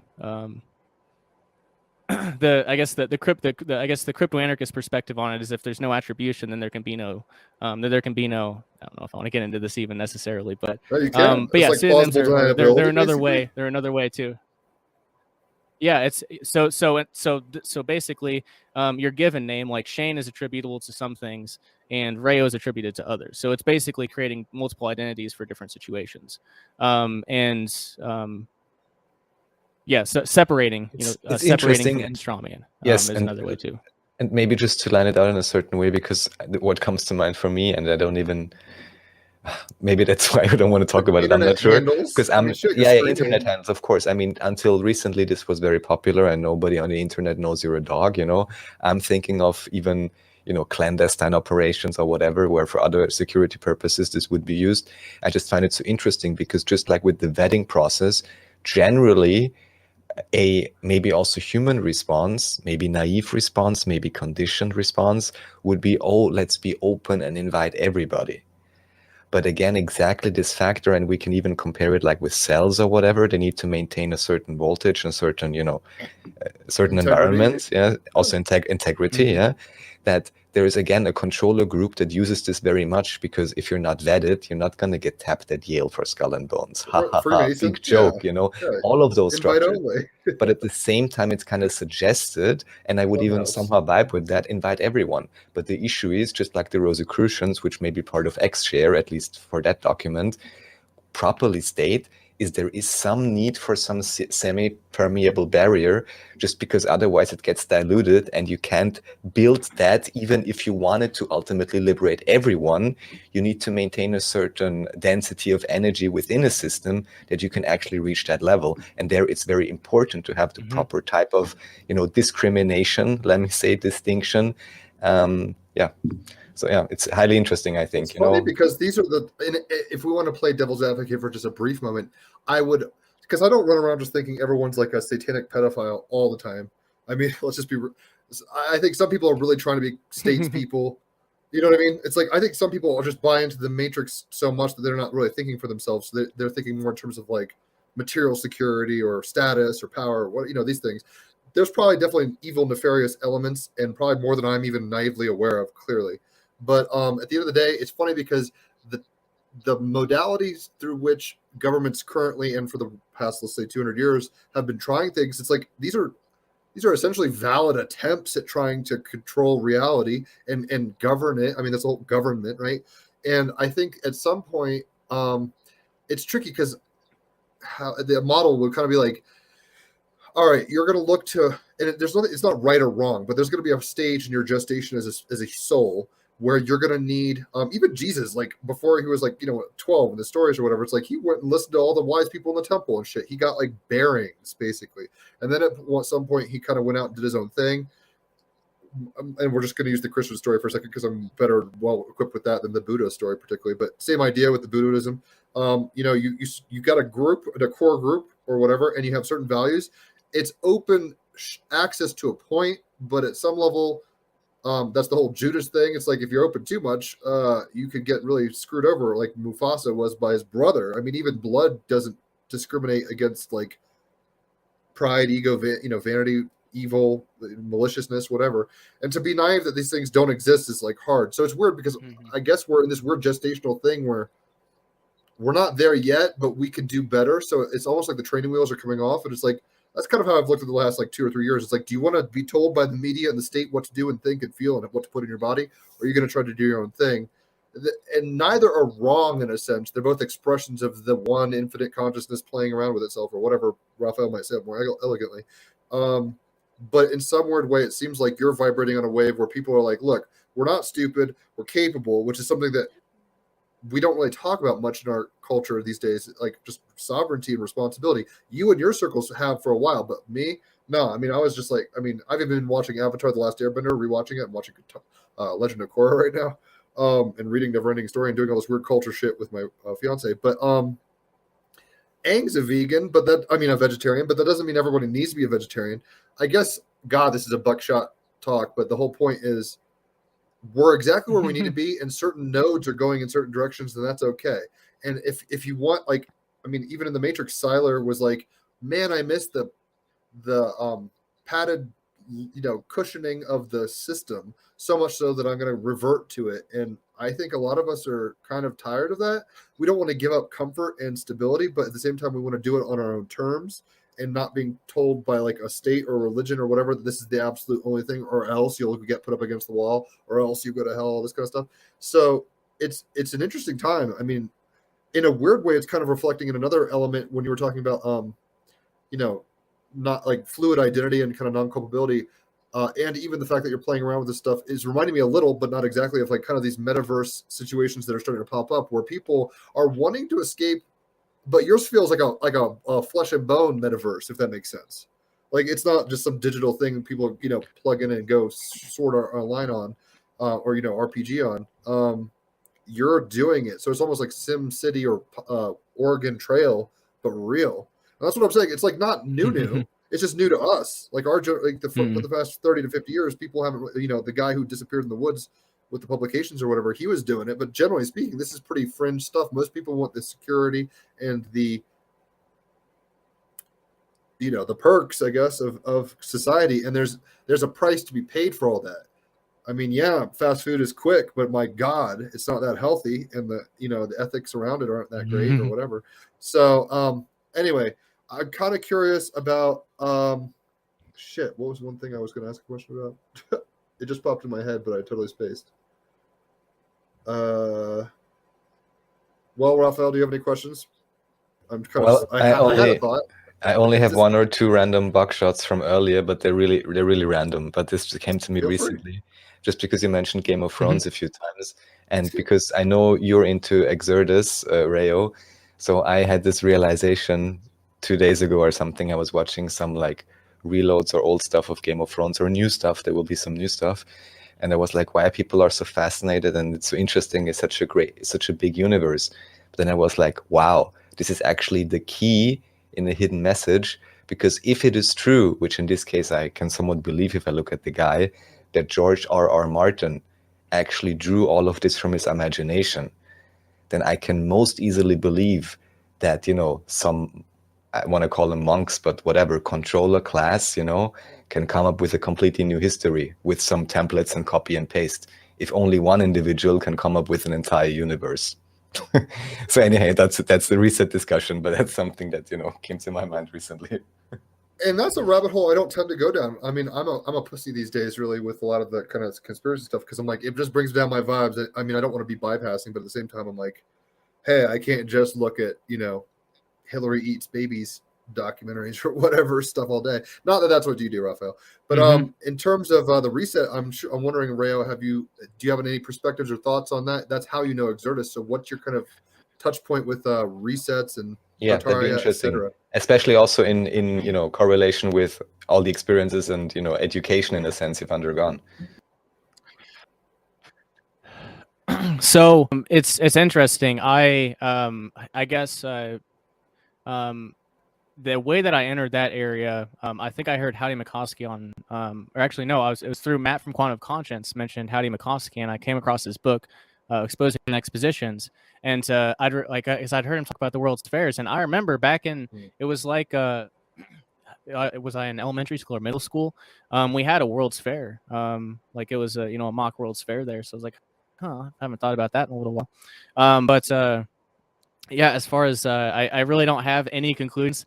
I have Emmanuel Velikovsky's Rules in Collision, which he gets into, I guess, some of that stuff, and then I do plan on going through Flamenco. But like I look at a lot of this stuff as like, I mean, it's just gonna be like life's research.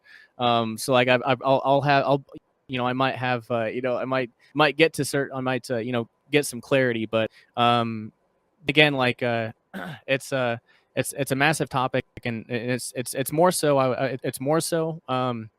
I guess entertainment, but at the same time, I do think it's critically important to know where we like where like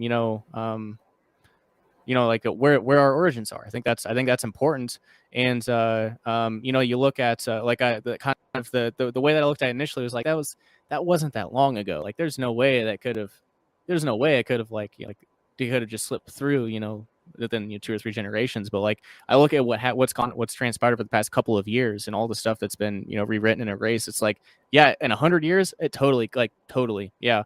And you look back at the Prussian schooling system was that came over early 20th century. Like these mind control systems have been here for I guess the ones for the 100 years. Like there's a I mean I totally I mean, I really don't have any conclusions, but it's definitely interesting, and Raphael's way more convicted of it. And then you tie in things like Michelle Gibson too. Yeah. I'm not sure if you've ever. She would be cool. She would be super cool to get on. It's why I started with. Yeah, so like her and Howdy are like just two like, I mean, like I resonate with both of them obviously, but they like they're very I mean, they're very well researched. So like they had credibility for like from me from the start. Like they weren't just like some Not that I don't look into that stuff too. It was like the more out there stuff, the more out there perspectives. But it's a very reasoned approach to something that the first realm and the Servile Society would consider not reasonable at all. So I think they're very good points. But I mean, it's the more I watch, the more that I read, it's like, yeah, I don't know. Who knows? Yeah, exactly. I don't know. That's probably the best starting point, quite frankly. The most humble. Although we can know some things, there's like this whole diagram. It's like things you think you know, things you know and you don't know, and the things you have no clue you don't know about, and all this kind of stuff. There's so many levels. I know my kind of gateway entry drug to kind of the idea of history isn't what I think, because I know Raphael and Exertus are way more gung-ho, so to speak, about these things, to the point where, Raphael's like, go check out inside of a volcano or whatever to see if it's real, kind of thing. Or I want you to clarify your own position on that, Raphael. I don't want to speak for you. But we've had people on here through Exertus who are like, the pyramids are made of styrofoam, just crazy things. I'm like, what? But for me, Joe Rogan would have Graham Hancock, and I think he actually just had him on again, but I haven't listened to it. Randall Carlson, who's a Freemason. So you got to take it with a grain of salt. But he's the coolest Freemason I think I know. I mean, it's tricky, but he seems legit enough, a nice guy enough, or whatever. And the whole Göbekli Tepe thing, where it's like, this is way older than what we think. It was intentionally buried. It's happening around the Younger Dryas kind of period, quote unquote. All these kind of dynamics. To me, that's pretty much about as solid as into any resetting. It's not even a reset. It's just like, oh, history in our society isn't what we think. We go back to like Babylon, Bill Cooper style, and that's maybe when there was like a black magic twist on things with money and power and weird stuff. I'm rambling, but anyway, the World's Fair stuff is fascinating. I haven't really done much research on this. I've always let Raphael not think for me, but it's like, hey, I've got like 40 things going on, so if that's your shtick, you jam on that instrument, bro, and I'll hear what your it's certainly solo sounds something like. which was extra capacity in a sense, but also you have to understand Vienna, It means a lot. the ring. Vienna, the ring is full of these buildings, No one can show you proper construction photos. No one is still building like this. They always have these fable stories, even in Austria. I guess over there you call it the Gilded Age. And in Austria and Germany you literally call it, like the late 19th century, you literally call that period Gründerzeit, which means founders period. And I'm like, what the fuck? Who's founding what, Supposedly the monarchy just got dismantled, and then they built all these super nice buildings in 5 years. And if you look at old pictures of Vienna, even the walls, they look like a star fort. I'm very sorry. And I haven't also yet verified the links, because the other issue David brought up, David Ewing Jr., with whom I've had a few very interesting discussions, you mentioning, I'm not sure if he ever said pyramids are made of styrofoam, but he basically, like that, I was like, well, he's just even showing in his books, he's just showing pictures, for example, of Ephesus, which is supposedly this very important cultural heritage site. And Ephesus in Turkey, it's like somewhere there, and they have all these artifacts there. And he's basically just showing you an image 100 years prior, where now there's the Great Monument, and 100 years prior there was nothing there, And it just makes sense that if I create a new society and a new matrix, I'm also creating a new history, and just put some props somewhere. And they may even have some validity somehow and some connection. But how would you know, just like you said, if we see how much has been changed in just 10 years, how much can be changed in a longer time? But just as to my history, for 8 years, I went into a building which basically looks like an Atlantean temple with red pillars and, like this, just the same way your courts look and so on. And even then just understanding all these buildings got turned into insane asylums and states and banks. And a few rich people got the gilded mansions with the fireplaces that are super ornamental with $100,000 paintings. And sure, you're going to put your firewood in there or what? The thing is just, there's too many discrepancies.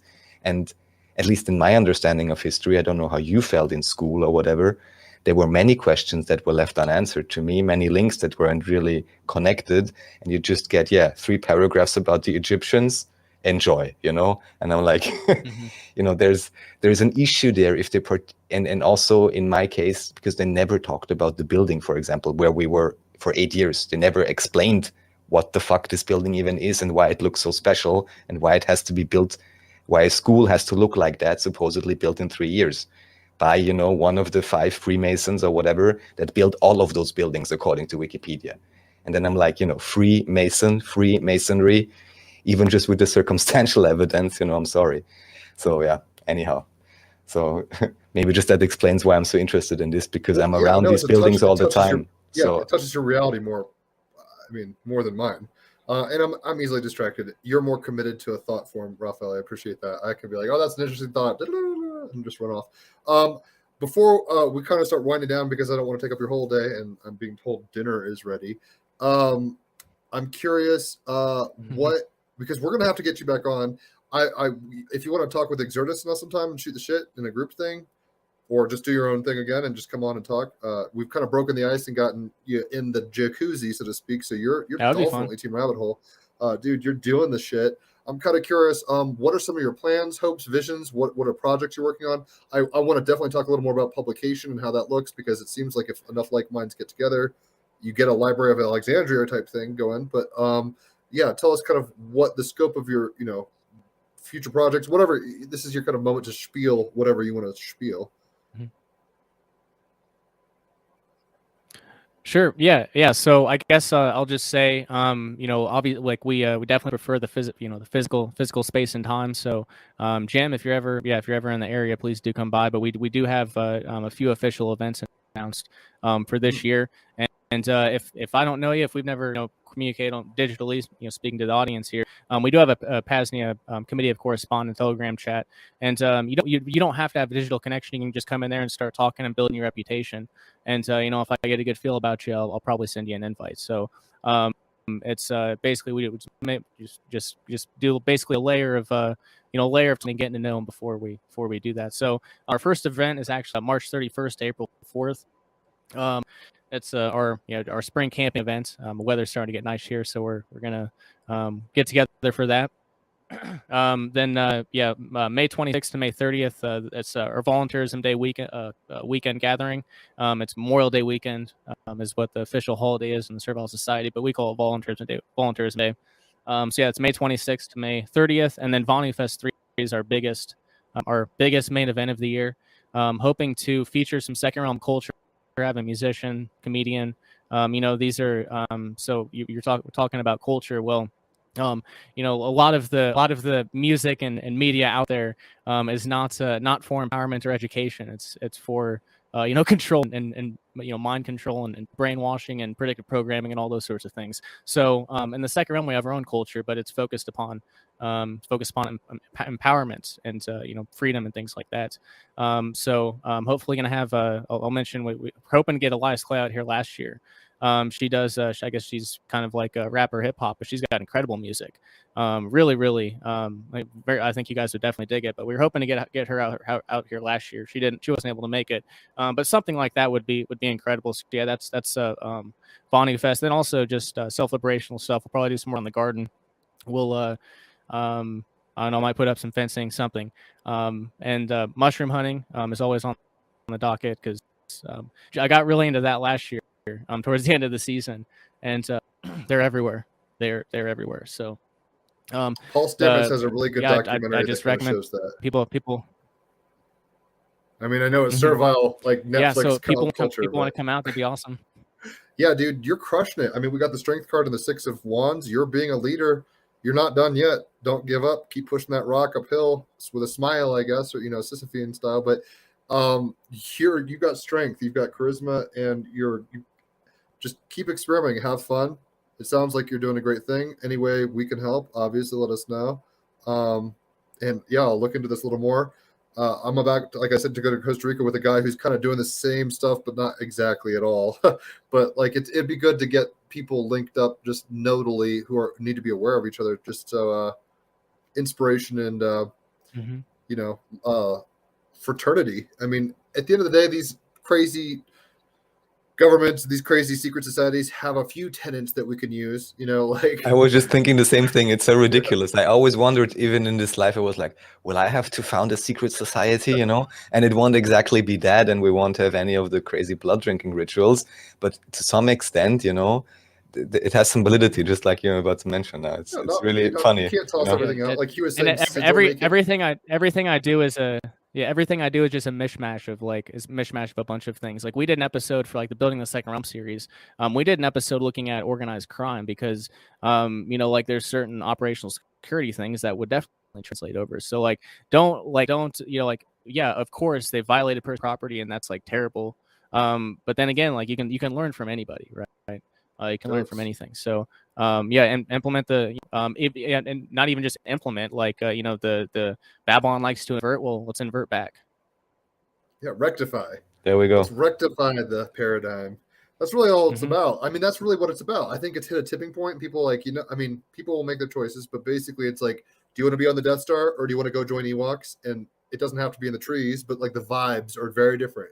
There's an imperial kind of like coercive power mania with the Emperor, and so if you're into Star Wars, the whole Senator Palpatine kind of doing his whole thing, versus people who are at least willing to say they don't know and they're following their heart. Luke Skywalker, at the very least, is the fool card, just trying to figure it out. And I think we're all just doing this fool card thing. And even the Six of Wands was saying it's like the rectified fool or whatever it was saying. I think, guys, we're doing it bit by bit. We shall remember and we shall rebuild. In a sense, it's not even about like anti-system. It's about just doing your authentic thing so well that that's when people want to copy you. I mean, America was jamming so hard at one point. People said, let's do democracy. Why not? It hasn't gone that well because of centralized banks and all sorts of reasons. But we can rectify it. I really do believe it. So you're giving me a lot of inspiration and hope. I'm really glad that you've heard this stuff before. Well, I'll have to check out your podcast. I want to talk about your publication stuff. We'll get you back on here ASAP. Yeah, you're doing the damn thing. So feel proud. I mean, it's not like, don't get cocky, kid. Like, it's not over yet, right? But like at the same time, you're doing it. So fucking know that, man. You're doing it. And that's what's up. That's all I got to say about that. Cheers. Appreciate it. Awesome. Well, then I'd say thank you very, very much. And yeah, if there's any, I don't know, last words just for this transmission. And then because of the delay, I will say my, goodbyes now in a sense. And when you're done, we can wave to the audience if we wish. And up to next time.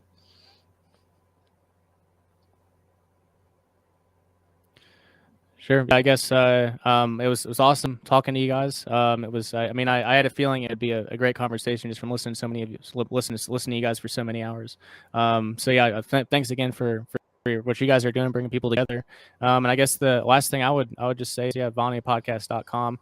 There's a lot of different type of material on there. You're posting Bill Cooper stuff, some stuff that related very much so to like the scientific technocracy, which it's more so entertainment now. But just looking back on like all the shit that he was right about, is spot on. Is fun. And there's obviously some applicable stuff there too. But most of it is very much pertaining to self-liberation. We've been getting really into the digital second realm.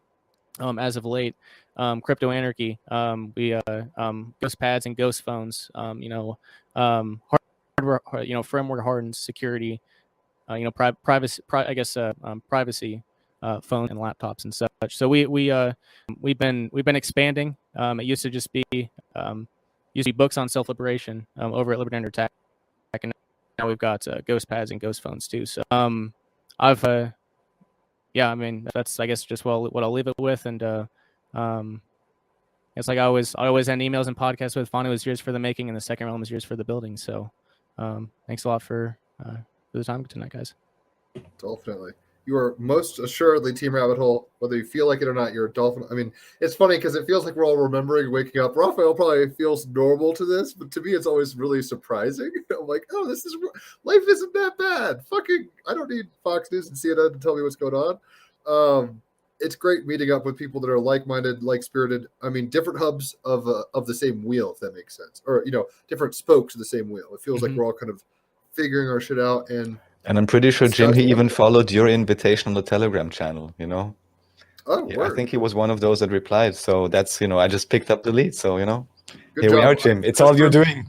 I threw bread to the geese and wondered if any would quack. And I guess we've had a couple say yes. So I'm totally stoked on it. Yeah, we'll check out your stuff. We'll get you back on.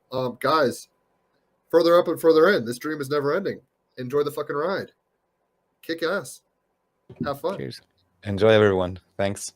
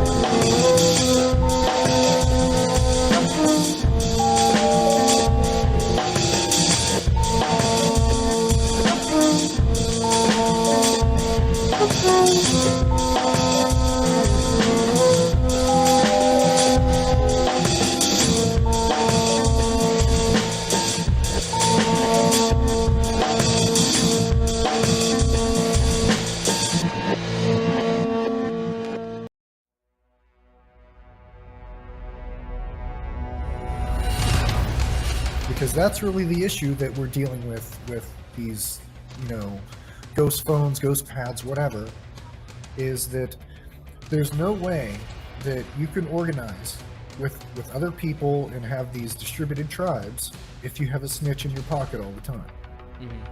People are literally wearing wires all the time. They have a snitch in their pocket and they're trying to do clandestine things. That's never going to work.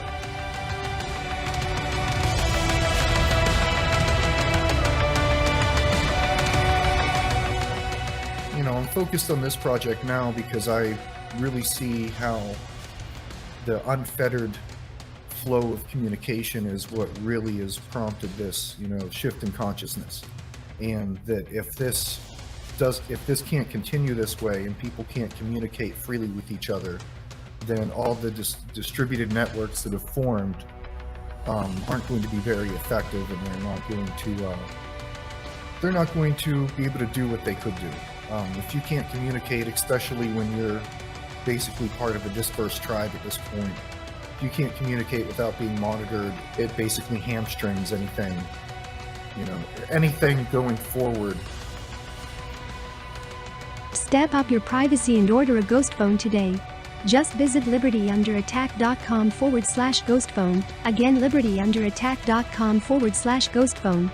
And make sure to keep a lookout for more ghost pads, privacy tools, freedom boxes, and more. libertyunderattack.com is the website. Liberty Under Attack Publications. Share your story, find your freedom.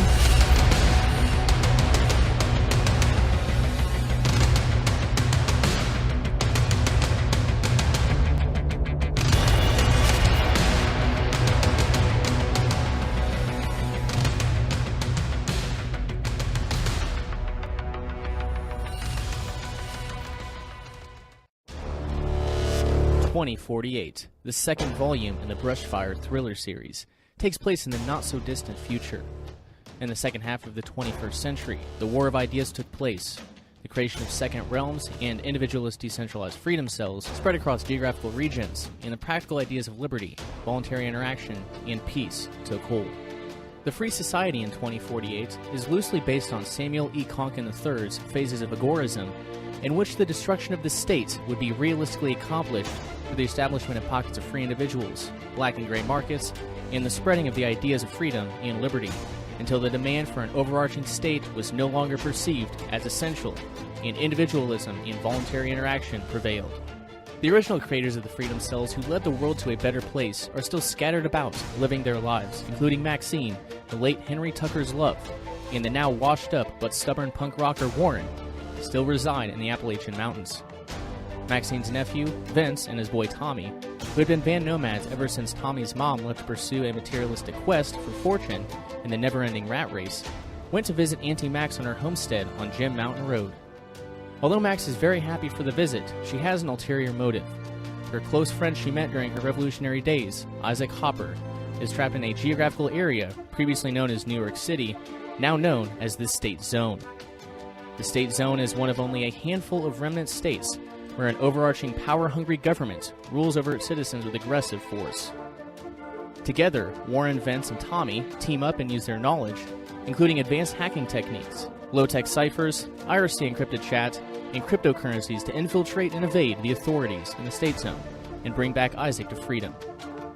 But their mission, the rescue of Isaac, Auntie Max's close friend and confidant, isn't going to be easy.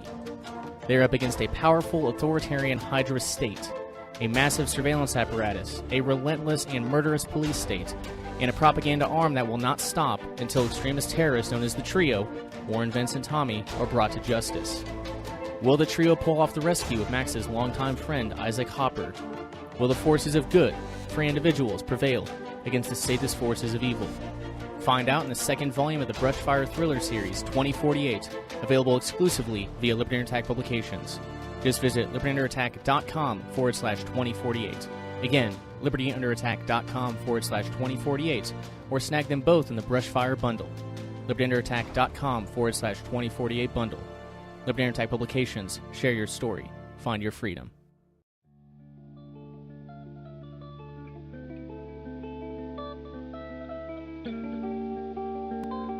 Hello friends, fellow self-liberators.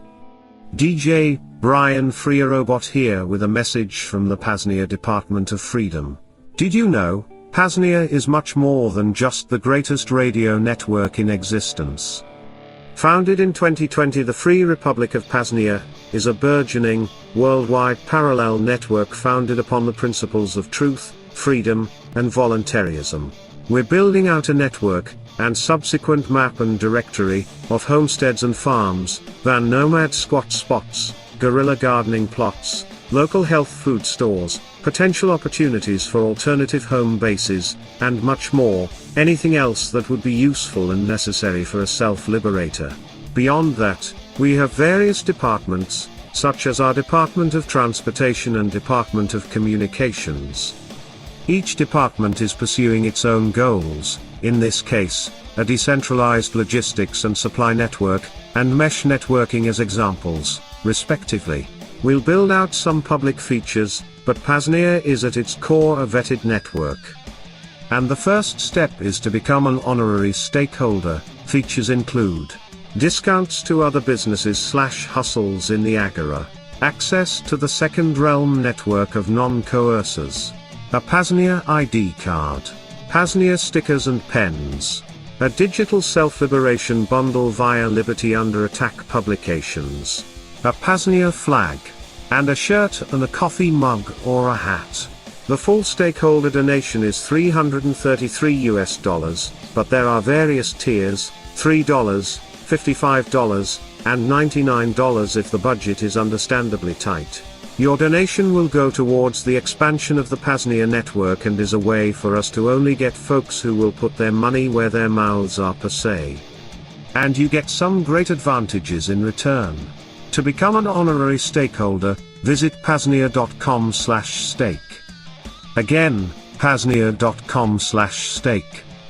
Bitcoin, Monero, and Fiat accepted.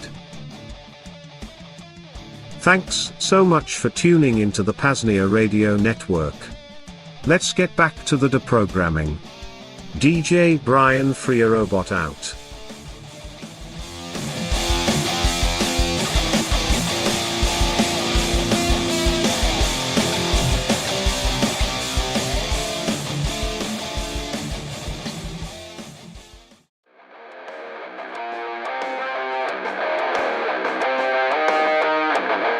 Are you an alpha male looking to engage in consensual violence in a totally non-homosexual way?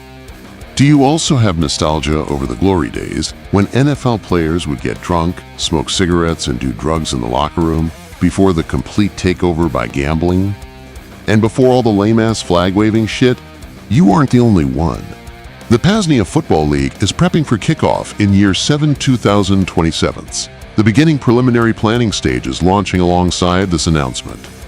Each node, aka team, will field 7 badasses ready to lay their bodies on the line for the entertainment of PAZNIans, and of course, to prove just how fucking tough they are. If any node is unable to field an entire squad, we have goats that can serve as fill-ins. But please note, PAZNIA is not responsible for any injuries that may be incurred. Single men, bachelors. What better way is there to possibly find you a freedom-pioneering woman? What better way to demonstrate that you are the one she should head into the fallout bunker with? That you won't just $5 wrench attack her for her Bitcoin? There really aren't any. So what are you waiting for? Head on over to PAZNIA.com/football, fill out the application, sign the waivers, and get ready for a hell of a season come 2027. Again, PAZNIA.com/football.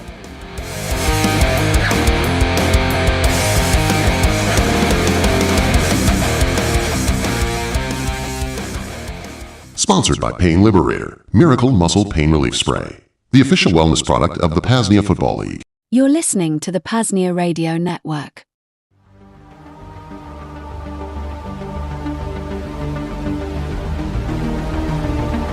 Hello friends, fellow self-liberators. If you're new to the PAZNIA radio network, the overarching vision is much bigger than just the best, most valuable, and most entertaining radio network in existence. We are building the second realm, a parallel network founded upon the principles of truth, voluntarism, and peace. That is, the rebuilding of all necessary institutions upon these frameworks: Department of Transportation, Health and Wellness, Department of Technology, etc.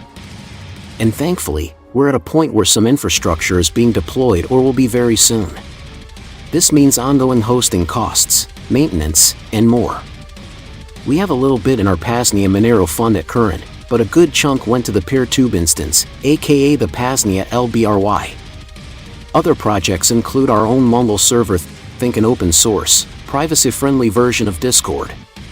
This can be used for the PRN call online, in addition to just a cool persistent chat room. A low-data audio-only feed is forthcoming as well. There are always endless projects on the docket, so this could go on. For now, though, the point is, your financial assistance will greatly expedite the bringing of this infrastructure into fruition. To make a donation to our PAZNIA General Monero Fund, just visit PAZNIA.com/Monero.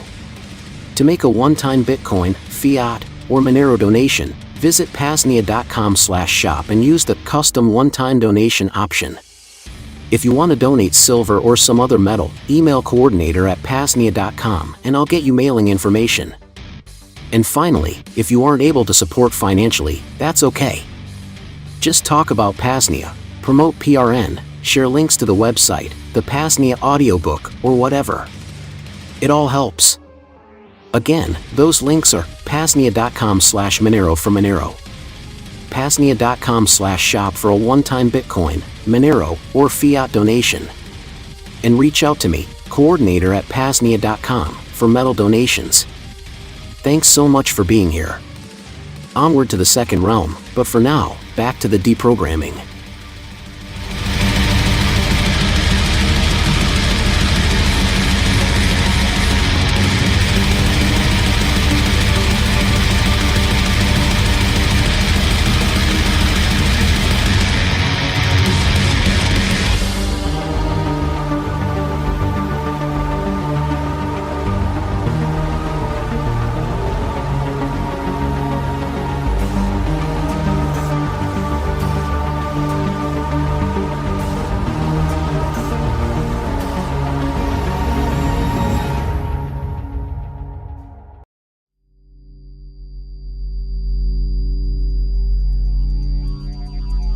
Good day, fellow self-liberators. Daisy Free Robot here with some critically important links. First off, PAZNIA.com/books2. This link will take you to a page with free PDF downloads to books, zines, and other publications in the realms of self-liberation and Vonu. Save some copies yourself, throw them on the dark net, burn them to flash drives, store them on blockchains, throw them in buried 55-gallon drums, or whatever. Make sure they never disappear. Again, PAZNIA.com/books2. Second, PAZNIA.com/simplex. Here, you can find links to the numerous and growing selection of simplex PAZNIA chats, ranging from the General Committee of Correspondence, our Department of Technology, the PAZNIA Radio Network, all the way to PAZCraft, the chat group for our own self-hosted, open-source mine test server. That is PAZNIA.com/simplex. And finally, with mention of PAZCraft, there is also our own server that you connect to. For more information and connection details, visit PAZNIA.com/PAZCraft. Again, PAZNIA.com/PAZCraft. Thanks for being here. Now, back to the transmission.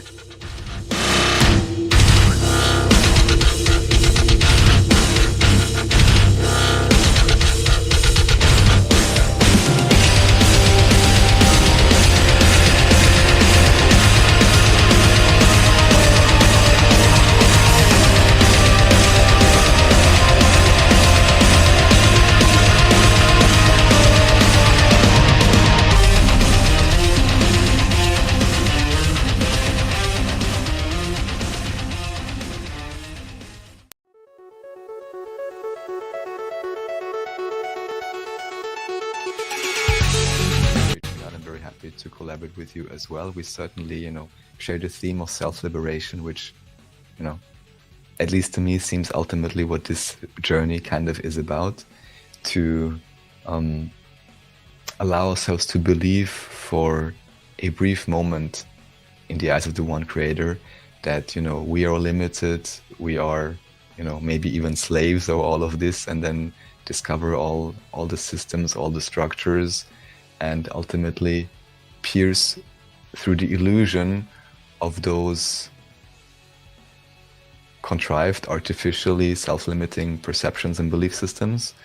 Maybe one last thing I could mention, one last useful tool that I always like to apply is when hearing anything, anything is just a proposition of a belief system you can adopt or not.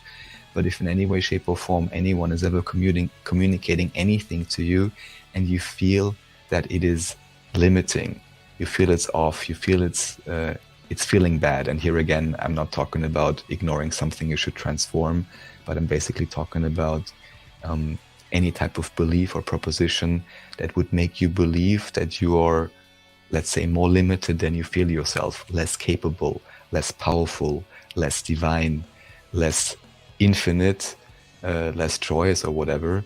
And one can always feel that, it feels kind of strange, it's not appropriate. And what I had come to discover is that those negative belief systems, all of them, they are fundamentally always wrong. Just as they say with fear, it's nothing but false evidence appearing real.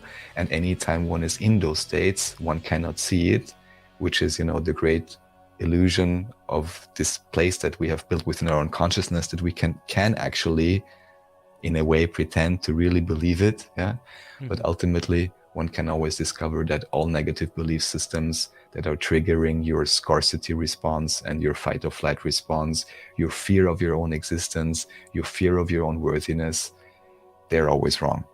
And if we have the courage to investigate them, we will always discover that they are wrong. And this is also how we can liberate ourselves individually and collectively. Yes. All right, and welcome to the Vonu podcast, the podcast making you invulnerable to the coercion of the state and the servile society. I'm your host, Shane, coming to you from the Free Republic of PAZNIA, the self-liberator's paradise. Please do check out the website, PAZNIA, PAZNIA.com, if you'd like to learn more about the second realm network that we're building, and if you'd like to get involved in our seed exchange, the PAZNIA Committee of Correspondence community chat, or if you're interested in becoming a bigger part in what we're building by becoming a stakeholder, again, just visit the website, PAZNIA.com. You can also find the 2021-2022 PAZNIA Stakeholder Bulletin linked at the very top of the website. That'll go, pretty in depth on what's taking place. But anyway, yesterday, Sunday, I released a discussion I had over on the Team Rabbit Hole podcast this past week with hosts Raffael and Jim. Well, today I am pleased to welcome Raffael to the Vonu podcast. I'll have him provide a more thorough introduction and background, but I figure we'll get into spiritual self-liberation topics from his perspective, the role of psychedelics in his journey, and maybe even some false timeline, historical reset stuff, since he has some firsthand, very personal experiences, and you kind of got a little taste of that at the end of that episode. But I think we might go just a touch further into it. It's a pretty massive topic, and I mean I put a lot of hours into it, and I don't really know if I know much more than it did it's starting out. But anyway, I guess we'll do the rest of the discussion open to whatever transpires. But anyway, Raffael, welcome to the Vonu podcast, my friend. How are things going in Austria? Thank you very much. Well, I'm doing well. Oftentimes people, at least in German, they oftentimes say how people are being asked, how are you doing? And then people answer, well, according to circumstance, And then I'm always like, well, that's the one thing you don't want to be doing, not according to circumstance. But yeah, I would say everything is good, even, with the whole scamdemic, as you may be able to tell probably anywhere by now, it seems to be running out of fuel. But, new fear mongering ammunition already has been loaded and is, firing from all the batteries, So, but I'm doing fine. Thank you. Yeah, well, that's good to hear. That's definitely good to hear. So I guess, as kind of Jem says over on Team Rabbit Hole, feel free to go, as in depth or as as more of an overview as you'd like. But I guess tell us a bit about your path here. Your upbringing, where you grew up, influences on your path to spiritual self liberation, whatever you think is relevant and would like to share. All right. Yeah. So I was born and raised in Vienna. And, well, where to start and where to stop? I would say, in terms of the actual path of self-discovery, or even just being critical of the system, let's say, the moments I distinctively remember, and this is, of course, just, somehow of a random recollection of differing threshold moments that I would now identify from this present moment in terms of the past. It's, of course, in a sense, arbitrary. Everything is a grand process. But just to, some of the things I remember distinctively, for example, I think, like, as a teenager, maybe 11, 12 years old, very simple thing, watching the news, local state news or whatever in Austria, and same story always goes, story number one, oh, there's a big war or something, we're going to send all the help. Or, I mean, Austria usually doesn't send ammunition, but, we send medics or whatever. There's plenty of money for that, And then next news item, oh, there's all these poor people or whatever, all this misery in Austria even or something. And yeah, it's so bad, we don't have enough money for this, something along those lines, just a very basic realization that there's something wrong with the budgeting, there's some issue with the priorities, and even with how it's being presented, and what is being focused on and what is not. And then very simple, I believe I was 15, and I had just got interested actually in, let's just say, alternate systems of governance. Mm-hmm. And at that point, it was 2005, George Bush Jr. got re-elected. And even though in retrospect, one may even say even more things about the different presidents and what is good or very bad about them, but at least in Europe, Bush had a very bad reputation, and he really came across like a bumbling idiot. If he really is, I don't know. Apparently he's painting or something. But at least here, then it was like, okay, well, if this kind of guy can get elected 2 times or put into that position, and he, even in terms of public persona, appears to be an idiot or something, and warmongering, obviously, that was the point for me when I was like, okay, now I am completely putting any and all trust I have in this supposed system of democracy or whatever on hold. Because if something like this happened, that the supposed, most important individual on the planet, most powerful, can be someone like this, start a huge war and get reelected, system is broken, obviously, right? Mm-hmm. So that was one other demarcation line for me. And that was also the time, just even maybe on that day of the re-election, I don't know. Again, I was looking online for like alternate systems of governance, because in school, at least here, you're only being taught about capitalism. You're not really being taught about it, but as somehow abstract, mm-hmm. and about communism. Both seem to be very inefficient systems that bring a lot of misery. And during that point, at that time, actually, I discovered about technocracy, which interestingly enough is a system developed in the, officially at least, 1920s, 1930s in North America through the so-called Technical Alliance. Mm-hmm. They eventually got stopped. But the interesting thing is that in a new form, let's say a bureaucratic monster form, this has come back through the European Union, and actually through all kinds of roundtable groups and, more or less secret society groups, because basically what they want to do, even to this day, is to create, a rule by expert, so that even the last remnants or something of democracy, which could lead to some kind of a populace-driven decision, should also be dismantled and disarmed, in a sense, to ensure that there would only be, a top-down rule where ideally the question of self-determination is not even brought up anymore, because authority and decision-making power by default is being given to others, right? Make sense? Yeah, yeah. No, I'm with you. So, the interest, yes. So, the interesting thing was just that at that point, so 2005 or something, I learned about technocracy and the old system, because at that point it wasn't yet in, the modern version hadn't arrived fully yet, at least not with that term. And technocracy in its original form, or how it was devised, most likely always was, a device for even more control than even the fake democracies we have. However, it still contains some interesting elements, at least, or thought experiments that were not existing in the present capitalist system, or communist system for that matter, at all. So at least it had some interesting aspects. I also had read at that point Thorstein Veblen, The Theory of the Leisure Class, quite an interesting book, which is about conspicuous consumption and vicarious consumption and stuff like this, kind of trying to explain the materialist side of why capitalism and consuming and so on even, can hold any sway over a population, or how the psychological dynamics work. Ultimately, it just allowed me to see at least that there is at least one, differing system in terms of technocracy. Then for some time I was pretty interested in that and was researching a lot about it, telling friends about it and so on. Until then, not too long after, there was a small European group, just a few guys in Europe, and they said, okay, we really like the system, but we would like to develop it further.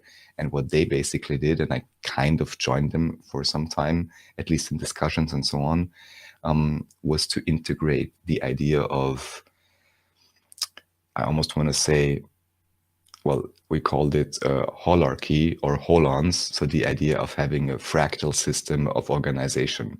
So basically combine the idea of an expert-driven system with the idea of a distributed system, because of course having it highly centralized, even all of us, we could see, that's unsustainable, right? So this was maybe the first foray into, exploring different systems, thinking about them in different ways. And then it was maybe somewhat similar as to what you described. In my case, it was when I was, I believe, about 22. And I had never really perused, this is where we can already, if you want, switch into the psychedelics, never really perused any substances. I maybe drank a little bit and really just, tried to see what it does 2-3 times, where I realized it's not the substance of choice for me, because it's too heavy on the body and it's, just not resonant with my frequency. Mm-hmm. And a friend came around with some weed. And we tried it a few times, and this was basically when I would say I had one of my, if not the very first, very conscious, very strong, quote unquote, awakening experiences. Yeah, I'll let you ask any questions and then I'll go on. Yeah, no, that's really interesting. I guess the first thing, there was one thing you said earlier, and it was definitely, it definitely related, it definitely resonated with me in that, I know, like, early on, like, when I just started becoming, like, looking into, like, paying attention, I guess is the way that I'll put it. It took, like, one election cycle and then the next election cycle at the start to realize that, like, every 2 or 4 years, people are having the same discussions, they're having the same debates, and to kind of go out more macro with it, it was like seeing the very small cycle within the small cycle, and I don't know, like, you can kind of see the script play over again in real time, and it didn't take long for me to kind of to see that, because you had, like, because whenever the fake pandemic came around again, before I even knew about kind of the David Crow infectious myth stuff, it was like, like every 3 or 4 years, or every single year, they say that something's gonna kill us all. So, like, how are you guys falling for this shit again? So it kind of seems like you had a very early recognition on, like, with the political system, like, okay, if this is happening again, like, something's got to be really, really wrong with the way things are. And of course, I cannot forget, in this case, 9/11, of course. I guess I was 11 or 12 years old. And that's also, of course, a big, I guess, shocker or something, if at least to some extent, you're in a somewhat middle-class family or something, everything is at least somewhat all right, even if your parents got divorced or business goes to S or something.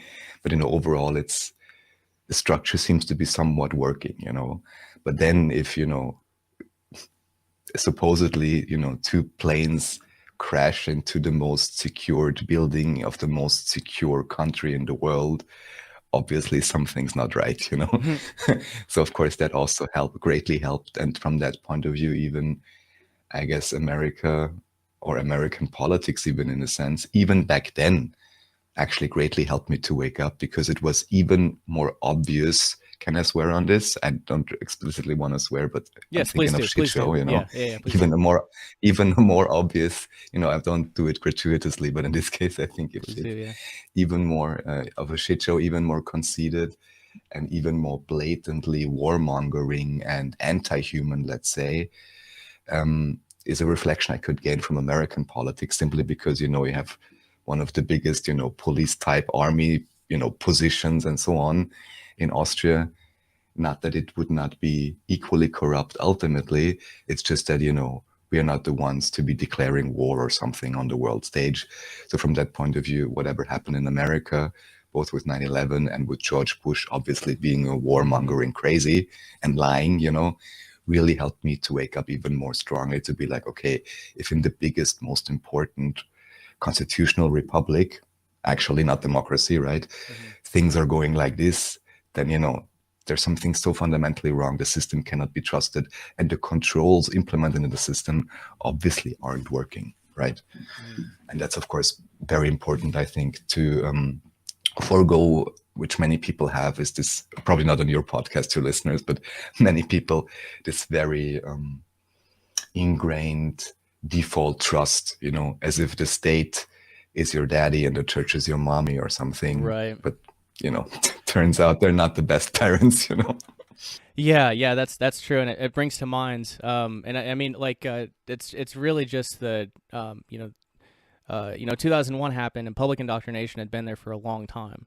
And a lot of, like I said in the Team Rabbit Hole discussion, a lot of this mind control stuff had been there for a while. But like, I remember, and I didn't look into 9/11 until I was like 18 or 19. So like, it was past it where it wasn't really relevant anymore. But I remember listening to Bill Cooper, and this was like in the June 28, 2001, where he did the whatever they're gonna blame on Bin Laden. Don't you even believe it?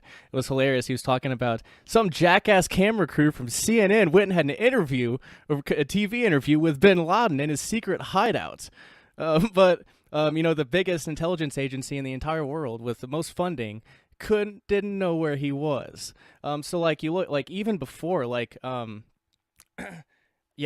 before then, I mean, there really wasn't any questioning, or like, it was just complete lack of common sense, or as you were saying, maybe it was just, maybe it was just the, that very fallacious and naive belief, dangerous belief in this world, that like people don't do these bad things to each other. If they tell you this, and it's got to be the truth, because why would they, right? I wouldn't do that to somebody. Why would they? Yes, exactly. Yes. Mm-hmm. Yeah. Interesting. So yeah. So maybe. Yeah. Please go ahead. Yes, go ahead. If you have any further questions, and then I'll go on with, whatever happened from the psychedelics point forward. But if you have any more questions about. Yep, that's what I was gonna say. If you want to get back to your story, and we can get kind of into the psychedelics discussion. Yeah, that works. All right. We can also, of course, go back to anything, just to have very brief outline, very simple one. Mm-hmm. Actually, if you link my website, there is under log. If people manage to go to like really the back pages, there's like at least, I think, 5 or 6 essays, kind of long form, and also with plenty of sources, where I try to, in a somewhat relatable way, both relay my personal experiences and also related to some, let's say, aspects of philosophy, psychology, different teachers and documentaries I was aware of at that time. Mm-hmm. And these are things I actually started writing after I had this experience, in 2012, let's say. And what had happened, I'm going to explain it very briefly. It's recounted in the essay called A Shift in Perception. Mm-hmm. Basically, what happened is, for whatever reason, because the quality of this was good. I was in the right state of mind. I believe I even had just started experimenting with eating vegetarian, actually, which may have assisted or not, but certainly there had been quite a few years where already I was, let's say, very actively searching for truth, quote unquote. And my actual question for quite some time at that point already was, where is authority coming from? This was actually my question. So where can authority, true authority, be found? And generally one would say, oh, with this and that institution and with this state power or with this army or this secret society or something like that. But then, of course, eventually you realize that all real authority only comes from yourself. And as I believe, I had this question, I was, hushed along that path in a sense, also in a psychedelic way. So it's similar to what you had described on the podcast in terms of potentially having a slight imbalance into the analytical focus, left side brain in a sense. Yeah. And weed basically allowing me to shift into a state of relaxation and somewhat adjusting my frequency to simply allow, as I would say, some communication with my higher self, some realizations to come in. The experience itself was interesting because I felt as if I'm sitting or standing, but as if my astral body would attempt to materialize itself slightly next to me, let's say, or if it were a camera, like I'm looking like this, and I felt as if my astral body was actually a few centimeters or a few degrees off. And whether this is a real thing or not, I can't tell you. But all I know is the experience of that was very strong with open eyes. And I also had some, some ideas, some quote unquote visions coming in, if you will, just some, I would say, basic understanding about how reality actually functions. The main point here being, I'm not sure if I had mentioned this on the podcast, but basically seeing different frames and realizing that everything in this world is based on definition, of course, based on limitation in order to have a particularized experience. However, our actual core being, our actual self, exists beyond time and space, and also beyond any definition. This is what one then could call God, universe, the one creator, or the higher self, oversoul aspect at the highest level. And what I basically saw is that, or felt, is that I and we all are existing in this realm beyond, and in each and every now are defining ourselves to be existing in this realm simultaneously, in a sense. And in order to exist here, what we are doing, and this was the visual representation, is we are going through all of these frames of definition to arrive in this very limited or very particular point of view that we have as a human.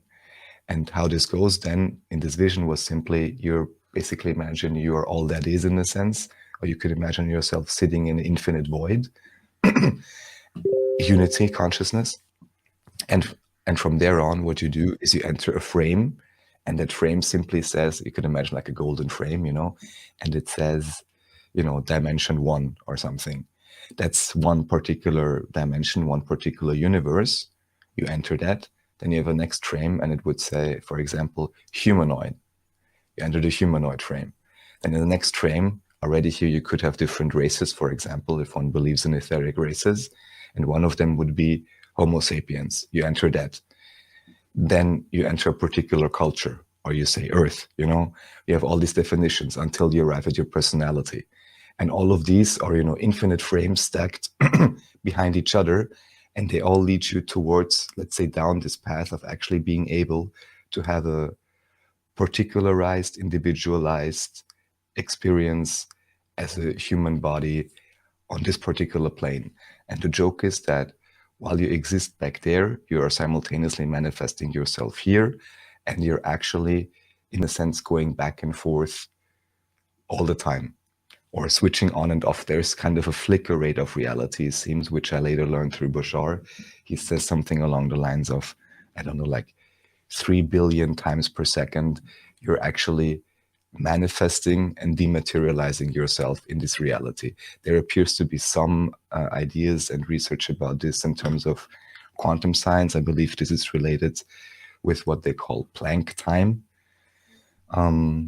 Anyhow, so this was somewhat of a glimpse of that principle.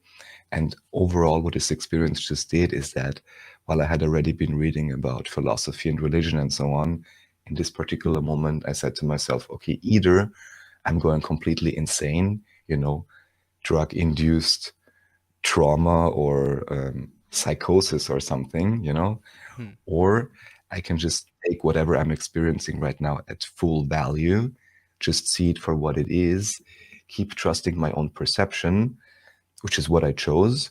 However, at the same moment then, if I'm experiencing all these things, both in terms of my apparent visual perception and also the insights I seem to be getting in this particular first conscious awakening experience, simply smoking weed with some friends, if I do go along with this perception, it simply means that I need to change my frame of reference according basically to some of the things I had read about spirituality and religion. So basically in this moment, I realized, oh, these interesting things I was reading about, they are not just nice ideas, but now I had the first glimpse of actually having a direct experience of those ideas. So basically I saw time and space being shattered with like some kind of a hammer in front of my astral vision, Interesting. Stuff like that, yeah. Interesting. So that was just from cannabis. Then it didn't take like LSD or ayahuasca or anything. I guess more quote unquote.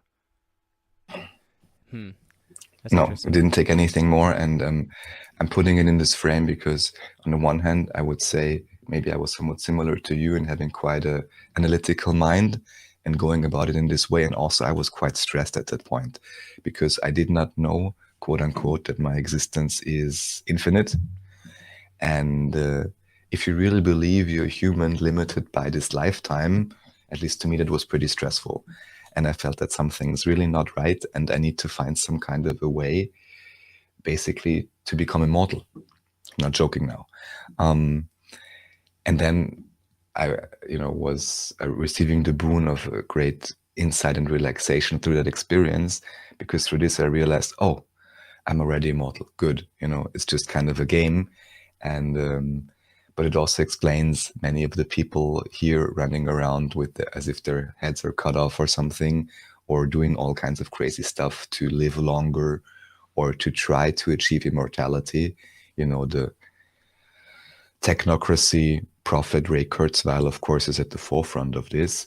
And this can be much more easily understood if one gets the idea that most of those individuals are strong atheists and they don't properly even seem to understand, I don't know, basic energy physics or basic quantum science.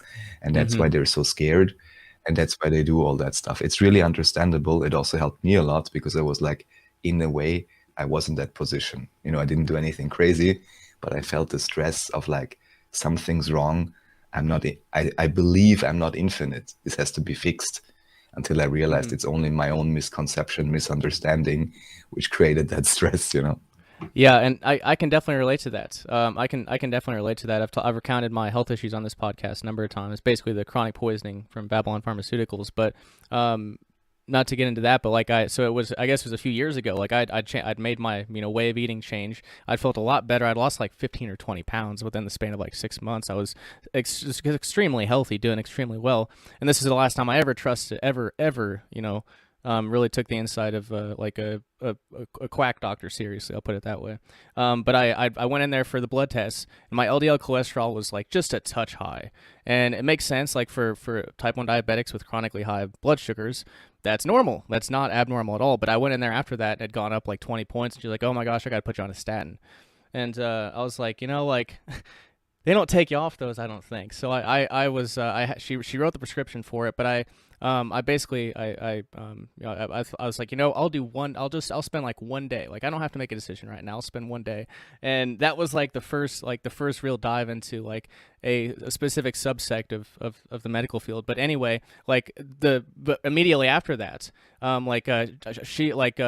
as is typically the case when you get, like, I've heard, like, with cancer diagnoses, like, that can cause cancer itself, just the cancer diagnosis, like, just the physiological change from the trauma of that experience. So I was starting to feel things, and I was like I kind of got scared at, like, for a couple days until I sorted myself out. But that's one of the big reasons too, is like, and I think that's typical for. That's not abnormal for this sort of path, anyways. Like, death. Like, I need to learn about death, and I need to, like you said, kind of overcome death per se. And then, yeah, it's definitely radically changed since then when you have that more of a macro perspective. But I can definitely relate to I guess that impact. Yeah. Interesting. Yeah.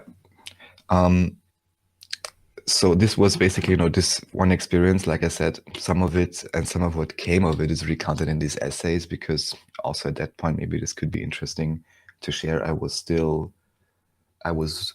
I still working? Yeah. I actually had one of the few, or maybe the only somewhat corporate job I ever had as a freelancer for a startup. And, very nice. They give you all the amenities and so on, and they cook food for you, and they pay you pretty well and so on. But still, if it's still some boring IT support work, or, in this case was a cloud-based service, not open source, if you have some principles, already there's plenty of reasons why I won't be like, not sure if this is what I really want to support. And actually just about when I had started there, I had this experience, I think, more or less. So I only stayed there for like half a year. And during that time, I also started writing those essays.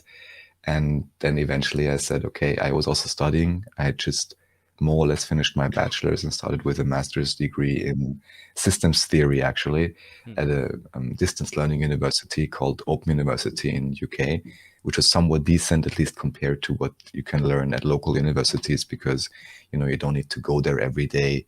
It's basically, at least to me, it seemed like less slaving away. And I was really surprised why most people after high school were immediately, looking for the next best thing to again fill their calendar with 40 plus hours a week, and I wasn't really looking to do that. At least I was looking to be more efficient. Anyhow, so what basically happened is, after this experience, I wrote these essays, and then I said, okay, if all of this is kind of true, then it has to be even more simple, because I had read different books and started making like a framework of reality for myself. Like, how does this actually function? How does reality truly work? And how is experience really created and modeled and interpreted? And how is my life, in a sense, created by myself?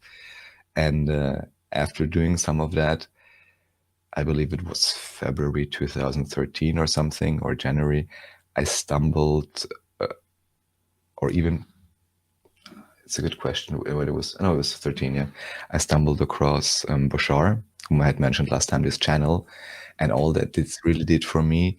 There was even an old website back then, which is very basic principles, and he talks about universal law.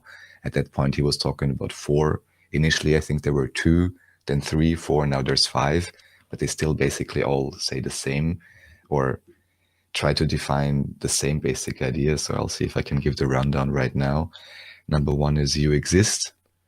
Number 2 is what you put out is what you get back. Number 3 is the one is all, the all are one. Number 4 is everything is here and now. And number 5 is everything changes except those 4 first laws. And this in association with some simple understanding that your belief systems basically are the template for your reality. Your emotions are the, energy that's fueling it, and your actions are the workers, that get the belief system built and manifested into your reality. That's like, in a nutshell, Bashar. And when I learned about it and was like, oh, it can be so simple. And apparently there's a whole, lore about this. And all you ultimately have to do, then I'm already done with Bashar, is in every moment that you can, follow whatever excites you the most with integrity, meaning discerning between having a fear-based response and actual, unconditional love-based inspiration to act towards an idea. Take it as far as you can without any expectation or insistence on a particularized outcome. And then in the next moment, do it again. And keep doing it, because following your excitement ultimately can be both the driving engine and the organizing principle of your life. And it will always, at the very least, support you with anything and everything you could possibly need in order to continue following your highest excitement. And then it is espoused that, this is not a nice theory, but this is actual metaphysical principle. And if it is applied, it pretty much always works. So I was like, that sounds interesting. I'll try that. And what can I say? Many years later, I'm still alive, and I rarely did anything ever in these many years that I didn't really want to do. So that's a win for me, let's say, in my book, Yeah, and I've just kind of gotten there the past few years. That's why I call it a liberated lifestyle, where your time is your own, and you can you do like you do what you're inspired to, and you made a good point. I didn't realize this, but like just like everything else in the servile society, like the 8-hour workday is such a scam. Like all you need is like 3 or 4 like really good committed hours, and like you can equal or exceed like easily. So that's a good point, and it's not something I really thought about very much until recently.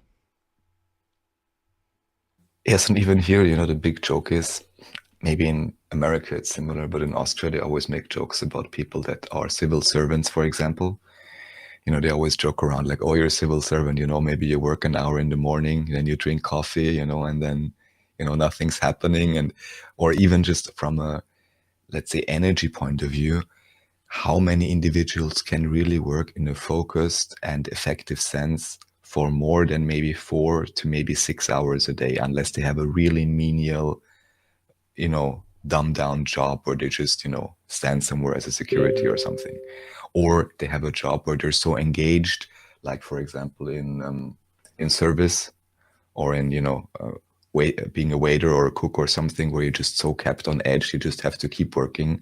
Or you're an investment banker, but as we understand, even maybe they work 12 hours, but don't want to know their monthly cocaine consumption on average, So it's just, to me at least, pretty obvious that this 8-hour is like a scam, and like it's from many points of view, because on the one hand it's a scam because it's especially now, it's not even supporting you anymore. When the American dream started maybe 50 years ago, a single father could support a family with 3 children or something.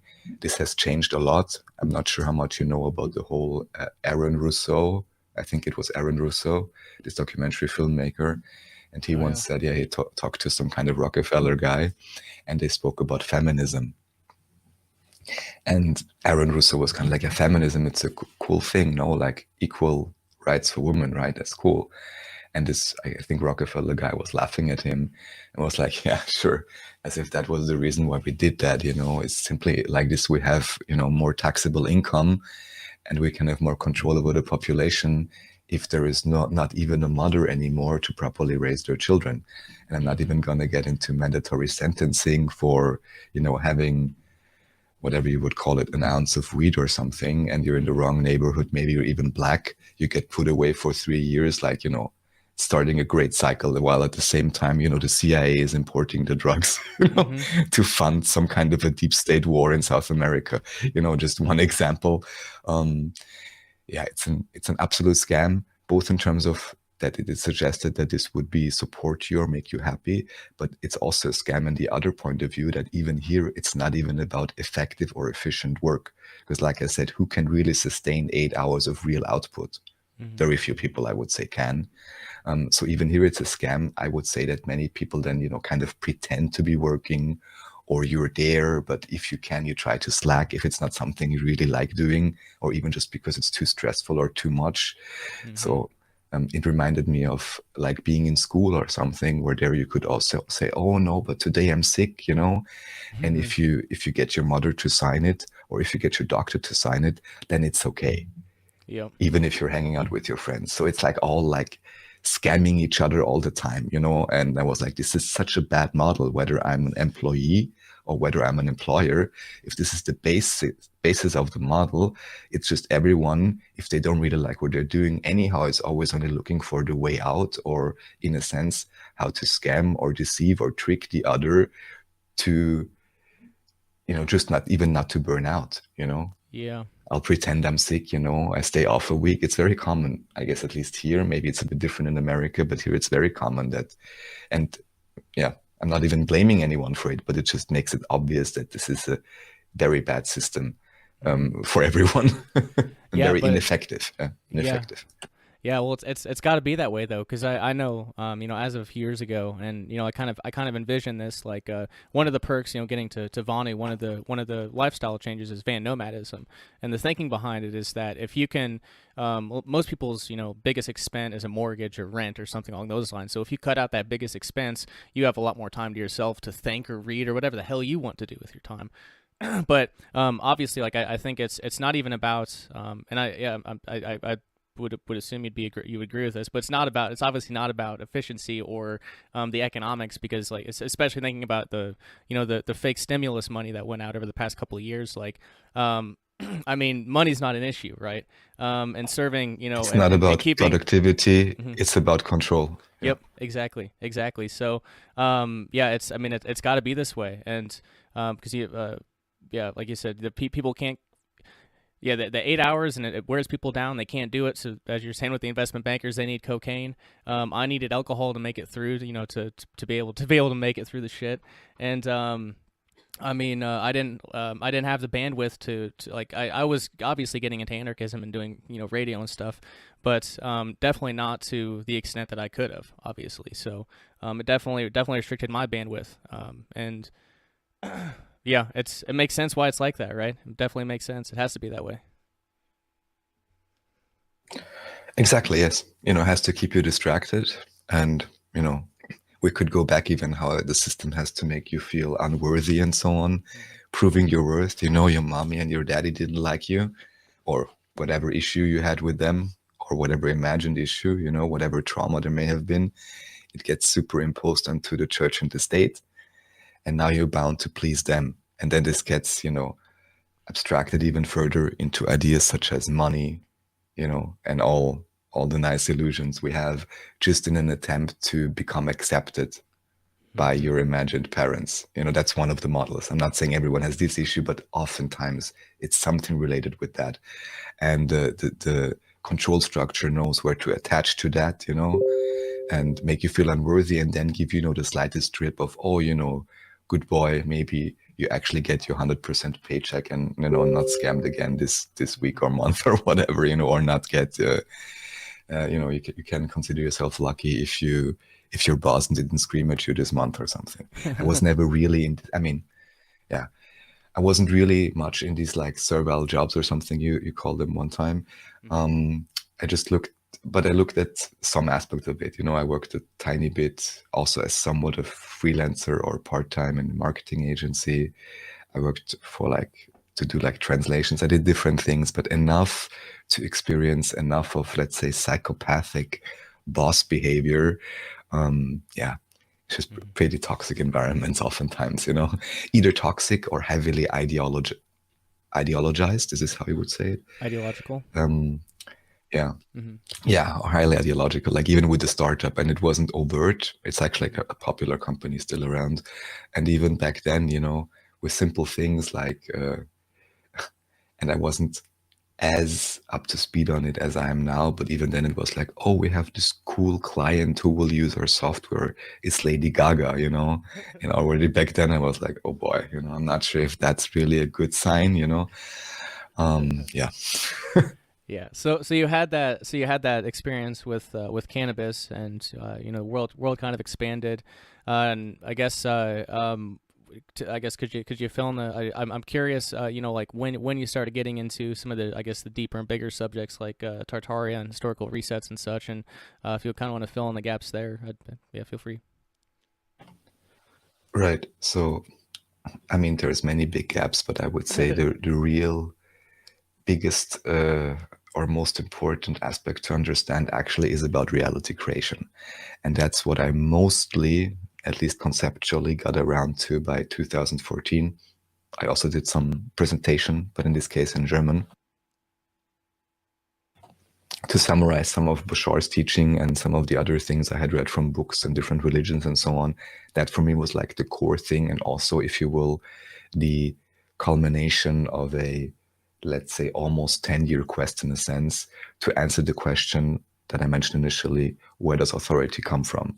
Then I was like, okay, now I can explain all authority comes from yourself, and now I have enough metaphysical understanding and at least some practical experience to be able to relay that. Which was really like the most important core point for me, because once we understand that, then we understand that all reality, as I had mentioned, is based on your belief system, and also in particular any and all input you receive from the apparent outside. All that energy fundamentally is neutral. All the circumstance is neutral. And what's really important is the energy you put into it, so the way you interpret it.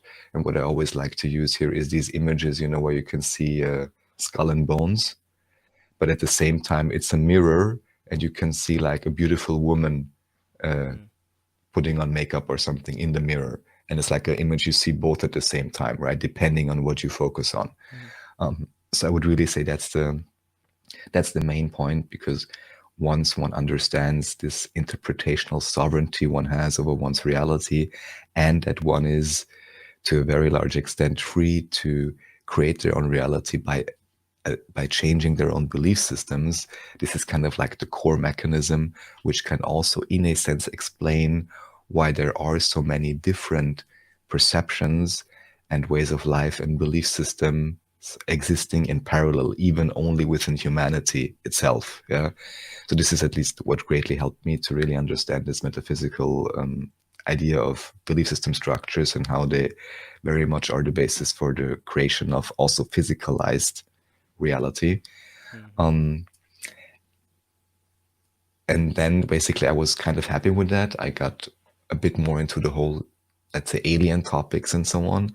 Also, this was something I had not gone into for some years, because I had said, well, this is not important enough. We have enough problems here, let's say, until I realized that whatever these UFOs are exactly, or these etheric entities, there are too many reports of whether, lights in the sky or strange visions and different types of entities appearing. There's a whole lot to say about this in terms of which of those experiences may even be, let's say, artificially created by some kind of a human deep state. There's plenty of hints towards that, even with, I believe, the cattle mutilation and even some kind of alien abduction scenarios. There is some hints that they may even have had some kind of a CIA, let's say, operation where they basically dressed up as aliens, they torture you and so on, and then later they can say, oh, it was the bad alien, like, don't blame your government, it was the aliens, right? So there's many facets to this, but the basic point with the aliens just being that if you have an object in the sky, and there's good movies about this, or even on the floor, for example, Crop Circle Diaries, I forgot her name now, but it's even on YouTube, where you can just see like a light basically forming on the ground out of nothing, on like a crop field, and then you can see this ball of light moving around and perfectly flattening out the crops, and they had some professor look at the crops and look at also known fake crop circles, and could tell in detail that the fake crop circles are mechanically broken. The wheat is mechanically broken with like a rope or something. But with the others, there is some kind of a thermal, I believe, imprint. So it's just a different type of technology, or something different is happening there, And again, I'm not claiming I know what is what, but there is too much evidence and also too much scientific inquiry already into this to basically discard the whole whatever alien and advanced technology idea. And where the rubber meets the road and why the whole UFO topic has been ridiculed for all these years is because as soon as I either accept this idea with the crop circles that, there's some unknown technology and some light balls, rolling around or flying around, or if I accept any of the many UFO reports where I also have some sorts of light or some kind of vehicle and it's moving in patterns and with a speed that is completely out of bounds of the accepted, F-16 military technology or whatever we have, then it immediately points towards, number one, the idea that there is much more advanced technology than humanity is allowed to positively benefit from. But also it very quickly points towards the idea of some sort of advanced energy generation or transformation technology that must be available, which then again either would mean some type of free or abundant energy is deliberately being withheld from humanity, or it would mean there is some kind of superior life form or civilization that is also not being talked about because it would again threaten the perceived supremacy of the human control system we have here. Does it make sense? Yeah, it does. And I guess I have to ask, are you familiar with the work of Ross Ben by chance? Ever come across No. him? Okay, well he's this guy from out in Philadelphia, and he looked at, like, I guess, the occult origins of Philadelphia, and there's some really really wild stuff there, in a good way. I think he's definitely onto something. But he also talks about crop circles and that they're messages from what he calls, I think, the star family. Or something along those lines. So I really appreciate Ross Ben. I mean, he's one of those folks that I immediately resonated with. So yeah, if you haven't heard of him, he's got a channel on YouTube, and he does I guess yearly, looking at like yearly, I guess, horoscopes, you could say. And yeah, he was on it, I guess, like late 2019. He said in 2020 they were going for, like, it was going to be a global resource reset.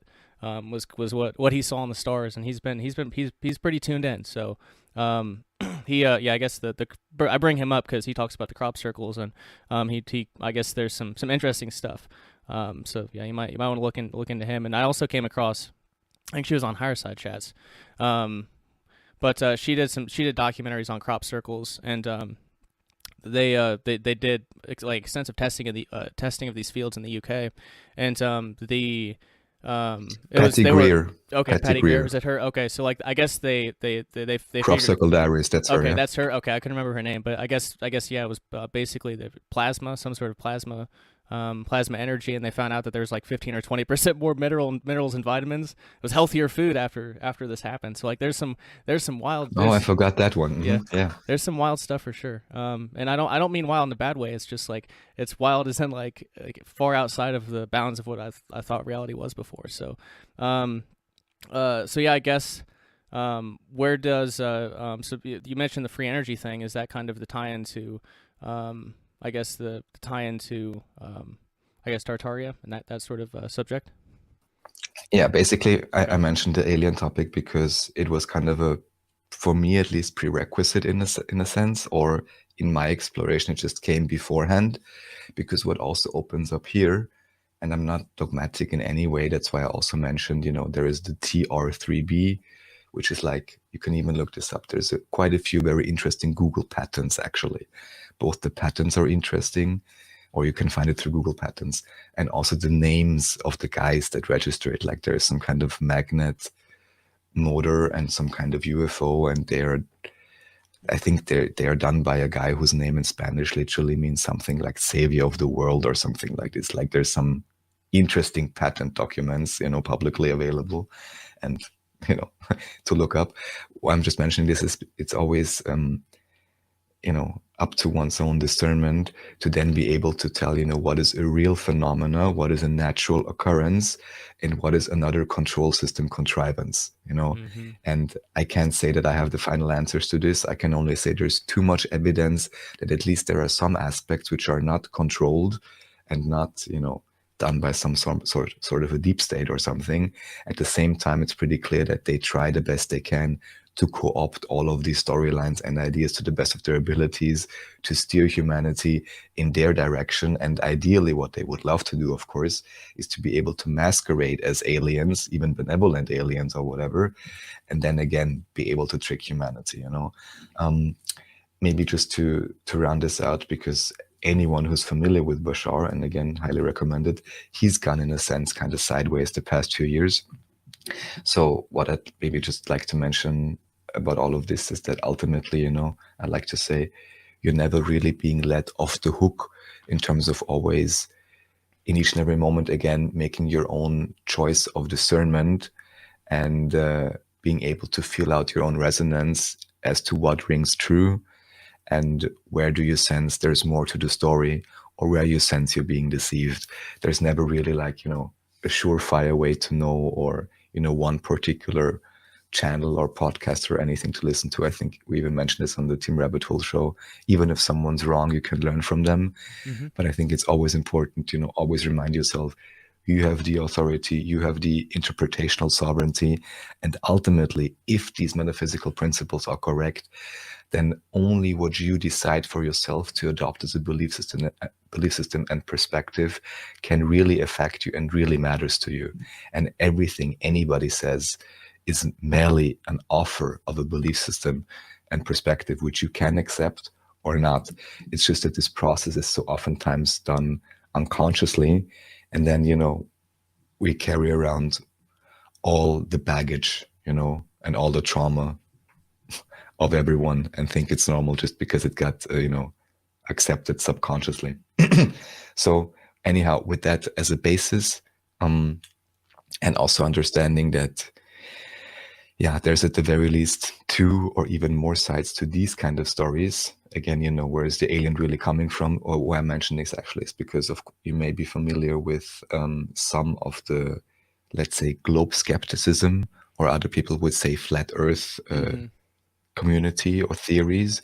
And for them, oftentimes at least, there is a very strong dogma against any type of aliens or etherics, where it's like, no, there can be no other entities. All that exists is only this realm, and there's the firmament, and we're basically locked in here, and everything else is a demon or something, So even here again, then very quickly, there's a kind of a judgment being applied.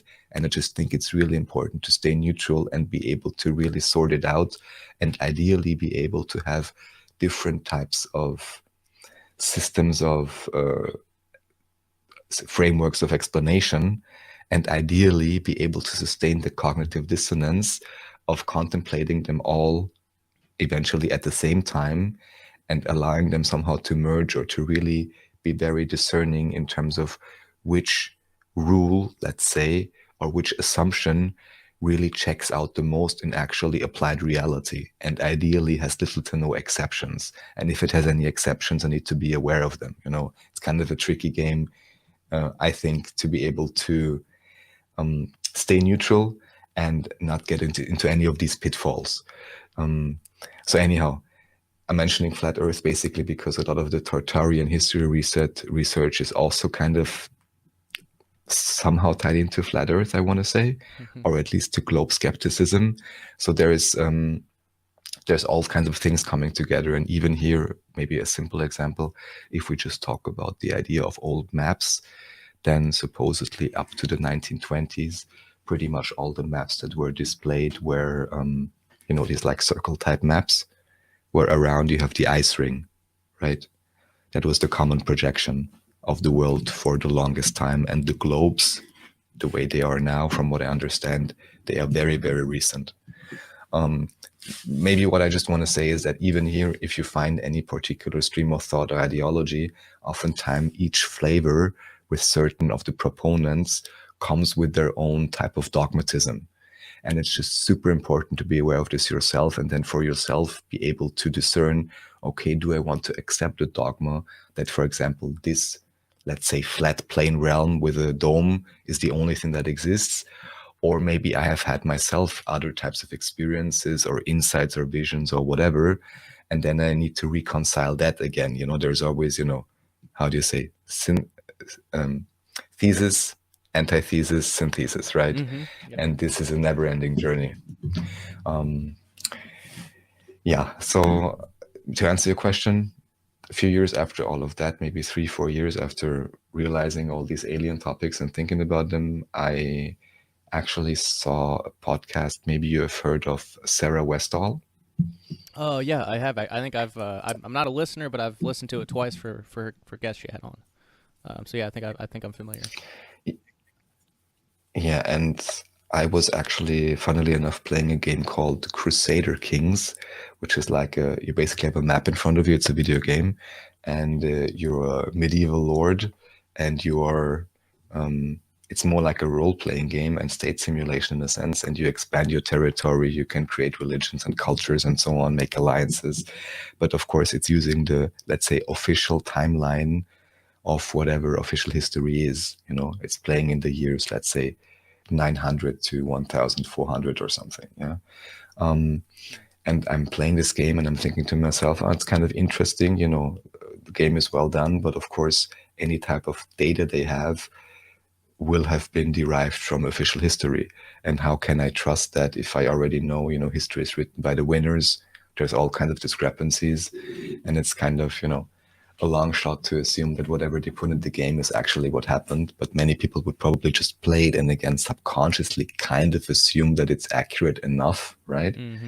And what I'm doing when playing games is I'm listening to podcasts. So I was listening to Sarah Westall, and there was Sylvie Ivanova of megaliths.org or New Earth channel on YouTube. Maybe you've heard of her. She's one of the, it's like quite, she was the first researcher that I found. And at that point, she was only talking about the idea that I believe they had found some roads that were inconsistent with the history.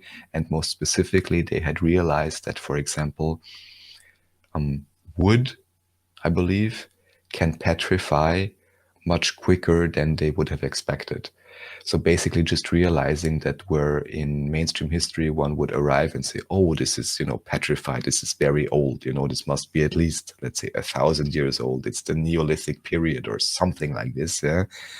But then they realized that even they pulled out something out of a swamp or something, and it seemed to be super old and ancient.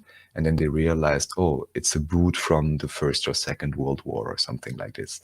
So she simply brought up the idea that much of what we understand, even with carbon dating and stuff like that, is much more subject to individual interpretation, subjective interpretation, than it is an actually objective, exact science. And you have examples like petrified wood, where generally we would assume a much, much different timeline than to the time it really takes for something like this to form, which of course then completely throws your historical orientation off, right? If one is not aware of these things.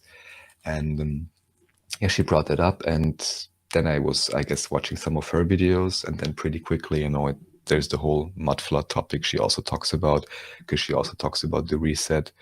And I'm not sure how much she uses the term Tartaria itself, but yeah, just basically starting with the idea that many of the historical artifacts we may observe may simply be completely incorrectly dated. So that's how I started with this. And then, you know, there is also one other blog post, a recent one, it's called Tartaria Research Collection on my website.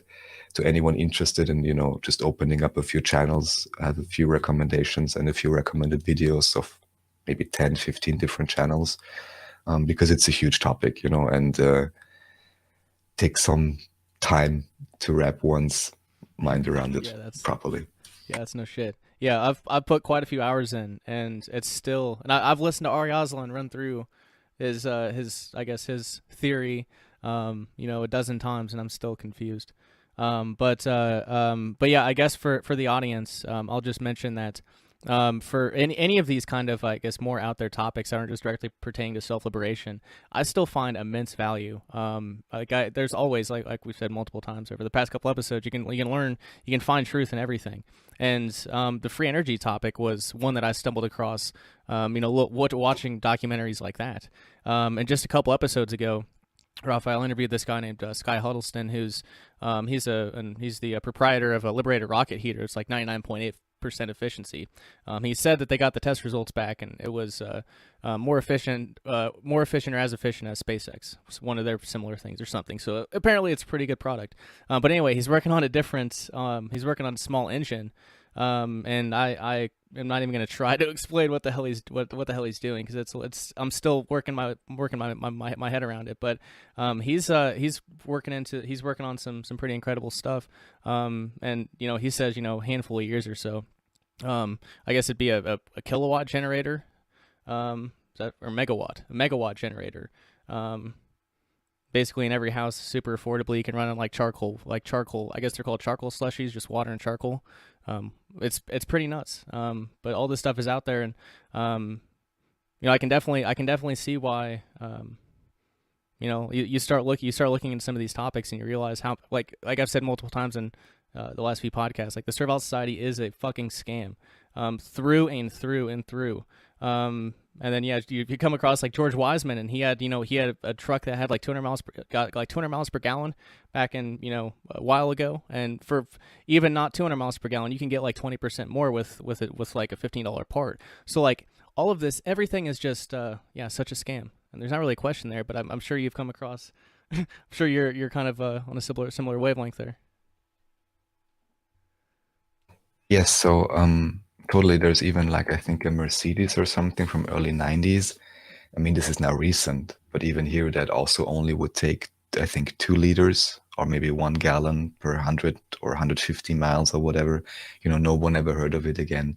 We know there are patented workable designs of electric cars going back to probably 1900 at least, right? Mm-hmm. Or probably then they even had electric cars, even if they went slow. But, so there's all these things. Also, just so I don't forget, in terms of liberation and why it does relate, dear audience, to self-liberation, is because how can I be free, and how can I make a free choice in my own, and if you will, my cultures and my species and my planets and however else I relate, best interest, if I don't know who I am, if I don't know where I'm coming from, if I don't know where I'm going to. These are, I almost want to say, the Jesuit targets, of confusing individuals. You're not allowed to know who you are, which is, one with the infinite creator, and ultimately, you yourself, infinite fractal, ultimately indestructible at your core, being that has nothing to fear unless you want to play the scary ride of human incarnation and believing in your own self-limitation. Where you're coming from, where they always have to tell you, oh, humanity has always been warlike, humans are bad, although these qualities exist, and it's important, like we discussed, not to be naive, but this is a very, I still believe, at least, slim and small, let's say, proclivity in a sense within humanity in general, and also a very small percentage, if even percentage, of humanity that really acts it out in that negatively polarized way. However, of course, we allow them to get into positions of authority and power, and have adopted a servile state of mind and a slave state of mind that allows such a system to be perpetuated. But this very much also includes the idea of, like I said, where we come from, because imagine if in official textbooks they would tell you, well, only, let's say, maybe 300 years ago, maybe 500 years ago, there was, let's say, an Atlantean type civilization, just in terms of very advanced, abundant energy available, high culture, high spirituality, then whatever system we have now could never even come up with the proposal, which it does now all the time, or the assertion that, this is the best system we ever had. just like Churchill supposedly said or whoever.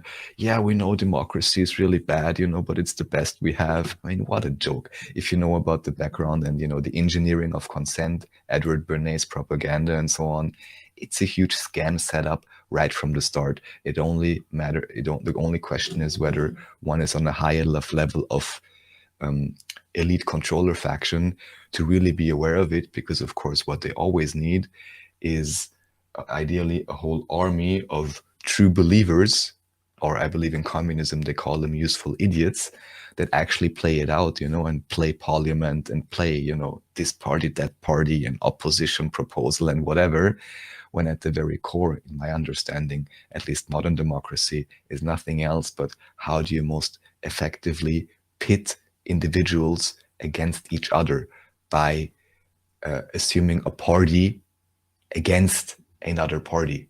There you have division right from the start, so it makes no sense to me at all. But anyhow, within this whole complex of understanding, the question of where we come from and what our true history is, in my point of view, is incredibly relevant, even though also me, after years of many hours of engaging in this topic, I can't tell you the exact timeline or whatever. I got, some hints and some good information and some good insights. But I just know, let's say maybe it's not the most important thing to solve, but it's certainly something to look out for, and which could also then, just like I said, rectify our own self-image, because if we really understand our true history, I'm sure we can move forward much more effectively as well. Or even just being aware, for example, very simple thing in terms of history, we had an electric car in 1910 or even 1870 or something. I just saw some videos. Apparently even the US Postal Service had like these black vans, which were electric cars long time ago, and this is not even going into any Atlantean history or Tertarian history, but even just still being aware of that immediately then screams you're being scammed at you in the present time, when they try to come around with a Tesla that nobody can afford, and then the battery is probably going to pollute your whole water and so on, or whatever. It's like you can tell there's something wrong if 100 years ago we already had this. You're being scammed, just like I said. Yeah, and historical understanding helps a lot.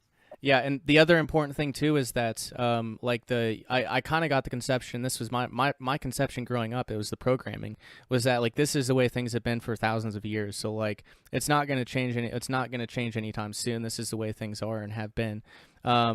Well, some elements maybe fine, but if you look back, like a lot of the researchers, like I particularly like Michelle Gibson and Howdy McCoskey, to name a couple.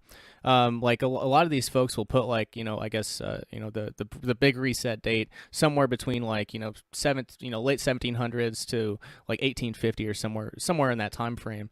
Like I guess that I guess the mud flood or whatever you want to call it. So like with that in mind. All these hours of research, and again, they're just like operating conclusions. We're not even really conclusions, just theories at this point. But at the same time, like if even if it's just a theory, if it happens to be correct, and this has only been that way for like 150 years, then like that's pretty significant, right? Like, so this is the anomaly in history per se, not necessarily the other way around. If that makes sense. Yes, and from what I had heard, I hadn't read him, but Jim brought this up a few times on the show, is that Philip K. Dick apparently in his books actually talks about this idea that we exist in some kind of a time loop. Sounds pretty scary, but I mean, but now I'm always joking, and I'm like, well, if I had to bet money, most often by now I'll bet on the conspiracy, Yeah. And I mean, I guess at least from the last 2 years, it's become the even more rational choice than, to naively believe whatever one had been told. And yeah, just to maybe affirm it from another point of view and to give some practical information in terms of nutrition. You mentioned 1850s. There's many interesting dates. 1850 is also when they officially at least made big reforms to the monarchy in Austria, to the supposed Austrian Empire and all of that. History gets murky very quick. However, what can be traced back around 1850, I believe as well, is the adoption of grain processing, wheat processing, grain processing. And what happened then is the idea, the official timeline then, it was some kind of a chemist. I have a dear friend of mine who spent 10 years researching and promoting this idea, which is why I can now talk about it in a somewhat succinct fashion. And basically what happened is they started removing the seed, I believe, we call it the seed or the germ, from no matter whether it's rice. In the case of rice, I believe you remove the outer layer. In terms of wheat, there is an industrial processing where you remove the inner core. And you basically do that because then if you store it, you can basically store it indefinitely. And the idea was supposedly that because of, I would say, artificially created scarcity through war and strife and whatever, there supposedly was a lack of food.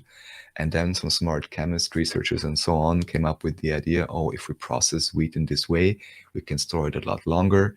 And, all of these benefits, so nobody ever has to feel hunger again. So I think it was a reaction to famine, according to the official timeline. However, what either they didn't tell you back then, they didn't know, they didn't care about it, or they maybe thought it was just a temporary measure, I don't know.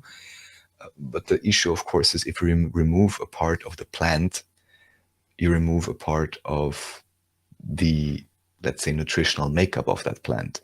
And lo and behold, guess where all the minerals, vitamins, whatever other secondary plant-based, nutritional substances and so on,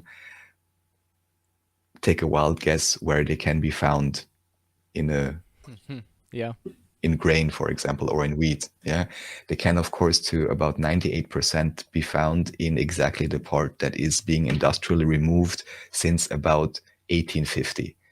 And then the real issue becomes that because it looks the same, and at least in first moment it tastes the same, but it has basically none of the nutritional value, then basically what you're doing, whilst before you may have had the issue of a certain segment of the population, maybe literally starving or not, I wasn't there, but, having great strife and struggle because there is nothing to eat, to now feeding the entire population through your processed flour, but starving them simultaneously and starving all of them because they even are not aware that what they're eating now is basically not nutrition anymore. And then imagine even the effect only this would have on their consciousness in terms of driving them into a scarcity-based mindset. And even just this small story of grain processing, can tell you how civilization got effed over big time. And, there could be assumptions, like my friend said, we only discovered vitamins in 1920 or whatever. And I was like, I'm sorry, whether it's the Chinese or however you call them, but people know about Qi, Ayurvedics know about constitution and all of that.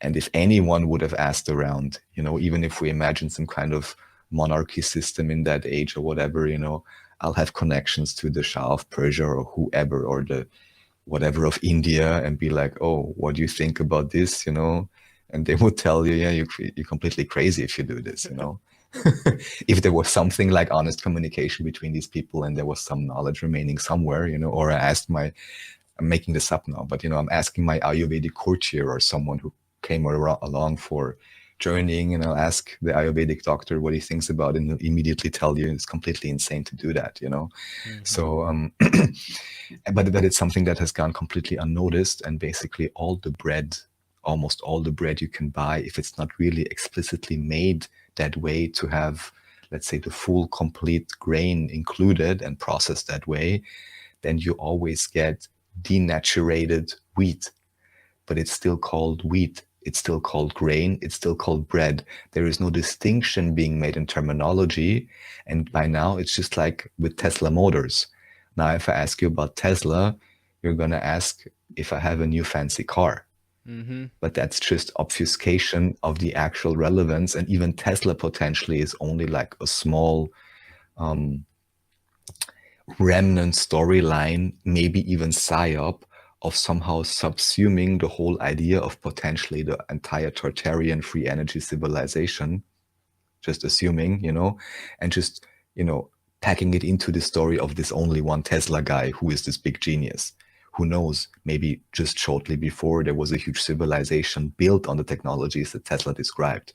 I don't know. Yeah.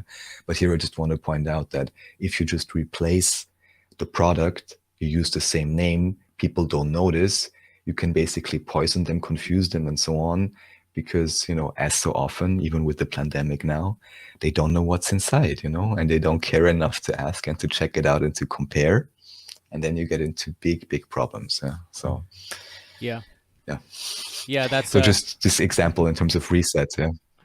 Yeah, that's a great point. Just re-released an old Elia Radio episode from like 2017 with Jamin Bakonik. He's a permaculture farmer, and that the conversation we got into, I guess, we talked about permaculture farming. We talked about the conventional agricultural culture too, and he brought up the term serial state, because that's also, if you look at it from a authoritarian centralized authority point of view.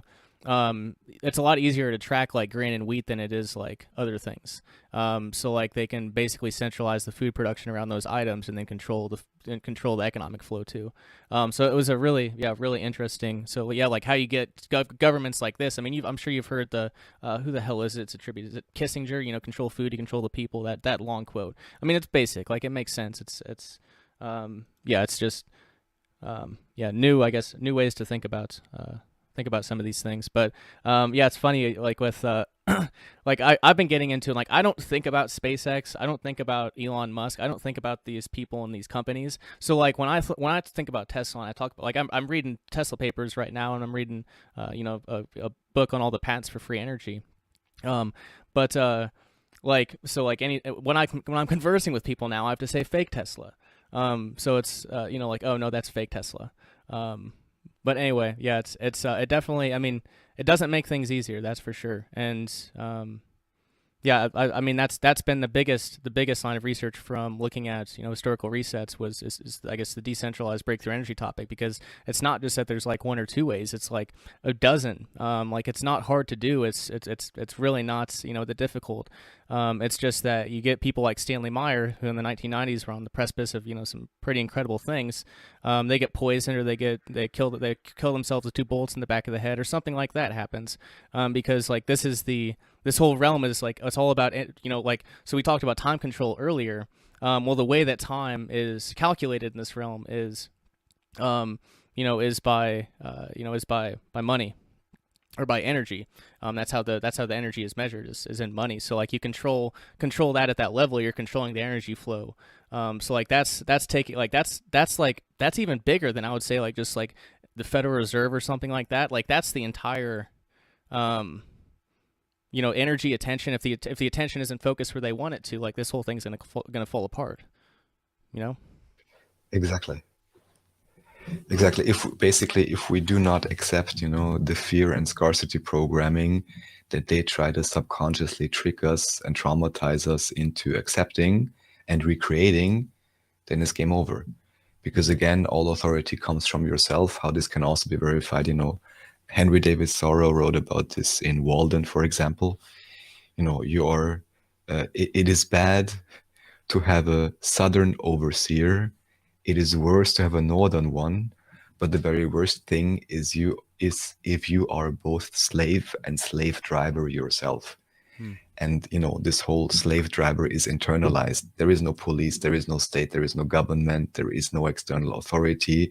It can have no sway over you at all if you do not choose in each and every moment to internalize it and act accordingly.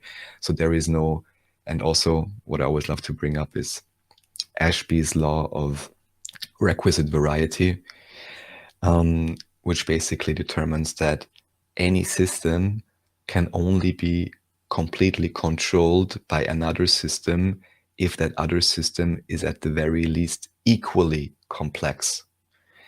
And if then we truly understand that we are not biorobots or whatever, which of course they want us to believe so the whole system can function accordingly, but that we each are actually infinitely complex, there's probably some kind of, probably even, for lack of a better term, black holes in each and every whatever DNA that you have, and all kinds of miraculous processes going on in the body, and some whatever kind of quantum fields, possibility to receive from what you would call your subconscious, your connection to the infinite, to all other entities. There's infinite complexity and input variability into the human system. It can never be controlled by an externalized hierarchy or authority. However, the authority can make you believe that you're only a mechanized biorobot, pretty dumb, useless, and worthless. And if you, again, believe it, you will recreate that reality, and you will then fuel, let's say, their version of the servile society where a few people can feel like, I don't know, god emperors or something, if they even feel that way, I don't know, and sustain this, choke of a system. And one example for free energy, or just energy efficiency, because just like you said, this is also something I thought about in many years back, even before many of these realizations. I was like, okay, there's energy conversion, and often it's very ineffective, right? And I'm like, how much energy gets lost only because we have bad conversion tech, yeah? And of course, we waste all our food, and there's so many things we do wrong, right? And over-fertilize with chemical fertilizers, which all ties back to the Rockefeller oil and medicine story. It's all a big shit show, right? But one simple example of a German company, I believe they were called GWE, and the thing in German was called Blockheizkraftwerk. I believe this was in about 2013 or something when it came up, and I believe all they did, it was some kind of a box, and I think you only put in water or something, and I think the only thing that came out was also water, and I think you used 80% water, 20% of some kind of oil that you get from some I forgot the proper term now, some kind of a grain, right? And you mix it, and it just creates pretty much energy, doesn't really create waste, you don't need lots of input, very effective, yeah? And made the rounds in alternative media in, I think, about 2013. And then suddenly they got raided, yeah? Everything was confiscated, and the company was closed. And he was accused, the main engineer was accused of taking too much money and, basically doing all the things the deep state likes to do, right? So scamming people, basically. Even though when he was presenting it, he got many offers from all kinds of people wanting to invest infinite amounts of millions into the project. And he actually said, well, I'm only going to accept, let's say, 30 million now or something. So he was even toning it down. He was like, wait, guys, I'm only taking this amount of money because that's as much as I can produce right now. And then, we'll see in the next round. But it never got to that because he got raided. And then he even got to I'm not sure if he went to prison, but they had this kind of a court case, which was completely, faked up and a complete joke. But he even managed within that court case to enter the evidence with a notary, so officially sanctified, that his device actually is working, and is doing whatever he claims it was doing, and he was not scamming anybody. And what he also then said is that just before they got raided, he got a visit by the German Nachrichtendienst, Secret Service, right? Or not Secret Service, not for the president, the like CIA version, whatever, FBI, CIA, NSA, whatever, Nachrichtendienst. And they basically told him, well, what you have here is really nice. We would really love to buy it, And he's like, well, I am in a way an entrepreneur, so I don't mind making money, but I'm also an engineer, so I really want to have good solutions for everybody. So I'm not really interested in you having just buying it, yeah. And what they had also mentioned, this is highly interesting, is they said, yeah, well, actually, what we would like to do, we would like to take your technology and combine it with this Indian company that does, and now pay attention, wind turbines for offshore. And because there's this whole huge question, I'm not saying that wind energy can't work at all. I just know that there's huge issues with, what materials they use, where they put it, fish and animals dying, and bad electromagnetic fields and all kinds of problems, which could be done a lot smarter. But just with the current implementations, I would really wonder, this was just in my mind, was like, yeah, of course.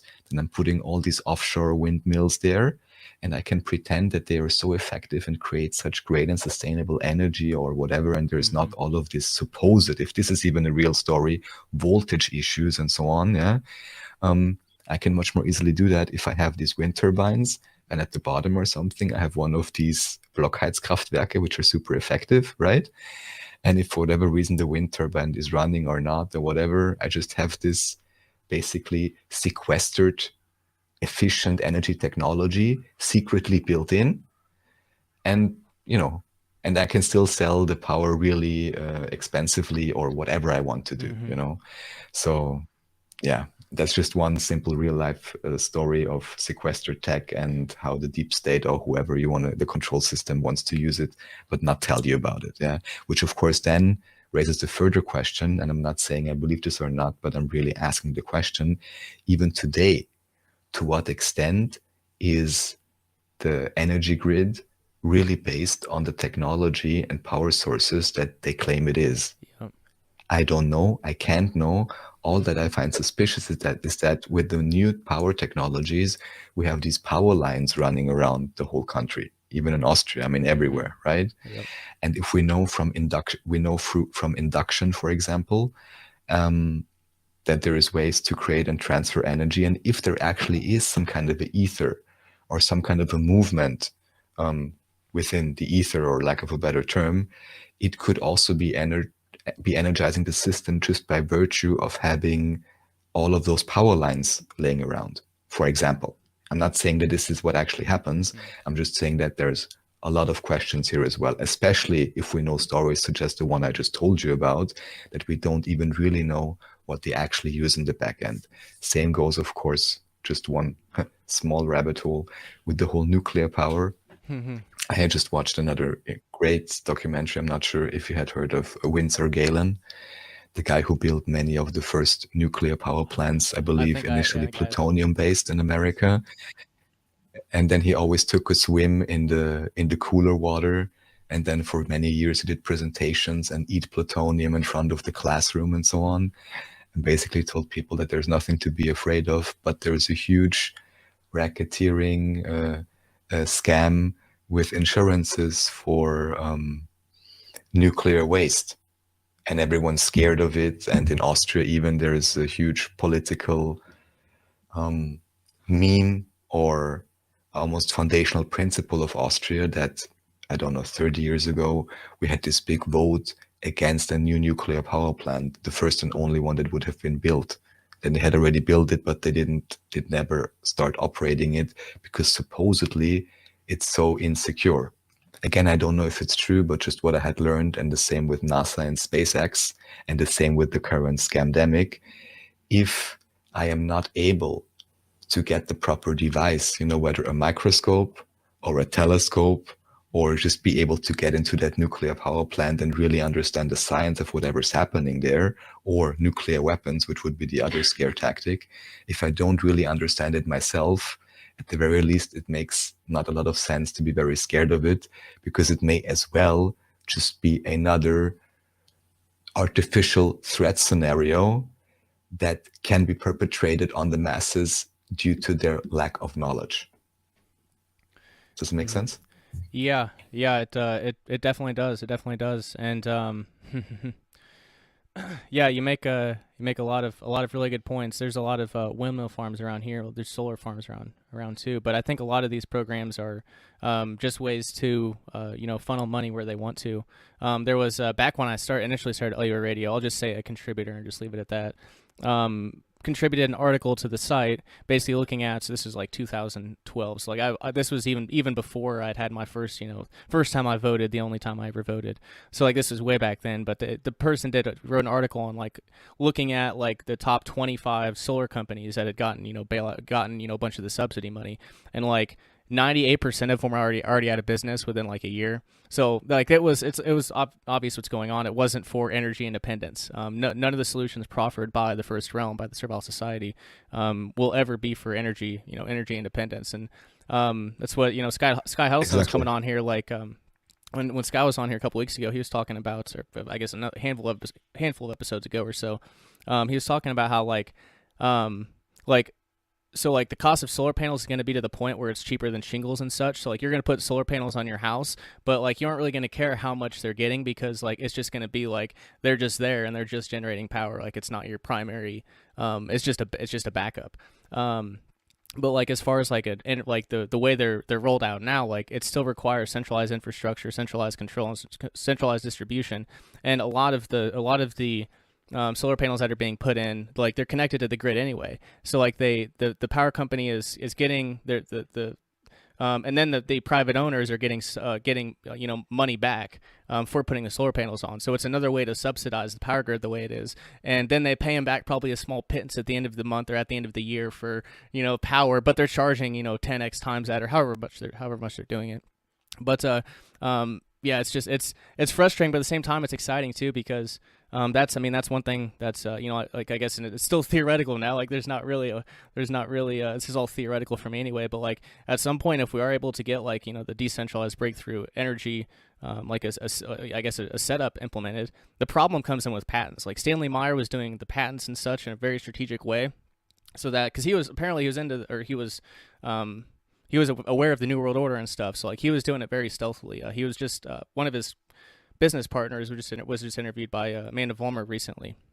The only time I'd ever heard anyone connected with him, but some interesting stuff. I haven't had a chance to finish it yet, but he was talking about how Stanley was really strategic with the patents, and they found out eventually. So like I think the way this has to be done is like no patents, no, it can't be economic. I'm just thinking, it just has to be rolled out underground before they know. I'm sorry, but if I'm but also if I'm aware of the quote-unquote New World Order or control structure or whatever, then I know who runs the patent office, And supposedly there was even, this is just something I'd heard, but even in some kind of initial conflict between the US and the UK or something, one of the things they supposedly raided or whatever in America was the patent office, So, and where did Einstein come from? He was sitting on the patent office, and then he was excluding the ether from all the equations and put us down, it's a huge story itself. So basically all I want to say is I consider it quite naive to believe that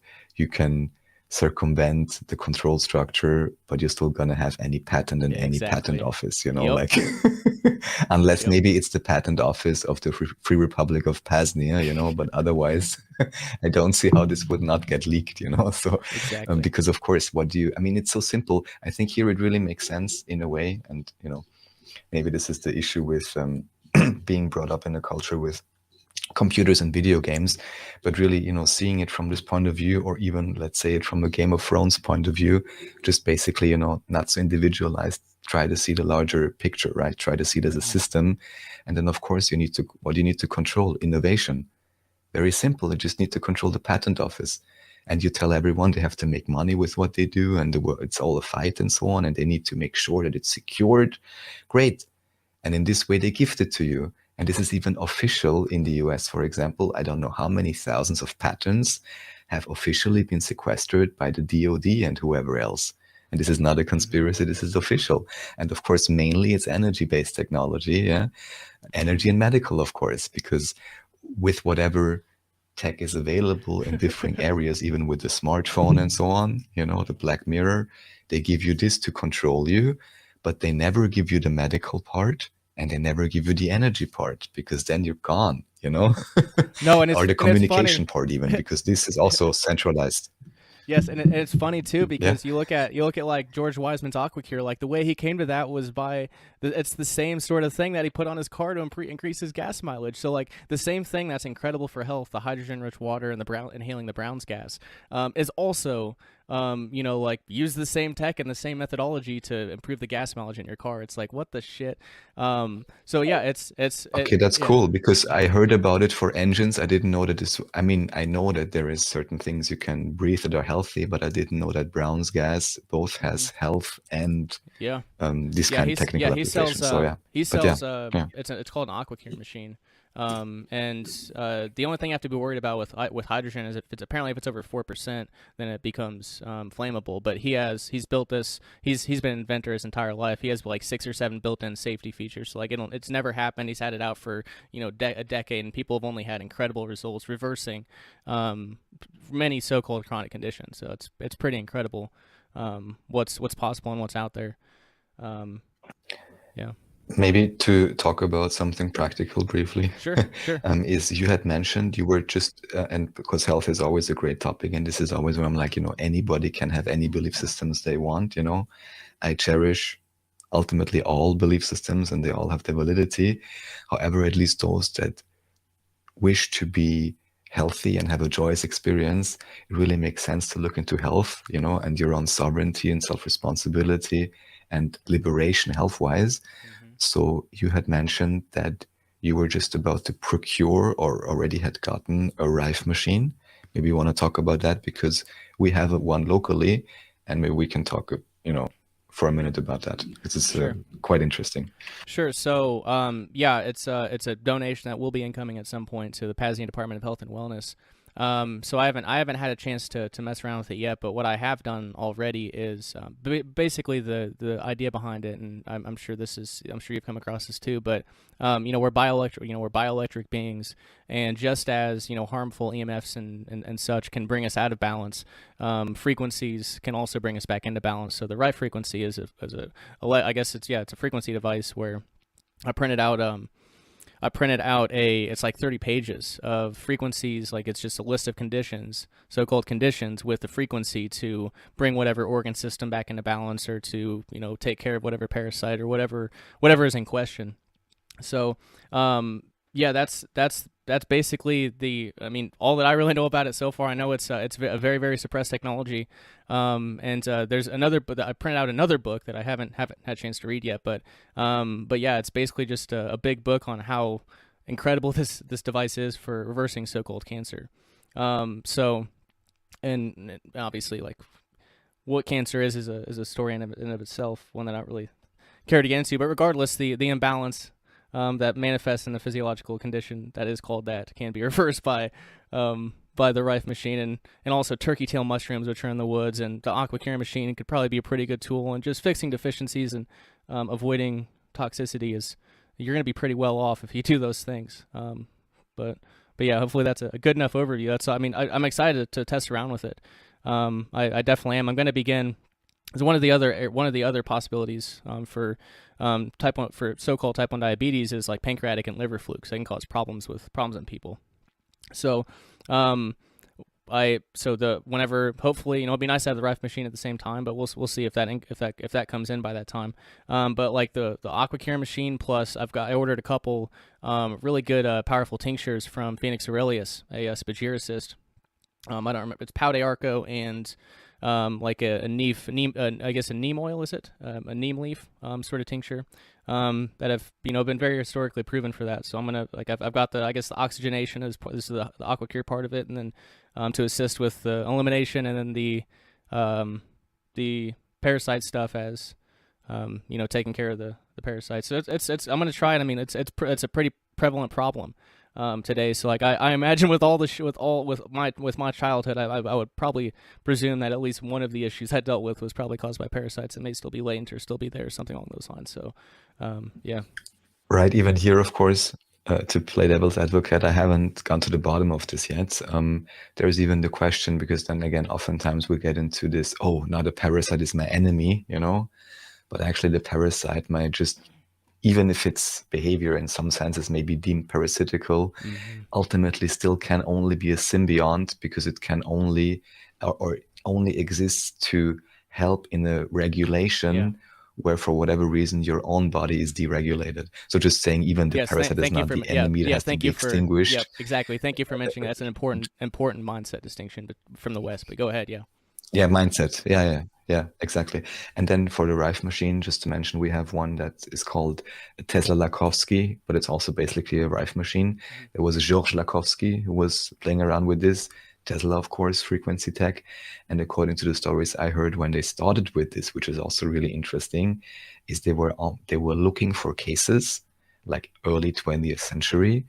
and they almost couldn't find anybody to treat initially, supposedly, you know, because all this civilization degeneration hadn't occurred to the extent it had now, apparently. And aside from that,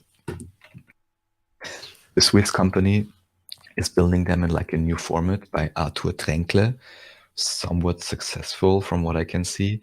A device does cost, don't want to say something wrong now, but maybe let's say about $8,000 or something. But however, even here, many people could say, oh, it's expensive. And I'm like, yeah, well, maybe it's expensive. I don't know their margins or whatever.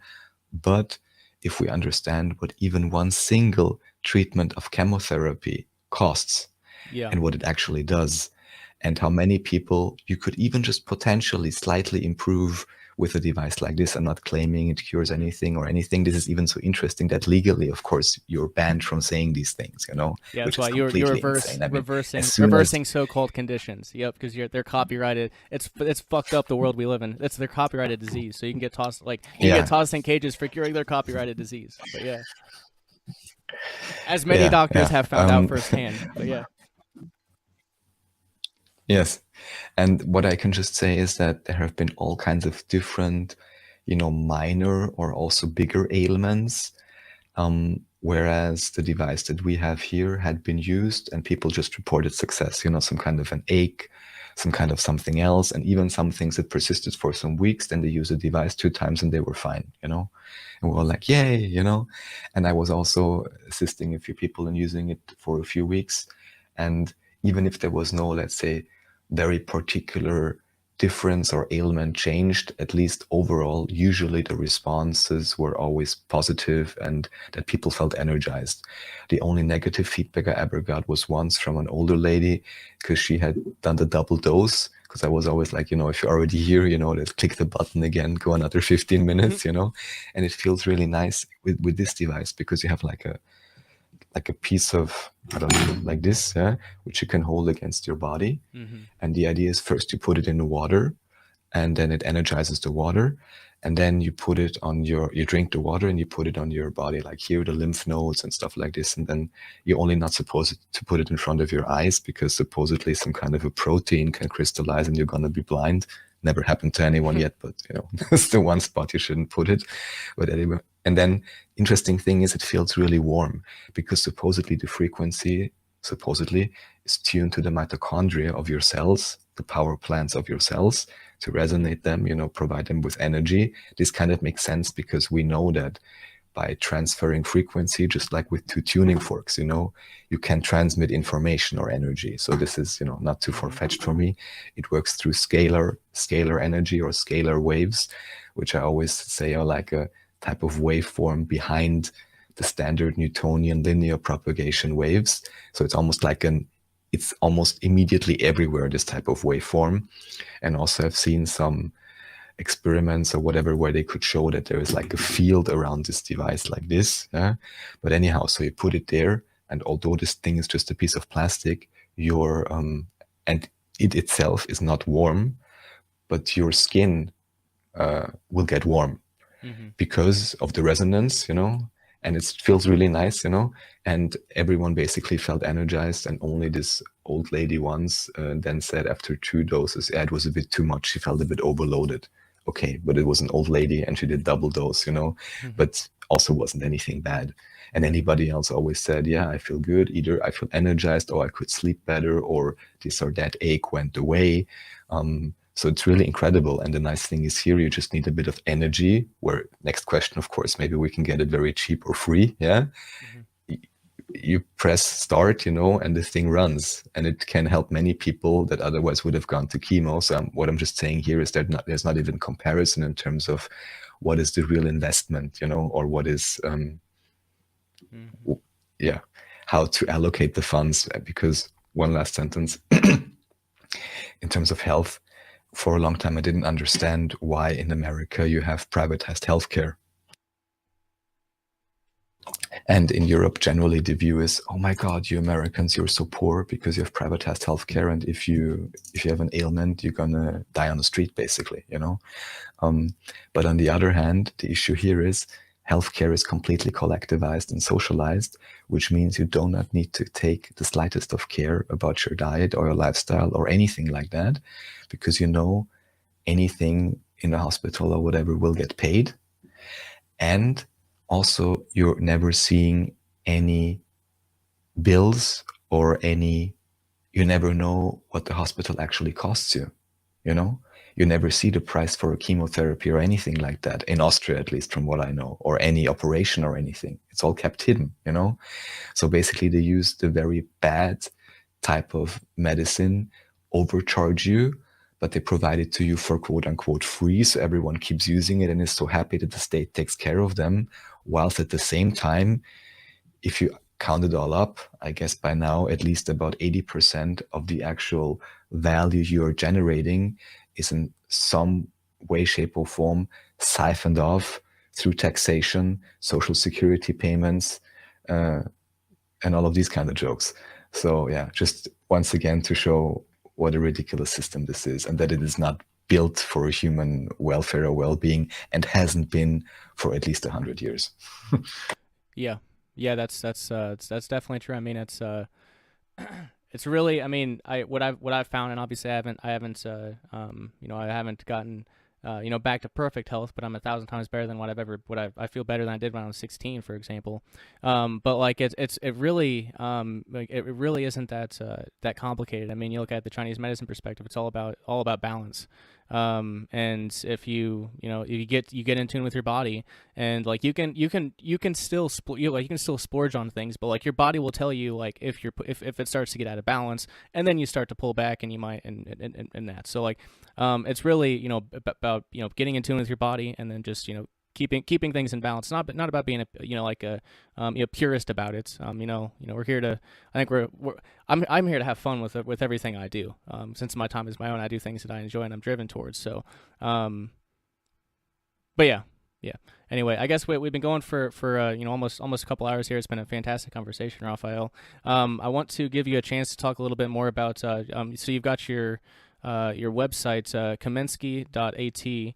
I guess you got a blog there, and you do some channeling and things. You want to talk a little bit about that?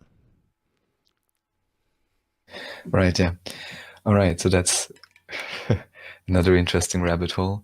So to finish the story, in 2013, as I had mentioned, I stumbled across Bashar, and the point for me was I had listened to Krishnamurti, I had seen Zeitgeist and all these kind of things. And found some people I like. I had read some French philosophers and so on, which, as we had discussed on our show on Team Rabbit Hole as well with you, is somewhat too heady. And here I kind of found this kind of balancing aspect through this channeled material by Bashar, which again, the past few years, what he's saying in terms of the pandemic and so on, I don't agree with, and there's still a huge question mark for me what actually is going on there with him, or what parallel version he's channeling right now. Because, as I had mentioned, for many, many years, he went on about health and so on in a very much self-responsible fashion, and basically said that 99.999% of disease only occurs basically because of an overload of toxins, simply put, and lack of oxygenation and all of that. And now he starts talking about masks and all kinds of craziness. And the one thing is to honor the belief systems of the questioners, but it's very strange that what he has mentioned, for over 30 years somehow is not coming across anymore. It's a very strange situation.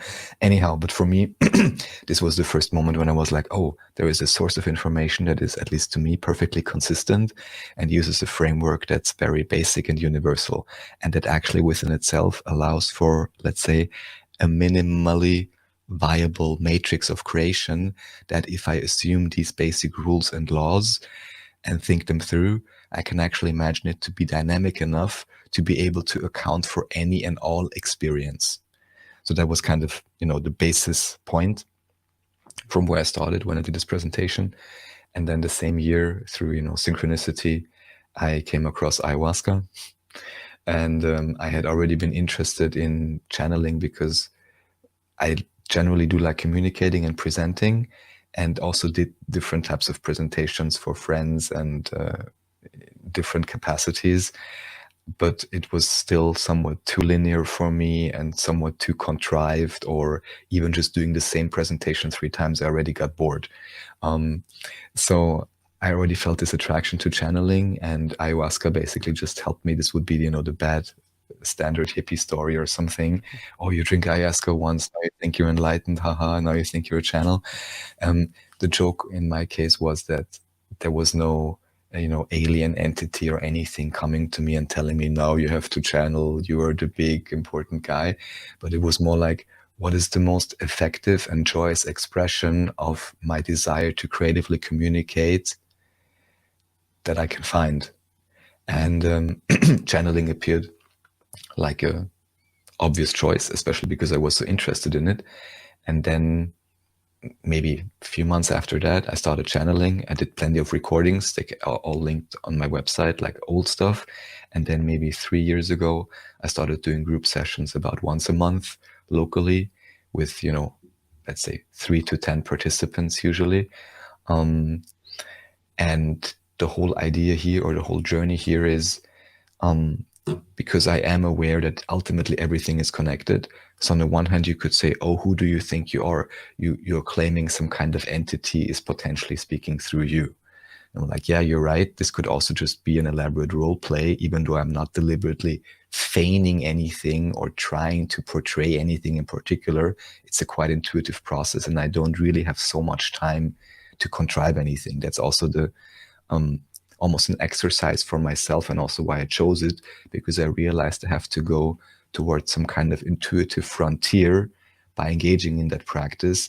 And that's something I want for myself, for my own balancing, and also something that I just find much more exciting than, for example, spending many hours to prepare a very exact 1-hour presentation, if you can catch my drift. Yeah. So that's kind of how it came to be.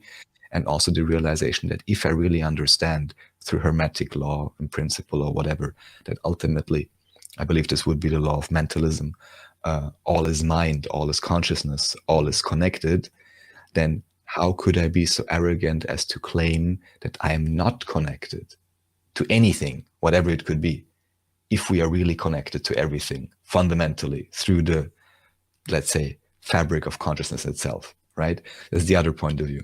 And then also in my particular case, I'm not doing trance channeling where my consciousness would be out and not remember, but I do conscious channeling, meaning my consciousness is very much aware of what is occurring, could technically censor and steer, which generally I'm trying not to do and just allow it to flow in a sense.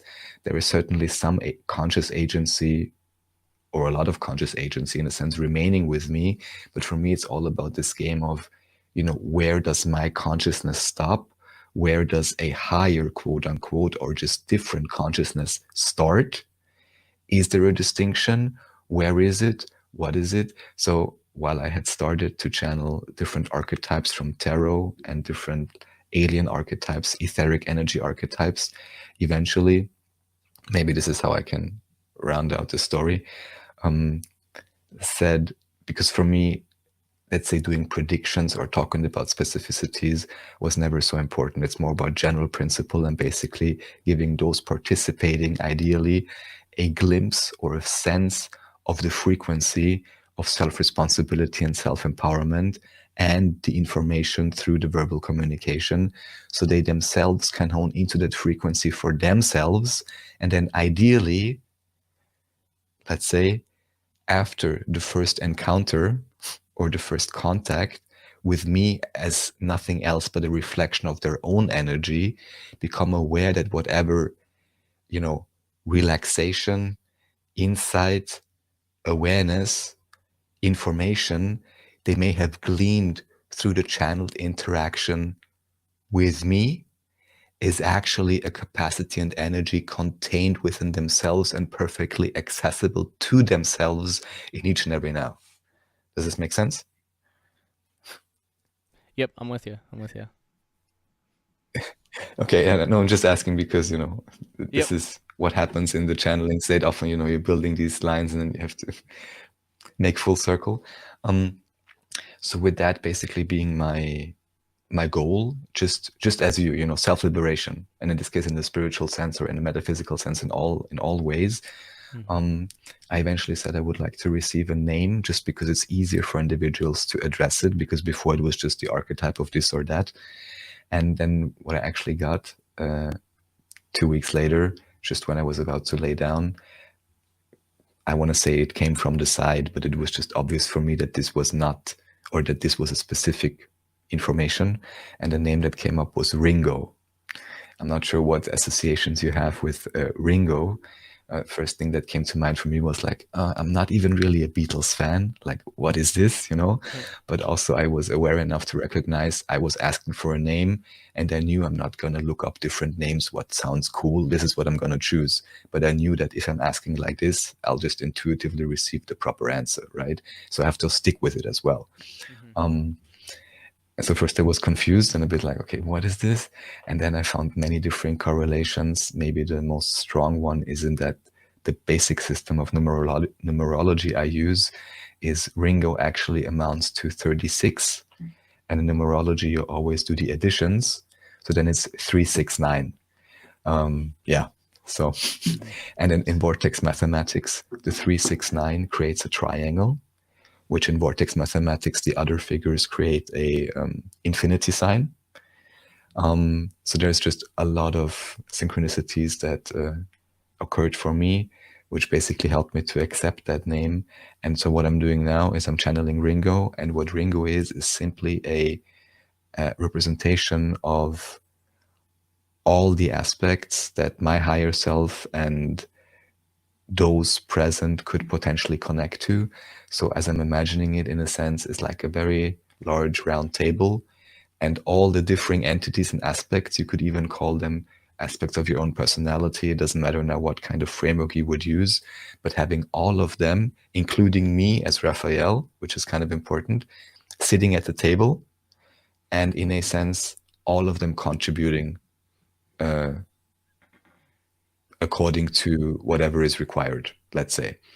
Yeah, there's a lot more I can say about this, so I'll just leave it there for now. Nice. Well, that's definitely a fantastic introduction. That's a yeah. I dig the story. I dig the story, and I will. Yeah, I'm thinking about scheduling one of these with you. I did a with Lindsay Schreiman from Rogueways. Yeah. I did a she did, I guess she calls them soul retrievals. It was a guidance session is what she calls them. It was so that was interesting. I've done a Vedic astrology reading. I got a 2022 astrology reading from Ross Ben, who I mentioned earlier. So I'm interested. Yeah, I'm interested in trying a lot of these things out. So we'll probably be in contact about that. But before I let you go today, I don't want to keep you too long. I know it's late there. It'd be past my bedtime. I don't really stay up that late anymore. But anyway, do any closing thoughts for the listeners? And feel free to plug anything you'd like. I'll make sure to drop any links in the show notes that you'd like me to. Oh, well, I'd like to thank you for the invitation. Thank you for reaching out. Thank you for finding us through Exertus and teamrabbithole.com, further up and further in. So really thank you very much for reaching out. I'm very happy to collaborate with you as well. We certainly, share the theme of self-liberation, which, at least to me seems ultimately what this journey kind of is about, to allow ourselves to believe for a brief moment in the eyes of the one creator that, we are limited, we are, maybe even slaves of all of this, and then discover all the systems, all the structures, and ultimately pierce through the illusion of those contrived, artificially self-limiting perceptions and belief systems. And yeah, I'm glad that we share that theme. I'm pretty sure there's many others out there. I'm very sure that there will be many, many more coming to the fore and engaging in these kind of discussions and exploring these kind of themes, as ultimately I would consider this as a very individualized journey. There is ultimately no right or wrong answer that applies to each and every one, because the main point here being, in my point of view at least, is to really be able to discern your own excitement and then really be able to discern your own path. And here I would just reiterate, which is in a sense my whole shtick, is really trust yourself, be very, very honest with yourself, but also trust yourself. And if you sense that, just like you had said when you had stumbled across Team Rabbit Hole podcast, when you said you only listen to things that resonate with you.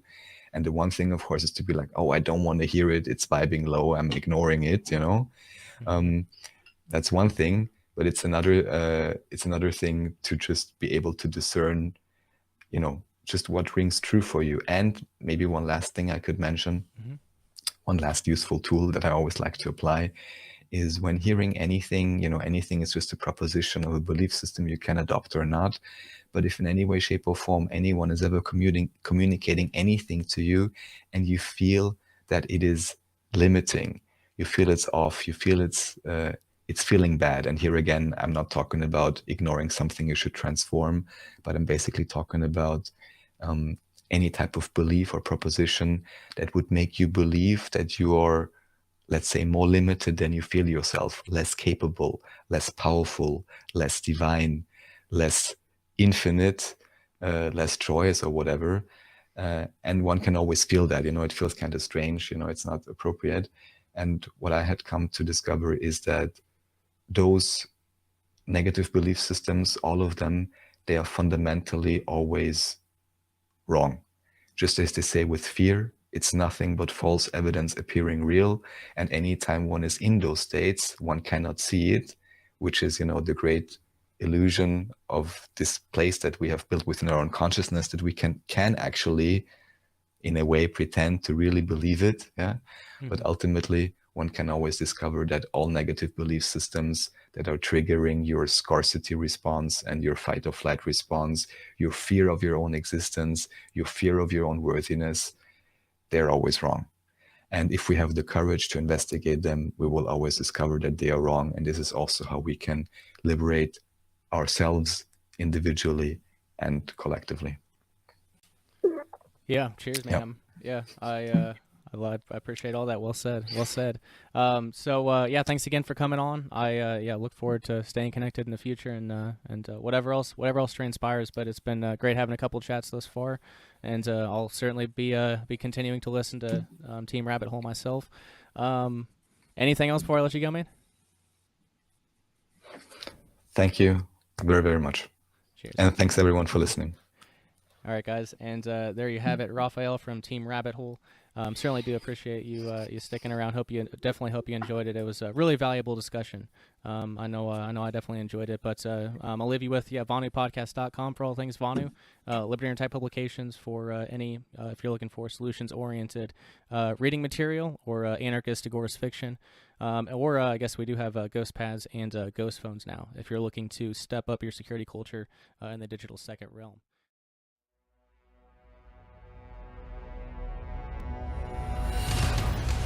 Because that's really the issue that we're dealing with these, ghost phones, ghost pads, whatever, is that there's no way that you can organize with other people and have these distributed tribes if you have a snitch in your pocket all the time.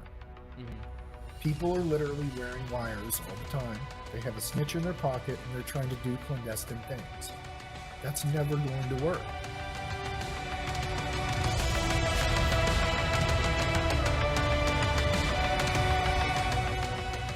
I'm focused on this project now because I really see how the unfettered flow of communication is what really has prompted this, shift in consciousness. And that if this can't continue this way and people can't communicate freely with each other, then all the distributed networks that have formed aren't going to be very effective, and they're not going to be able to do what they could do. If you can't communicate, especially when you're basically part of a dispersed tribe at this point, if you can't communicate without being monitored, it basically hamstrings anything going forward. Step up your privacy and order a ghost phone today. Just visit libertyunderattack.com/ghost phone. Again, libertyunderattack.com/ghost phone. And make sure to keep a lookout for more ghost pads, privacy tools, freedom boxes, and more. libertyunderattack.com is the website. Liberty Under Attack Publications. Share your story. Find your freedom.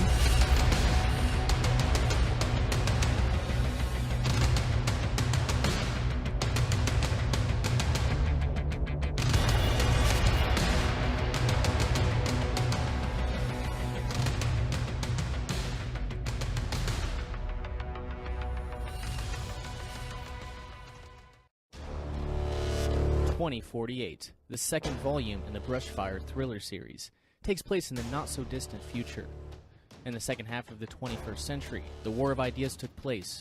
The creation of second realms and individualist decentralized freedom cells spread across geographical regions, and the practical ideas of liberty, voluntary interaction, and peace took hold. The Free Society in 2048 is loosely based on Samuel E. Konkin III's Phases of Agorism, in which the destruction of the state would be realistically accomplished through the establishment of pockets of free individuals, black and gray markets, and the spreading of the ideas of freedom and liberty, until the demand for an overarching state was no longer perceived as essential, and individualism and voluntary interaction prevailed. The original creators of the Freedom Cells who led the world to a better place are still scattered about, living their lives, including Maxine, the late Henry Tucker's love, and the now washed-up but stubborn punk rocker Warren, still reside in the Appalachian Mountains. Maxine's nephew, Vince, and his boy Tommy, who had been band nomads ever since Tommy's mom left to pursue a materialistic quest for fortune in the never-ending rat race, went to visit Auntie Max on her homestead on Jim Mountain Road. Although Max is very happy for the visit, she has an ulterior motive. Her close friend she met during her revolutionary days, Isaac Hopper, is trapped in a geographical area previously known as New York City, now known as the State Zone. The State Zone is one of only a handful of remnant states where an overarching power-hungry government rules over its citizens with aggressive force. Together, Warren, Vince, and Tommy team up and use their knowledge, including advanced hacking techniques, low-tech ciphers, IRC encrypted chat, and cryptocurrencies to infiltrate and evade the authorities in the State Zone and bring back Isaac to freedom. But their mission, the rescue of Isaac, Auntie Max's close friend and confidant, isn't going to be easy. They're up against a powerful authoritarian Hydra state, a massive surveillance apparatus, a relentless and murderous police state, and a propaganda arm that will not stop until extremist terrorists known as the Trio, Warren, Vince, and Tommy, are brought to justice. Will the trio pull off the rescue of Max's longtime friend Isaac Hopper? Will the forces of good, free individuals, prevail against the statist forces of evil? Find out in the second volume of the Brushfire thriller series, 2048, available exclusively via Liberty Under Attack Publications. Just visit libertyunderattack.com/2048. Again, libertyunderattack.com/2048, or snag them both in the Brushfire bundle. libertyunderattack.com/2048 bundle. Liberty Under Attack Publications. Share your story. Find your freedom.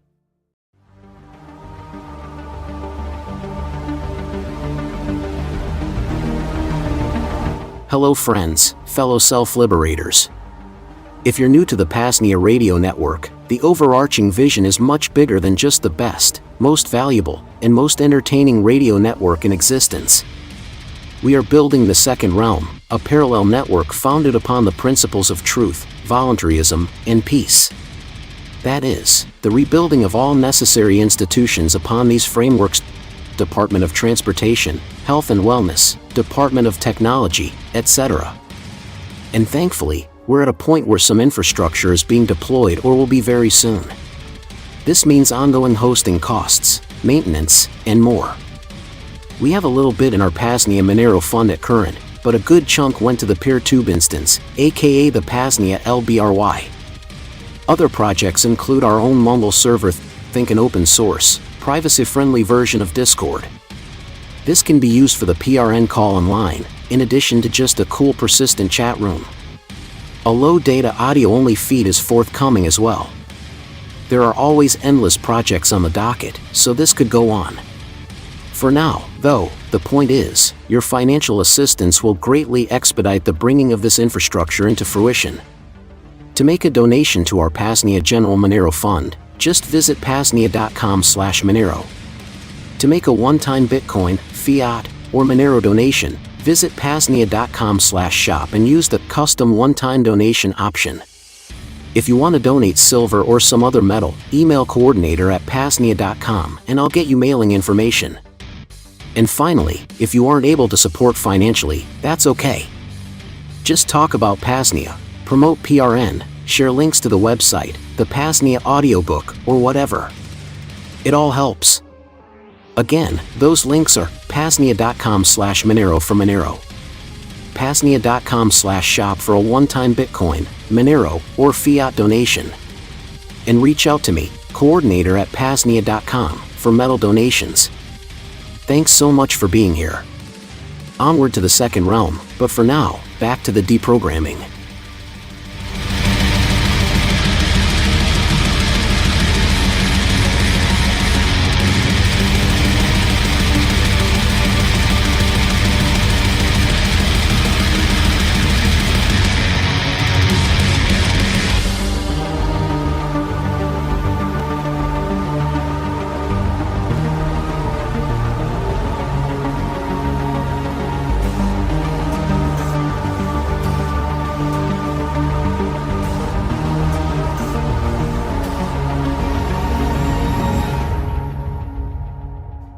You're listening to the PAZNIA Radio Network.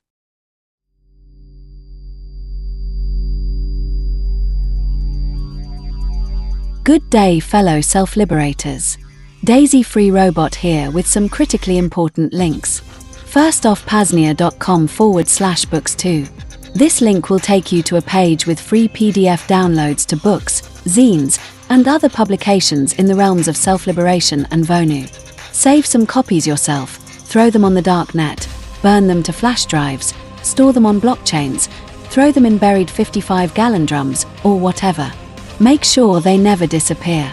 Again, PAZNIA.com/books2. Second, PAZNIA.com/simplex. Here, you can find links to the numerous and growing selection of simplex PAZNIA chats, ranging from the General Committee of Correspondence, our Department of Technology, the PAZNIA Radio Network, all the way to PAZcraft, the chat group for our own self-hosted, open-source mine test server. That is PAZNIA.com/simplex. And finally, with mention of PAZcraft, there is also our own server that you connect to. For more information and connection details, visit PAZNIA.com/PAZcraft. Again, PAZNIA.com/PAZcraft. Thanks for being here. Now, back to the transmission.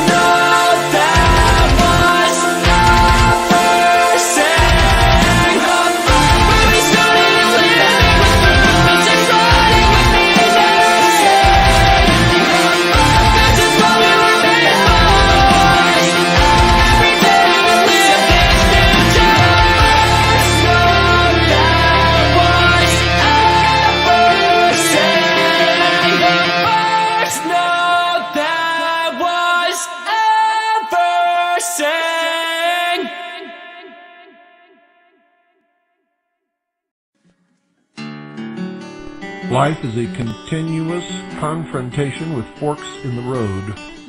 One is good, one is bad. And you could always wander completely off the road altogether and become lost. Totally and completely lost. If you take the wrong fork at one of these junctions, there is always the opportunity at the next fork to get back on track. But it is a constant battle within ourselves. You see, I have studied this concept for many, many years, and I have to tell you that if there is a real devil, like Flip Wilson used to say, the devil made me do it. Now, I'm not telling you that there's no such thing as Satan or Lucifer. I'm telling you this. If there really is a devil, that devil exists in the hearts and minds of men and nowhere else. Nowhere else. For if you take man out of the equation, evil ceases to exist, and there is left only the laws of the universe and the balance of nature. Put man in the equation, and before long, evil will rear its ugly head and present itself to the world. The evil is within man, and that is why it was called the fall. The devil never made anyone do it. If you do it, you did it yourself because you fell into temptation. For until man once again confronts the real nature of his own condition and of the world around him and accepts full responsibility for his actions without blaming anyone else or any devil, until then we will always be a puppet on the end of someone else's string. And ladies and gentlemen, when that someone pulls that string, we will dance.